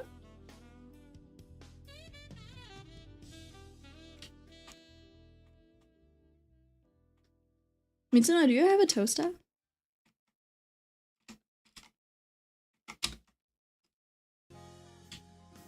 Toast sounds mad fine right now. Yeah, it's not bad. I do have some like really good marmalade as well. Which part should I work on? I think I should work on the jacket.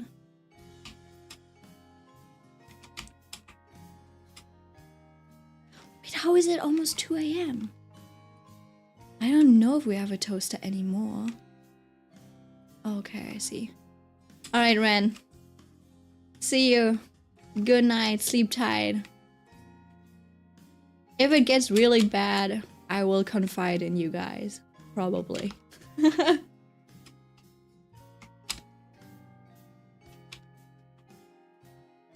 Yeah, for me it's just like money struggles so far. Right? And I'm also like, I don't know, I don't really crave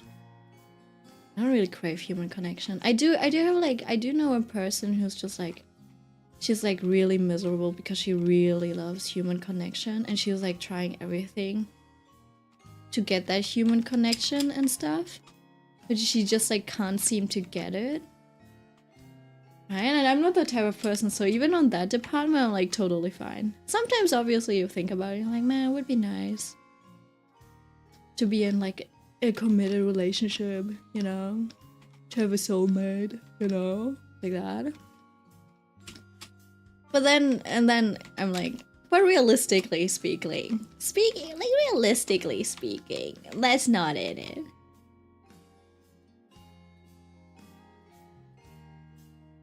Yeah, so she's really struggling for that.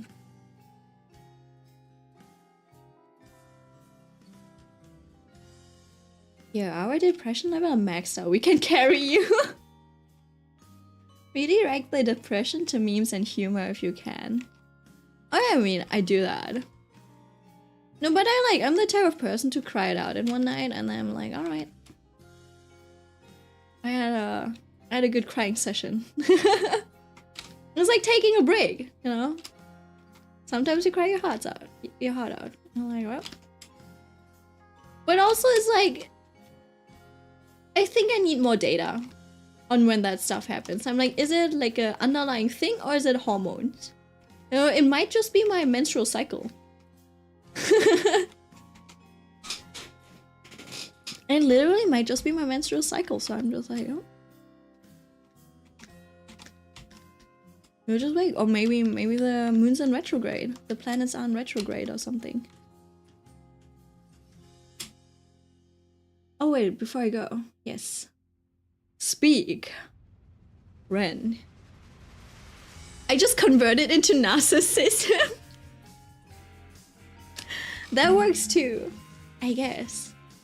Yeah, it's like, I feel like usually it's like, it's comforting to know that a lot of like other people also go through the same thing. Even in like successful idols, you're like, oh yeah, my pillow is my best friend or something, or like I cry into my pillow and what stays there, like it stays between me and my pillow or something like that. And that makes sense. I'm like, yeah, they're going through tough times too. I'm not the only one. It's normal. It's normal to struggle. Like most people will struggle. And what we see on the internet is just, you know, it's just the social media. The most successful of the people. Like if you think about it. Alright, Ren, what did you send?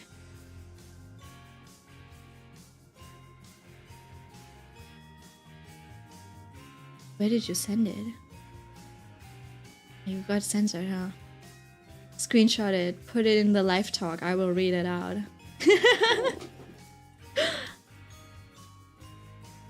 But also him asking about the peanut butter and jelly is annoying because he's the one eating it up so fast, making... There's no point in buying more. Have you guys tried giving him an allowance? Have you tried giving him the roommate treatments? Like, this is like, you are not allowed to touch anything in here. And you're only allowed to touch stuff that you buy yourself. My grandma literally told me that like her son, like the dad literally put a lock on the fridge. To teach the son a lesson or something like that. Because the kid was like, oh, I'd rather get like the $150 a month, rather than like doing like chores and stuff and living on like parents' dime, etc. And then it turned out that the $150 a month were indeed very fair. Like he would have to spend more than $150 a month to keep up his like living expenses and lifestyle and stuff, rather than living off of hotel mommy. So I don't know, I think he was too prideful to go back and be like and admit, you were right, dad. So he just like continued living with $150 a month. But he did learn his lesson. Fine. What did she say? No one else gets allowance anyways. Oh, I see. He doesn't deserve it. Fine. Heard of Healthy Gamer GG? Oh, I know that guy. He explains depression and a lot of psychological processes really well. No, I do know him. He'd explain it better than I ever could, but I haven't really... I don't think I have actually seen the video on depression from him. It's been a while since I listened to Dr. K, or what he's called. Yeah. Wait, Muga's at your OC in your Discord PFP? It is! My drew this for us. Or just a character that looks similar. Yeah, it is my persona. My druid. I think it's somewhere in the Art Flex channel. It is really cute, isn't it? Maya's very talented, yeah. She also did Millie's and Ren's personas and stuff. I think she offered drawing Mitsuna's one, Mitsuna's two, but I don't think Mitsuna has like finalized her persona yet. She cooked for us all. She really said, let's give you guys a banquet. I escaped I've yet to be caught. No, but also, where are y'all's alien stage OCs at? You guys were like, let's all make alien stage OCs, and then I like make one, right? And like up until now, I've been waiting for months. I've been waiting for months. None of you have like posted your alien stage OCs. Oh, Millie already did? Oh, I must have missed yours then, Millie. Send it again. Send it again. Just like remind the rest, please. I don't think you were. I don't think you had joined at that point yet. Aiko. Yeah. That's how long it's taken them to design the OCs. Like, you hadn't even joined them. Joined us. I drew my OC in the Ellen stage universe. Oh, that's fair. That's fair. That's fair, I guess. Not designing a completely new one, but yeah. Alright. There is the I do have to fix up his arm, but I'm too lazy to do so. I think I'll go back to the bike. It's got a bit of oh?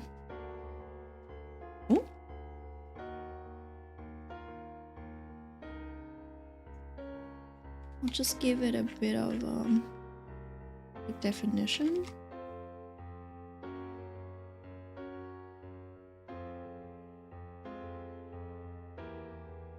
I mean, it is not the most accurate thingy, but that's fine. It just needs to feel like there's a, for now at least, it just needs to feel like there's some sort of,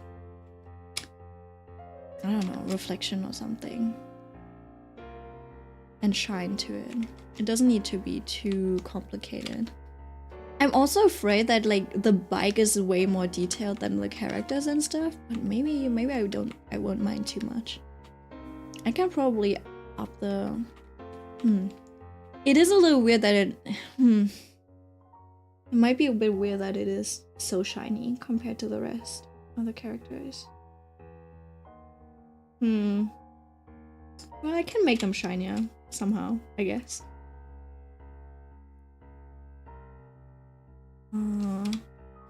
Let me grab this too. I think what I'll also do is like give him a bit of like an outline. Like this.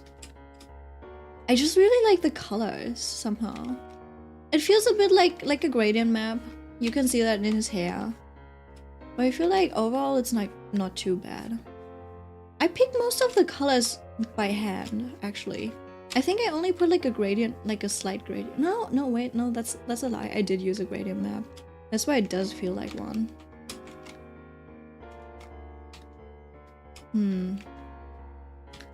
Over here, maybe that's a little too thick. Maybe on the bottom side. He does look like a bit of like a younger Ace.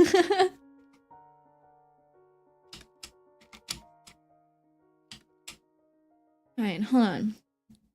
Oh, Ace, wait, you haven't... Do you want to join the Sussy channel? I can give you, an invite. It is, adults only. Because now we do have a minor in the Discord.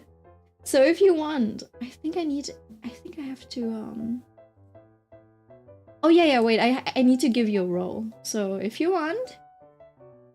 Sure, he said. Okay, wait, hold on. I just need to find you in the members. Alright, hold on. I will add you. NS, wait, Sussy Wussy. I think that was it. Alright. I think now you should be able to access the Sussy channel. Send me the secrets? No, Aiko. Aiko, it's just Sussy stuff. Honestly, it's not... What has been sent in there is actually not that bad. Oh. Those are the biggest titties. Oh, those are some big titties. It's just big titties. You know, it hasn't reached porn levels yet, I think, so far. Oh, maybe that's a little... I guess so. Yeah, right now it's just like big titty, big booty. I haven't seen anything too bad. It was very interesting. Ace, can you be my messenger spy? No, I think Ace is very responsible too. He's not gonna.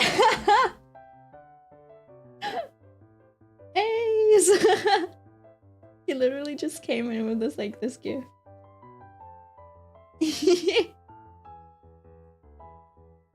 No, that's a great gift. Maybe I'll save that.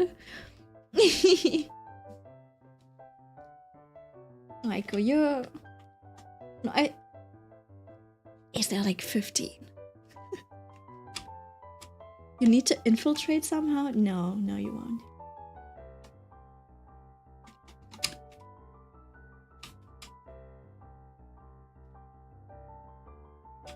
No, no.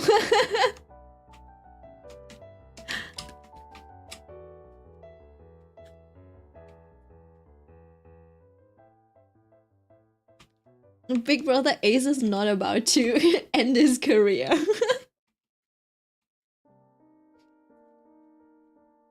Ren, why are you still up? Where's Ren? Oh. It's like 5 AM, isn't it? I don't want to add that. I think I'll do this sleeve. I feel like it shouldn't be as dark.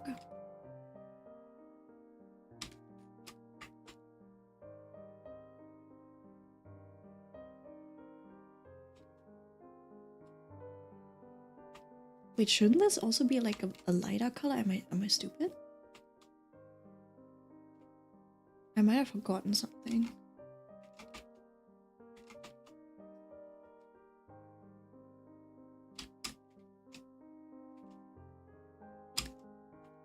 Wait, hold on. I need to look up his design.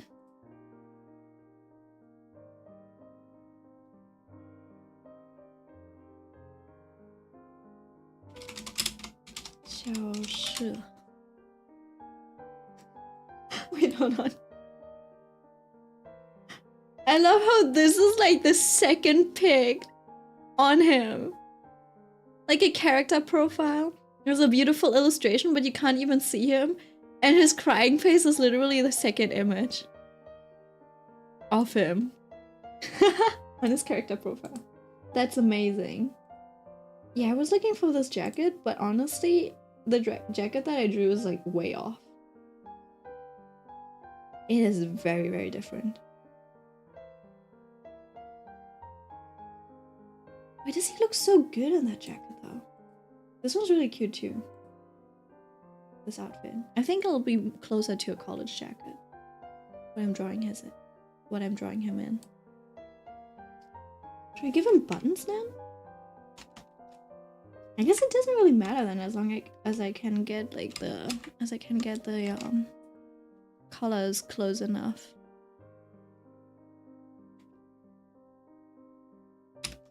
And something like this, and then I'll just like lower the brightness. Give this one like a little dot. Maybe even a bit of a shadow. This is Milk's fault. What I do for you Europeans. Thank you, Ren. I really appreciate it. I'm sorry for streaming so late. But I literally finish our work right before I start streaming. It'll always be late, I suppose.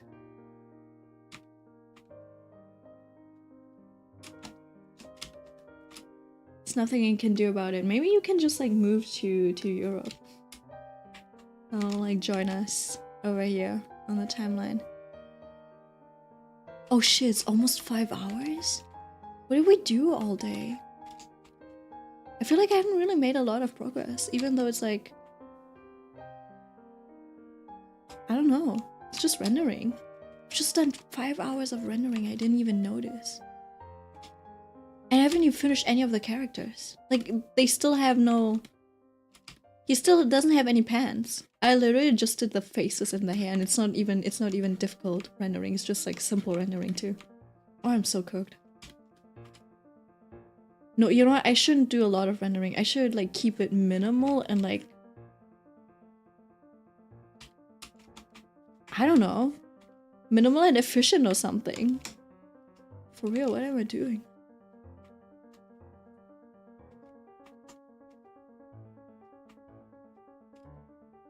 It's the grind. I understand, milk. Get that bag. No, what bag? I think you guys should cheer for me in terms of like, get out of that debt, milk. Pay off that debt. Be like Alan Walker, you know?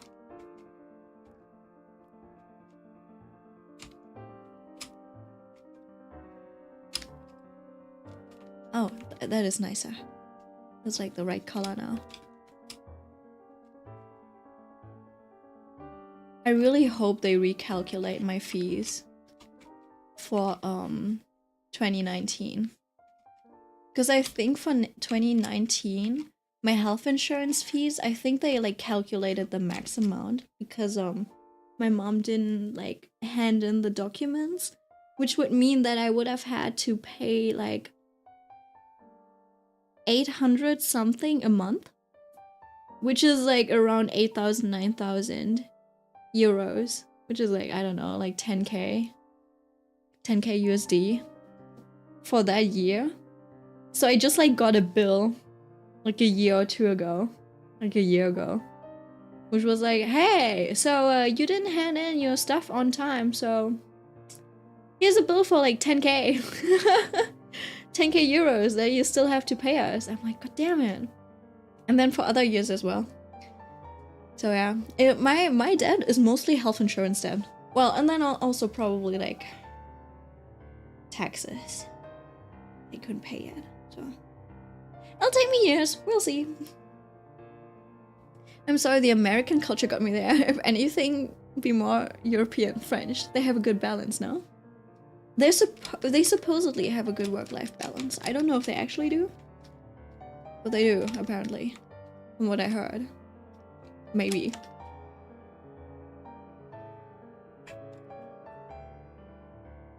Oh no, I could delete a message and I didn't see it. The fuck? Bro, these insurance companies are gangsters. The thing is, it's just like general, the public insurance, basically. Which is, they base everything off of income. So they don't base things off of profit, they base off whatever goes in. So if you have a business and you make a lot of money, like if you're a business and you make like 4k monthly, right? Like you have 4k in revenue monthly, you should probably switch over to private health insurance. Because at that point, if you have like 4 or 5k just like revenue each month, you're like very close to paying the maximum like percentage of health insurance, like membership, basically, of the public one. So the one that is like decided by law, basically, right? Yeah, so my mom didn't know about those things, so she kept me on, you know, like public health insurance until I switched like 2 or 3 years later, because I realized, oh shit, that's going to be expensive and stuff. And because private health insurance gives you a fixed number, basically. They give you like a fixed rate, which is like based off of your health, etc. But since it's private, you pay the full amount rather than the 50% that is split between you and your employer, right? So if you're like self-employed, just go private and then just like get that bag, right? So we didn't do that. So now like all of my stuff is going to be calculated according to the public health insurance, which is like expensive, right? If you have like a business, like a flower shop, right? And the rent each month is already 4k, right? You will indeed make 4k a month to you know, pay the rent. That will be your revenue, and you need to make that to pay the rent. And the health insurance sees that, like the public health insurance is like, oh, they got like 4K in revenue, which means we can take like 20%. We can like take a fifth of that revenue and just pay that as like health insurance, which means you gotta pay us $800 a month. And then you're like, but how do I pay pay my bills then? And they're like, you figure that out yourself. That's on you. Yeah, it's great. It's great. Having a business during Corona is great. I can't really speak since I only know about my mom and sister's work life stuff. Yeah, that's fair. That's fair. But that's like, that was like my situation from what I've pieced together so far. Yeah. And the thing is, my mom has been doing business for like over 20 years at that time, so her telling me like, yeah, I'll take care of everything, you know. You'll be like, okay, my mom has been doing this for like 20 years. She'll probably really take care of it, and then she doesn't, and you're like, oh shit. I was in for a rude awakening. It's 2 a.m. That's right, Millie, you can go to sleep, you know? I just like, I want to finish the sleeve maybe. Honestly, I should probably also go to bed. I do have to get up at like maybe 11 or something, so I can meet my friends at like 1 p.m. No, she said. This is more of a college jacket. But low-key, I do want to give him like... Maybe I should keep it blue. Maybe I should just keep the sleeves blue. Because I feel like it is easier to differentiate between the blue and the white with these two. You know what, maybe I'll like keep it that way. But then also I think I do have to lighten this part up a little bit. It is a little too dark maybe. Can I maybe just take this? Oh yeah, I can. That's nice.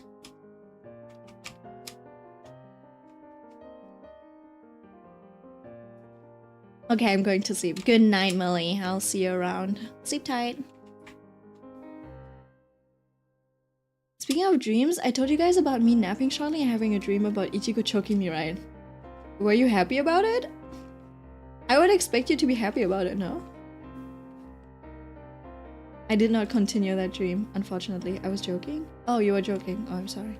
I didn't see Aiko's message before that. I was like, oh, she really is going. Okay, that's fine. Good night. It's healthier for you.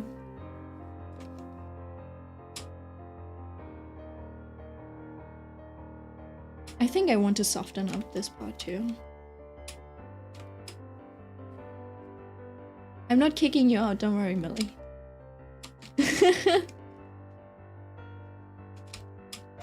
It's so dramatic.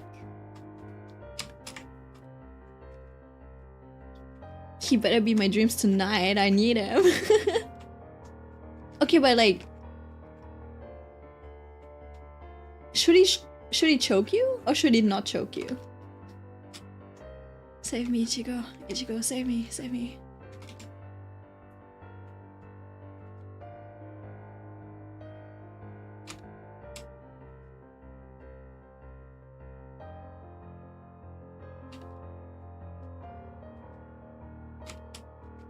Oh, you know also why I didn't die in high school? I was like, I can't die before I haven't gone to Japan. I was like, I haven't gone to Japan yet. There's no way I can die. I can't afford to die. I haven't crossed Japan off of my bucket list yet. What the fuck? I have goals in life.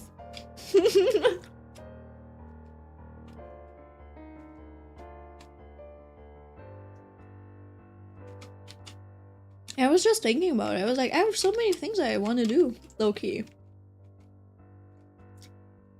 He better do what he did and what the bot did today. That's crazy, Millie. Tell us about it. What'd the bot do? And what same?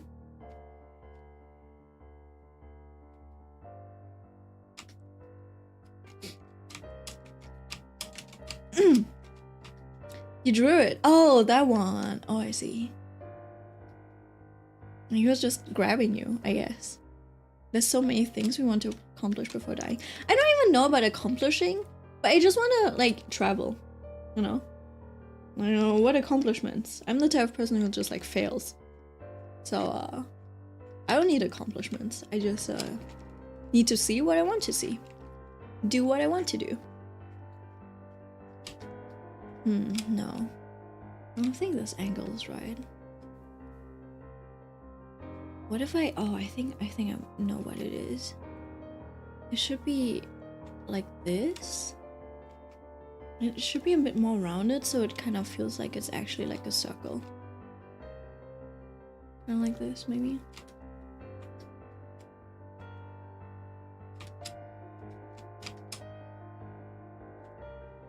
And then maybe we can show a little bit of skin. Oh.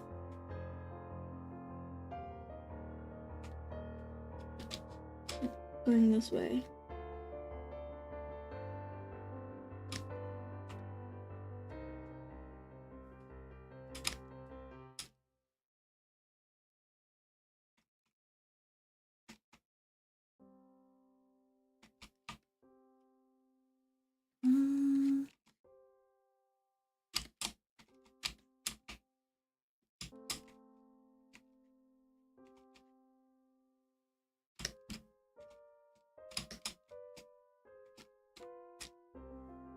I don't know what you mean, Aiko. I'm innocent and a child of God. Wait, hold on. It's in Sassy Channel. I don't think you can show it. No, I'm not showing it. I think it's more than just grabbing me milk. You did that to me? Not I did. Milk, you freaky dreams. You can finally eat? Okay. Grab your food. Right, hold on. Let me...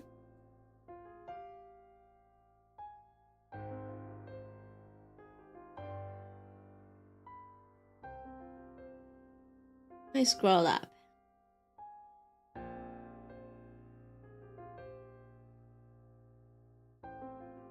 Don't look if you can't handle seeing. Okay.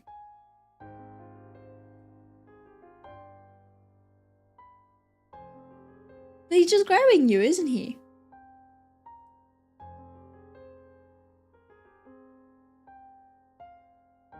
Well.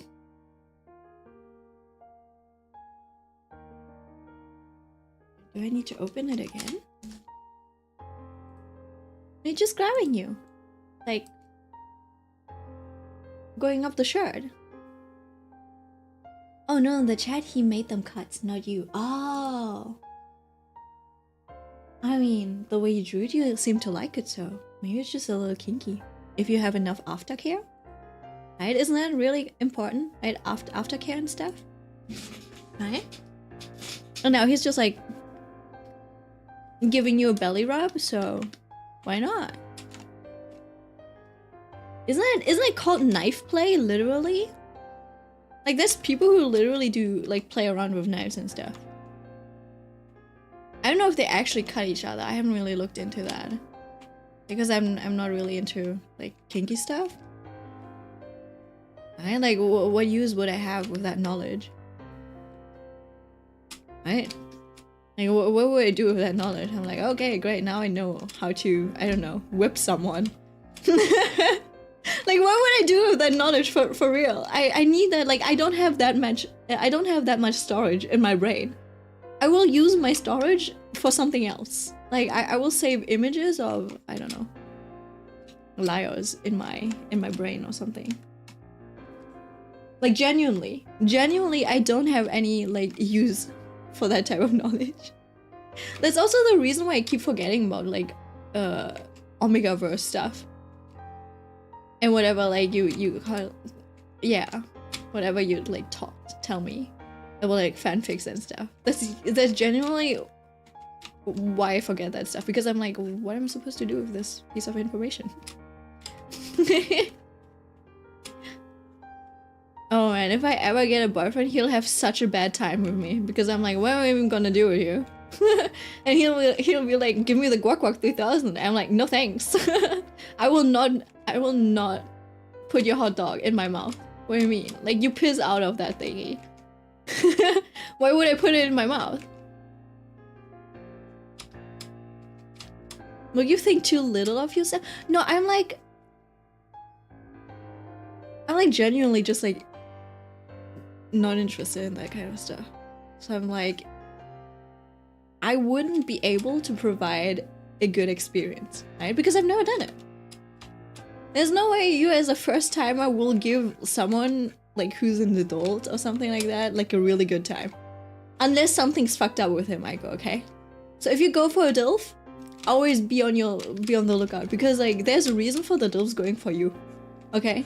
They might tell you like, oh, you're so mature for your age, and you're like, nice, I'm mature for your age, but then you don't realize if the guy who's like 10 years older than you is like, you're so mature for your age, he's like hanging out with you, it means he's immature for his age, okay? And he just has a head start in life on you. That's why he like can pretend that like he's mature and like a DILF and stuff. Right, so from your perspective, if you're hanging out with DILF, it's like really nice because they're like, I can learn stuff, you know, I can get a head start on other peers, but you also gotta see that like that person is not a long-term person to hang around with, okay? So, oh no. Wait, I do want to give this like a colored rim. It kind of feels like it fuzzy. It makes things a little too fuzzy. Now, DILFs and MILFs aren't for me. Oh, I see. More into the like guys that are like more your age. Makes a lot of sense. I wasn't really into like DILFs and MILFs either. And usually the like, I just admire. And usually like the DILFs and MILFs in webtoons, they look really young. And so the DILFs in webtoons, right? They're like now my age, so I can simp for them. I'm like, nice. Because if I go for the younger guys, it's like, damn, what's wrong with you? You know, just like find someone in real life. Oh, the pain of growing too old. And now you're like out of the like, I don't know, otome age range. I'm like, oh, all of these like romance manga protagonists, they're like high schoolers. I'm like, damn, I'm too old. Yeah. So now when I read like shoujo manga, I don't live vicariously through them. I'm like, no, I'm not the heroine. I'm like, oh, these kids are so cute. I need that in my life. I'm literally going granny mode.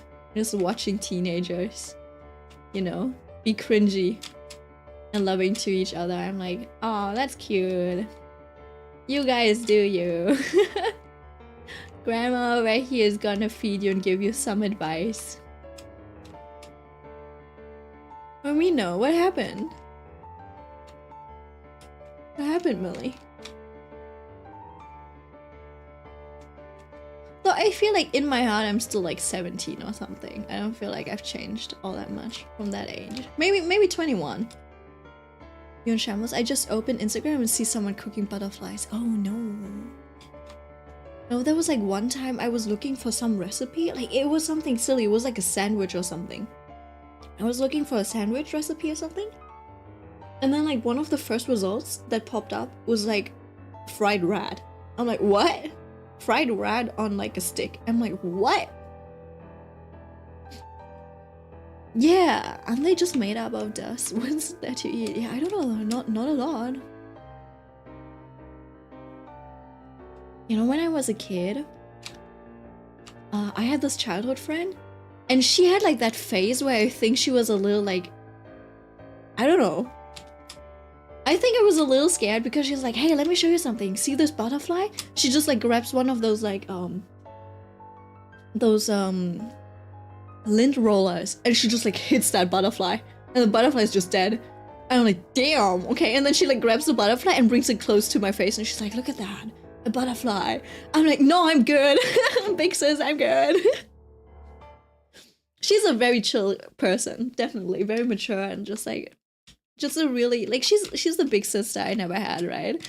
But that that fucking scared me. And I was like 5 or something. I was like, oh, that's a little scary. I guess I guess I want to pin butterflies. They do need to be rehydrated before that. I guess.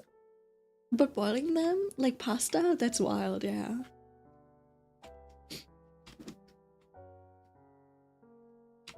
But yeah, that friend scared me for a good bit. I'm like, what the fuck? You just she just whacked that butterfly. Like it was some like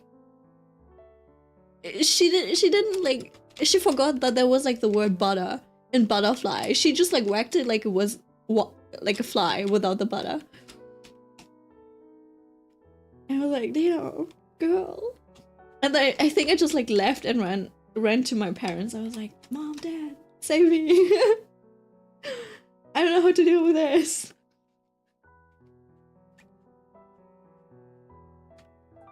Welcome back, Mitsuna. So what'd you get? What kind of food did you get? I can't kill myself yet. I want to see a butterfly greenhouse at least once. Wait, you've never went to one? You've never visited one? Oh my god. We had like an excursion or something to something similar like that. Like I forgot what it's called. Like it's like a class trip kind of thingy. That's usually what it is. For us, we did a lot. We went to all sorts of museums. Usually it was a little boring. Just like the act of like going out and exploring the city, just like going somewhere with the class. That was like usually like very cute. So I did enjoy those trips. I just wasn't interested in the contents. Like the German history museum. I'm like, alright. We're looking at the Nazis for the 5th time in my life. 5th year in a row. I'm good. I do not need to know more about Hitler's atrocities. I know he killed 6 million Jews. He did it in horrific ways. I remember all of the horrific ways. It is okay. I don't need to learn this for the 3rd or 5th time in a year. Like, Aiko, you do not understand. In Germany, you literally have, like, you cover like 3 consecutive years. And it is literally the whole, like, rise and fall of the Third Reich. Okay? In America, we just learn about the slavery and colonization. Yeah, which also makes sense. We don't really learn about that part, for example, over here in Germany, right? We just, like, learn about the German atrocities. So there's, like, one year where you learn about the Weimar Republic, right?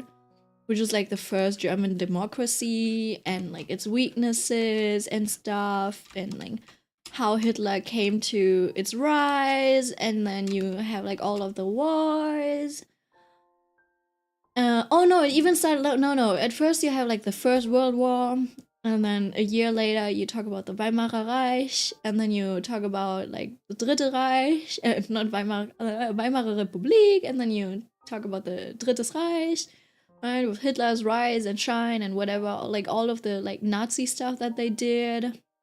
With the cadets and like the Hitler Jugend and you know, the SS, etc. And then you go over to the like Second World War, what like triggered it, what the result was, how they lost the war. And then after that you go into like the aftermath of it all, up into the like Cold War, etc. Right? All like the whole 20th century basically. And I barely remember anything because I was like really bad about like chronological things, right? Sometimes I remember dates, but that's about it. I'm like, oh, I think the war start like Hitler's rise was like in 1933, war ended in like 45, that kind of stuff, right? But yeah. Clearly we didn't learn enough about World War II since we're in our current situation. Currently in high school, and we barely even have a whole unit about it. Yeah, I can see that. It's honestly like really long and very specific to Germany. And I think for the Americans, all they really take is like the glory of swooping in and just basically being the heroes of the Second World War. And that makes sense. And I feel like usually it is kind of framed like, oh yeah, and then the D-Day happened and like we Americans came in, we were just like bam bam bam and like we ended the war. Right? When it's like actually it's kind of like Hitler, like there were a lot, he was fighting on a lot of like frontiers, right? So he was like expanding towards the west, and while he was like still doing that, Italy at the south was kind of like starting to struggle against the Brits or something. I forgot which one it was exactly. It might have been the Brits, right? And then at the same time he was like, you know what, let's start annexing like Poland and like all of these other like countries, and then you know what, like things are going well and he's just like getting greedy, and then he's like, let's attack Russia as well, and he's doing it in winter and stuff, right? So if he was better at his like war strategies, maybe we would have had like a completely different world at this point. But yeah.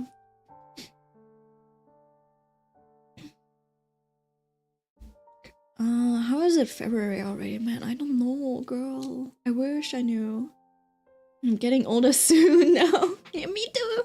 Well, I still have like half a year left, kind of. Like 4 months. It's not half a year, almost half a year, I guess. Oh, Junior, you can have Valentine's Day with Ichigo. Oh my god, you're right. It is like almost Valentine's Day. Should I make it a goal to post this on Valentine's Day? They could be handing over like chocolate and there's like a little heart on it. When I'm about to turn 16. Damn.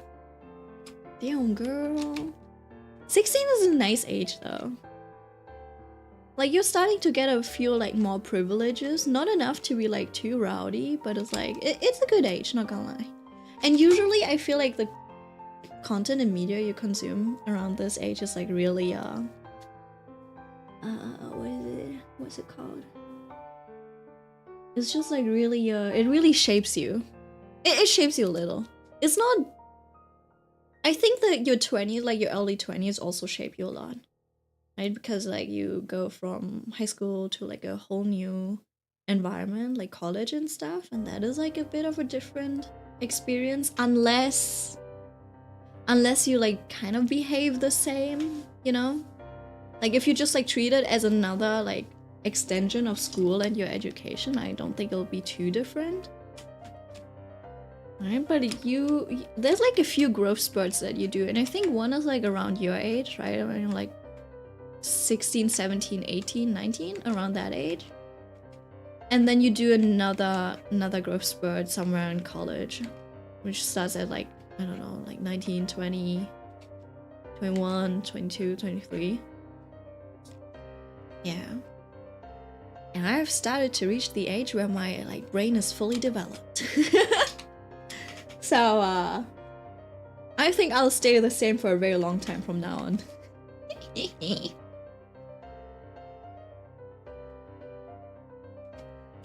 Right, I think that's a little bit more texture. Sweet 16, huh?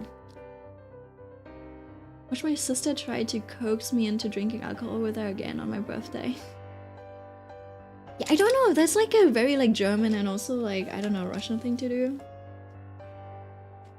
Your sister is one of the like party girls, huh? Like she kind of reminds me of my handball teammates. They would also coax me into drinking and stuff, and I'm like, but they would kind of be cute about it too. They're like, I know you don't really drink, but at least drink like a beer. What's it called? At least drink a Radler. You know? So they didn't give me the hard stuff. They'd just give me, you know, like a beer that's mixed with lemonade. They kind of acted like big sisters, not gonna lie. It's kind of cute. But they were still like a little pushy. They're like, why are you not drinking and stuff? You know, like the extroverts that they were. I could never imagine myself drinking. Well, I'm Asian, right? So it's not that fun for me anyways. It really isn't fun for me anyways. I'm like, I get sleepy, or it's like too bitter, and I get itchy and red and stuff, so I don't really like it. And my sis was a party girl, yes, but she grew out of it after my niece spawned. Yeah, makes sense, makes sense. I literally had like teammates, and I was like, I don't really like that. Who were like teachers and stuff, right? And she was like in a, I don't know, mid-30s. But now that I think about it, maybe it wasn't too old. But then like she would constantly be like partying with like 20-year-olds, like people who were like freshly 20-year-old. And I was like, that's a little weird, not gonna lie. It kind of feels like you're trying to fit in with the young crowd and stay cool. It's like, you're clearly not one of the cool people. You know? Like, you don't need to try so hard. Girl, you can just be like a sweet teacher.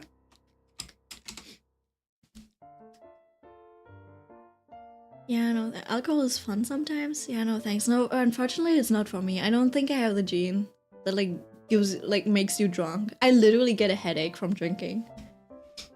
I feel like I'll only do with someone I really trust. Yeah, makes sense. Makes sense. I think it's worth trying it once or something, you know, and see what it's like being drunk. I'm scared of myself blacking out and forgetting stuff I did. I think it is kind of hard to get to that point, though. Like, you really have to drink a lot, I think, to get to that point. Like, you actually have to drink, like, I don't know, like 5 drinks or something.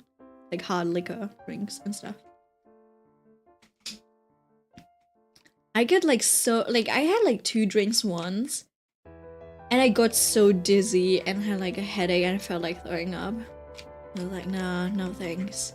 Like, imagine, like, continuing to drink after that. I don't know, man. But I think it's literally my Asian genes. I just can't handle alcohol. If only I was in Russia. Oh, also, I think I made, like, a small little mistake. I kind of need to... I think this is, like, a whole different part of the car. It should look like this. I kind of like how this shading is turning out, I'm not gonna lie. No, that's not bad. Like, he's so cute. I think he turned out pretty cute. Oh, you know what I forgot? I forgot to give him teeth. These also need to have like a slightly different color. They don't need to be, you know what, they can be a little brighter. They just need to feel gray, if that makes sense. This one as well. It doesn't need to be like necessarily blue or something. It just needs to feel gray enough.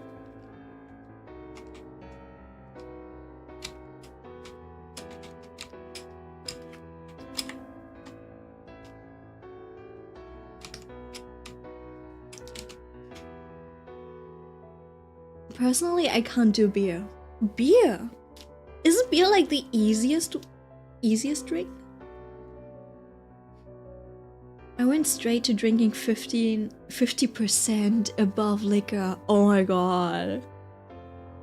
That is a huge difference. Beer's just like 5%, right? It's just like barely any alcohol. But you never did beer and you just like went straight to the hard liquor stuff? That's crazy. Beer is kind of gross. I do agree. But if you like mix it half and half with like lemonade, you know, like a Fanta or a Sprite or something, which is called a Radler, okay? That makes it like a decently good drink to just like get into drinking beer, if that makes sense, you know? It's kind of like the baby version, like beer for kids. But funnily enough, those are still very popular. Even with like the just like college students and stuff. Yeah.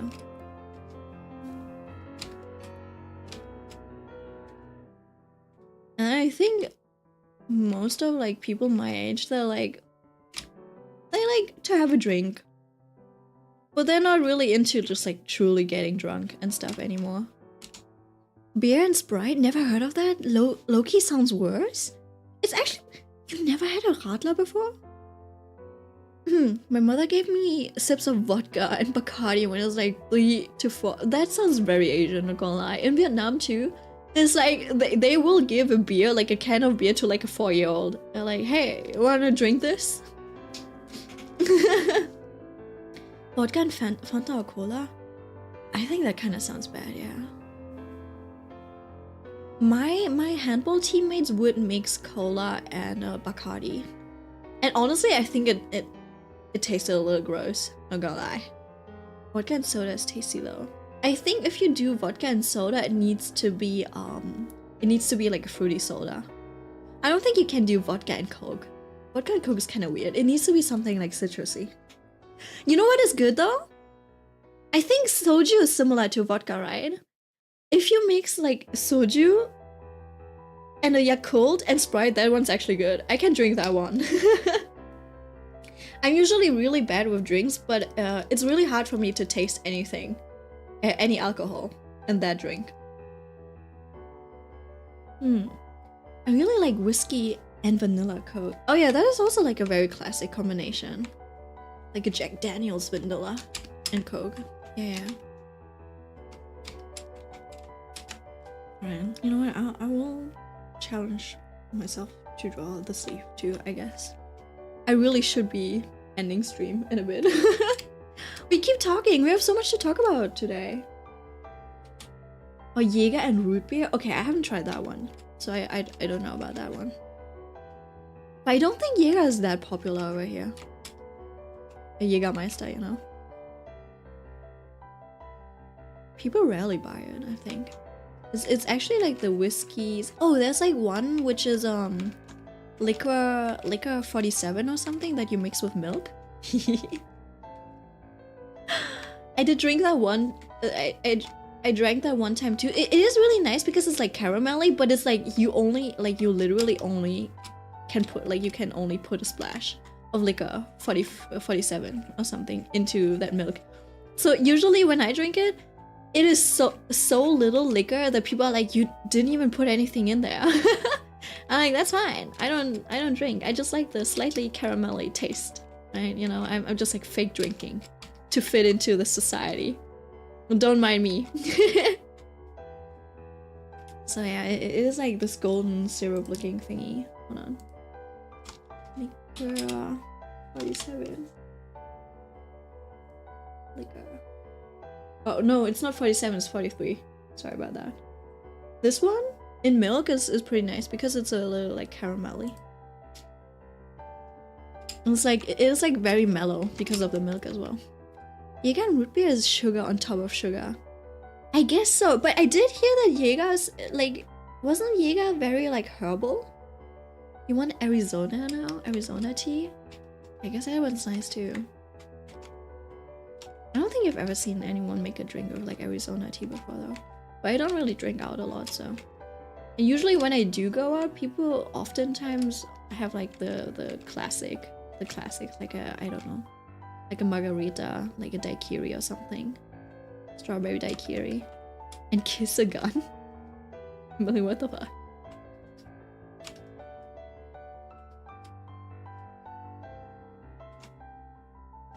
Right. I think we have a sleeve. It is nice and balloony. It doesn't need too much detail. Because I will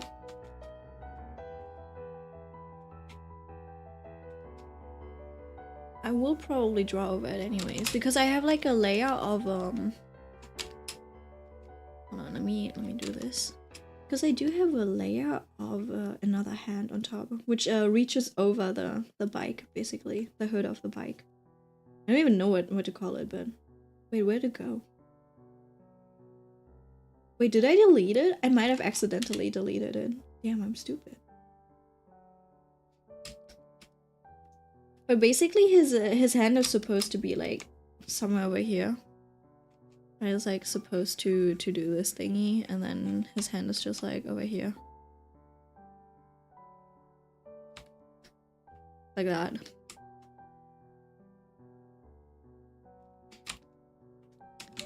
Alright. I said I'm drawing the Coke. There's still a lot to do, but it's honestly like not too bad, not too much. Just like the birds, the puzzle, Just a little bit of rendering on stuff like the wheels and stuff, and even those don't really need too much, right? Just a bit of texture and cleanup, you know, getting rid of these little stripes. They'll do it, basically.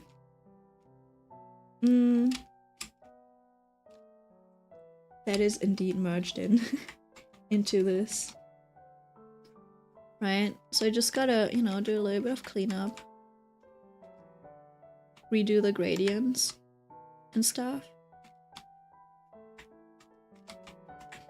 And then that'll basically be it. I think I'm kind of getting good progress, but I should probably just draw this while I'm like not distracted talking to people.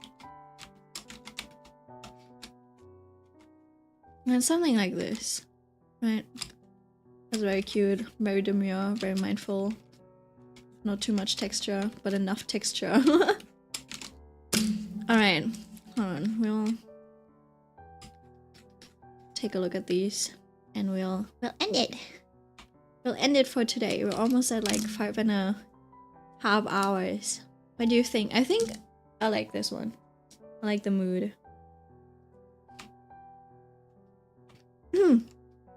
Alright, get going. Take care, y'all. See you again, large bub. See you around. Maybe next time, next Friday. Same time. Same spiel. You dropped my hot water bottle? Oh, damn. Pick it up. You're always cooking, Mulga. Thank you. I hope this year is my year. I might print this out for myself and just like hang it on my own walls. Just as motivation. Alright then. See you besties. Good night. Sleep tight. Don't let them bed bugs bite. I'll see you next time. Mwah!